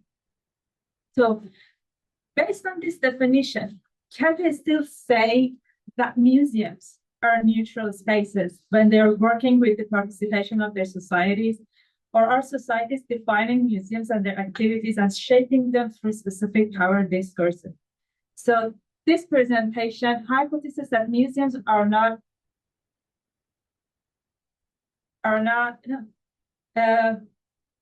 innocent, as Orharpa would call them, but they are shaped find meanings, and have functions within the framework of discourses. So, Lachlan in hegemony's socialist strategy towards a radical democratic politics emphasized that all social realities are constructed through discourse. A museum, as an institution, does not exist outside of discourse. It is both a product and producer of discursive formation. Also, Foucault in Discipline and Punish focuses on the relationship between power and knowledge, suggesting that institutions like museums function, I added museums, of course, function as sites where power operates through the production and dissemination of truth. So based on Foucault and Lachlan-Hufe's theory, I'm searching to answer this question. Within the borders of which discourse was the National Museum of Iran established in 1937? Seek the answer. I employ Michel Foucault's discourse theory along with Lachlan-Hufe's discourse analytical tool. That is why I mentioned those earlier. By examining archival and documentary materials, analyzing the museum's visual elements and the museum's The construction of National Museum of Iran began on 11th of May 1934 by Reza Pahlavi's direct order. The project was finished under the supervision of Ali Asghar Hekmat, the Minister of Culture in that time, and André Godard, the French architect.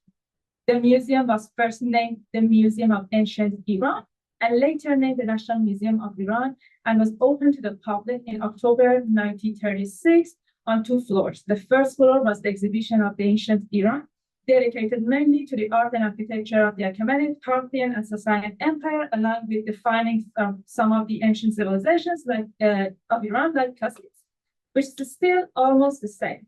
The second floor, back to that time, was the exhibition of art in Islamic era of Iran.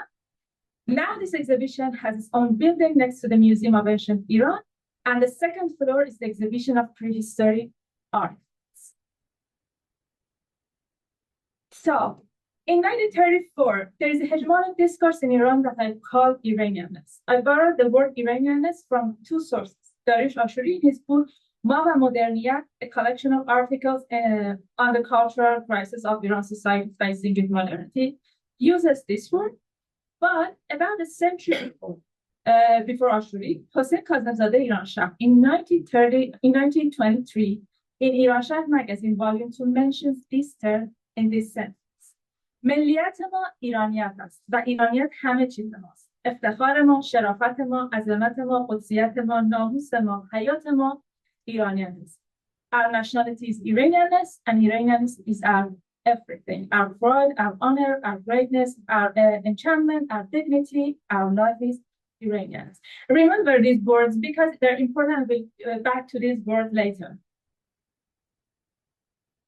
So, although the word Iran or some concepts close to Iranianness was mentioned in pre-Islamic inscriptions, many scholars like Johnson in Roots of Nationalism, National Identity Formation in Early Modern Europe, and Anderson later in 1991, believe that the social awareness about the national identity was shaped in 19th century. In Iran, also the same thing is happening.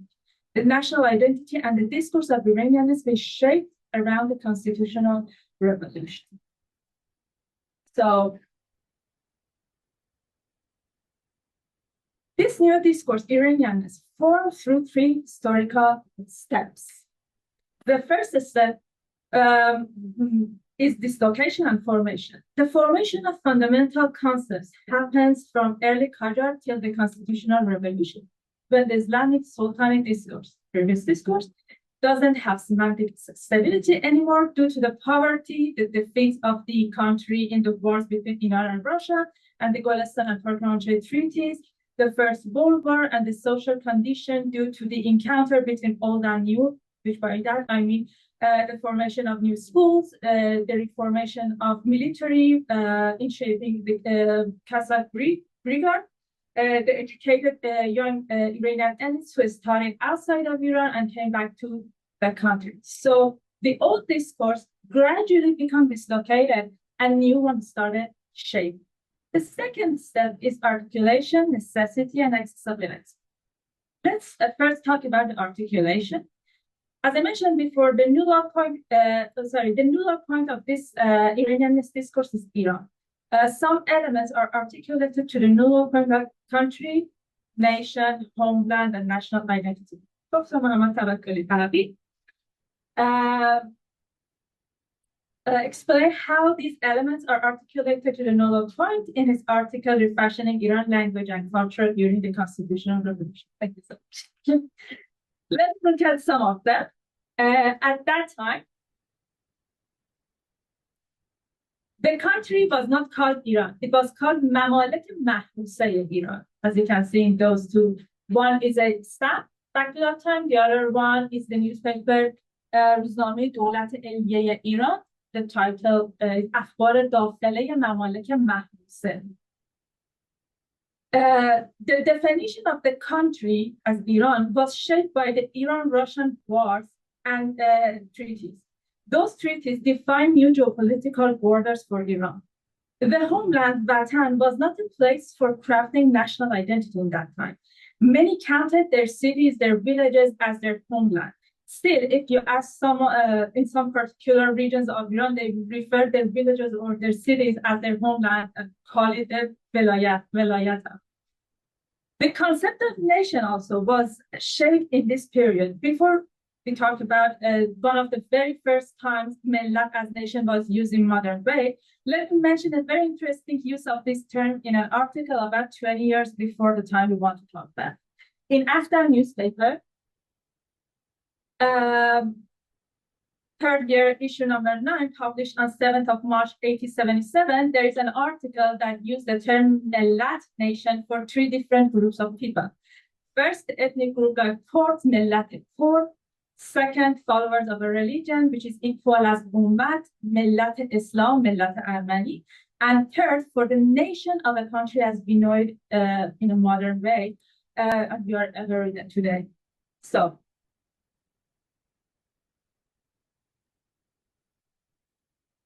decade later, Nazem Islam Kermani in Tarikh Bidari Iranian mentions a historical moment when he talks about the constitutional revolution's incidents. He says the government finally surrendered after a month, and when the protesters returned to Tehran, they were greeted by a large crowd shouting, "Long live the Iranian nation." I had never heard the phrase, the nation of Iran, before. So the next step is necessity. Following the incidents in Iran, the wars, treaties, power development, and later collapse of the utopia made by elites about the constitutional revolution, followed by the First World War, the chain of equivalence, which is showing that the society are united about this discourse, was created in Iranians' minds, showing that the hegemony of this discourse and the dislocating the sultanic discourse as necessary. Accessibility happened through different things. First, archaeological excavations that created social knowledge about Iranian history. These excavations enlightened Iranian societies that there was an Achaemenid and Parthian eras. Before that, even in Shahnameh, Ferdowsi mentioned the Parthian Empire briefly and says, "Azishan bejuznam nashidam." I heard nothing but a name about it. Second, newspaper. A vast number of newspapers are published inside and outside of Iran through lithographic techniques, and they cover news from inside and outside of Iran. And some of them, like Habl al-Matin, played a very crucial role in that time. Now we're to the moment of to the birth of a myth. The Iranianist discourse says that Iran had a magnificent historical period that helps you to experience a unique sense of dignity, power, and victory. Look at the words I mentioned before even.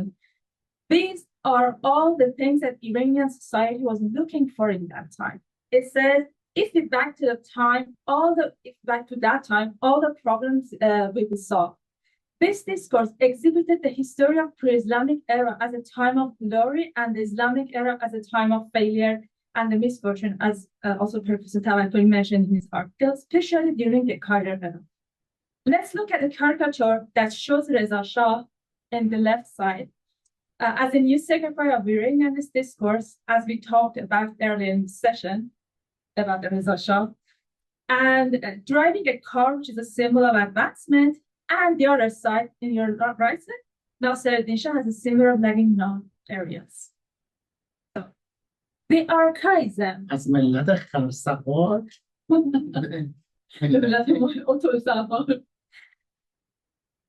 This archaism, this looking through back, made by archaeological excavations, turned from an signifier to moments in Iranianist discourse and articulated to its new part, which was Iran.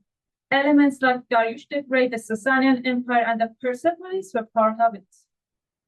So, newspapers, as we talked about them, played a very important role in providing access to the elements of the archaism, turning these into signifiers to the moment and hegemonizing the discourse of Iranians. One of the most important of them was Kaveh. On the left side of the picture, the logo of this newspaper says that there should be someone like Kaveh who came and makes a country free from misery. As we talked in this session, like the brave son of Madar Vatan. Another newspaper was Iran Shah, which published these ideas as well, and we talked about it earlier. The third step and last step was hegemony in Pahlavi.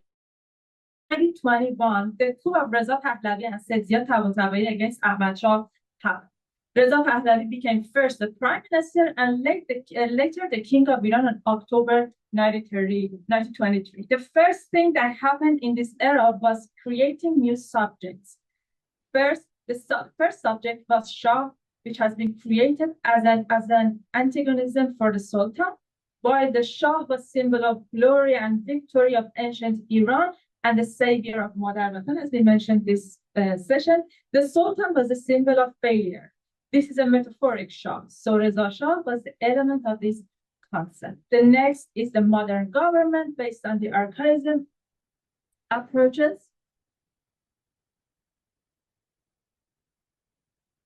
And the last subject is modern nation, as you can see, one of the symbols of this universe. So, through this process, the Pahlavi government used advertising methods like educational books, conferences, talks, publications, helping the myth of ancient Iran turn into a metaphor, so the social imagination would be created.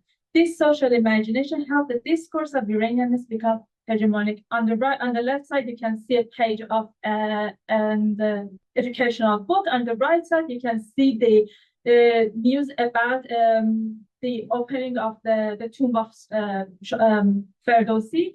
And alongside with these opening ceremonies, there was a huge conference about Ferdowsi also in that time.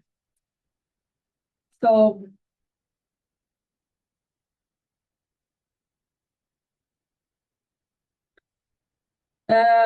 following the creation of social imagination about archaism and archaeological excavation, now it is time.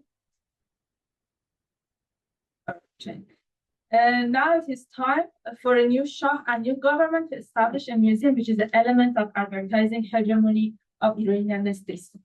This is the very moment that the foundation of National Museum of Iran as an element of establishment. A few years earlier, in 1922, the Society for the National Heritage of Iran was established to preserve, protect, and promote Iranian. In a big sense, it focuses on three aspects: establishing a museum and library in Tehran, prepare identification, registration for all artifacts and monuments that needed repair or catalog, and preparing and recording a list of active the government or other groups about ancient Iran's history. Reza Shah paid a visit twice to Persepolis in 1932 and 1936. I'm telling the story from Dr. Sami's memoirs because it is related to the establishment of Ancient Museum of Iran.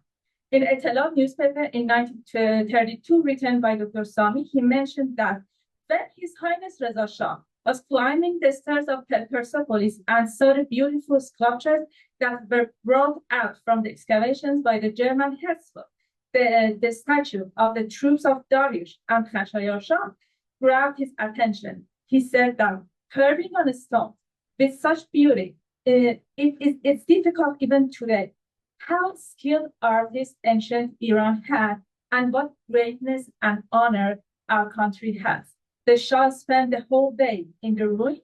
He washed all the parts that were excavated. Then he ordered Herzl to continue his excavations and told him to exhibit these precious works to the nation of Iran. This happened the same year that he ordered the establishment of the National Museum of Iran, Ancient Museum.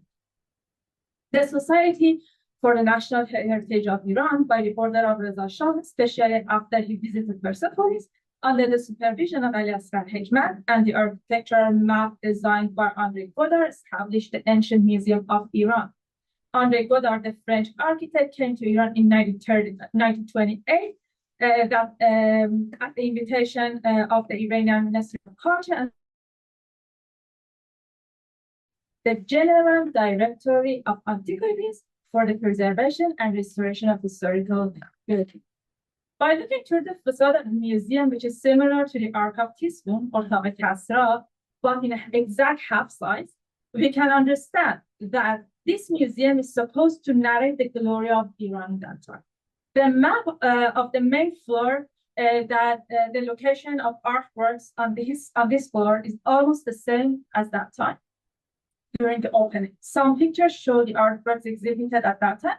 Some of them, like the Shami Statue Museum, you can see on the right side, or the headless statue of Darius the Great can still be visited at the National Museum of Iran, the same place. So to see how important this museum was in that time, look at the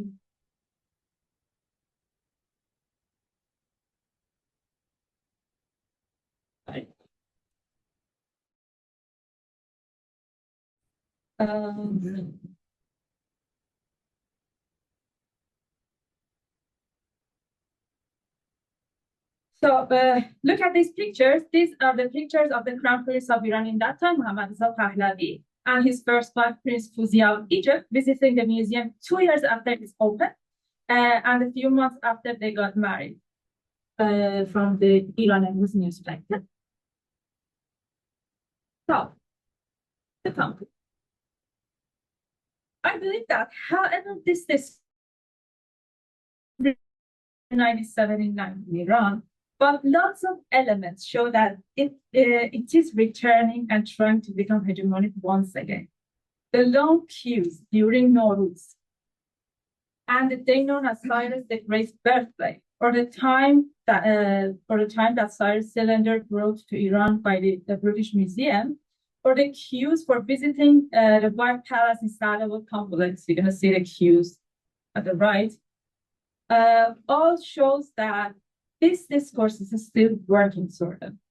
So museums all are like empty signifiers waiting for the discourse become hegemonic again and again.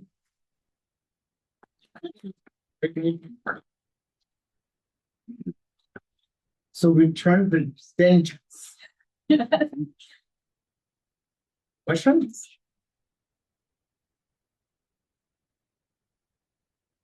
So this was a very comprehensive analysis of the formation of the museum.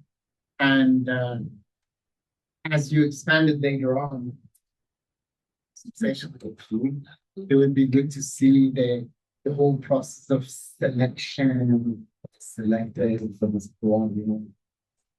What is included and what is excluded? Thank you again. Thank you everyone for this great symposium. A lot of powerful presentation, and I learned. Thank you.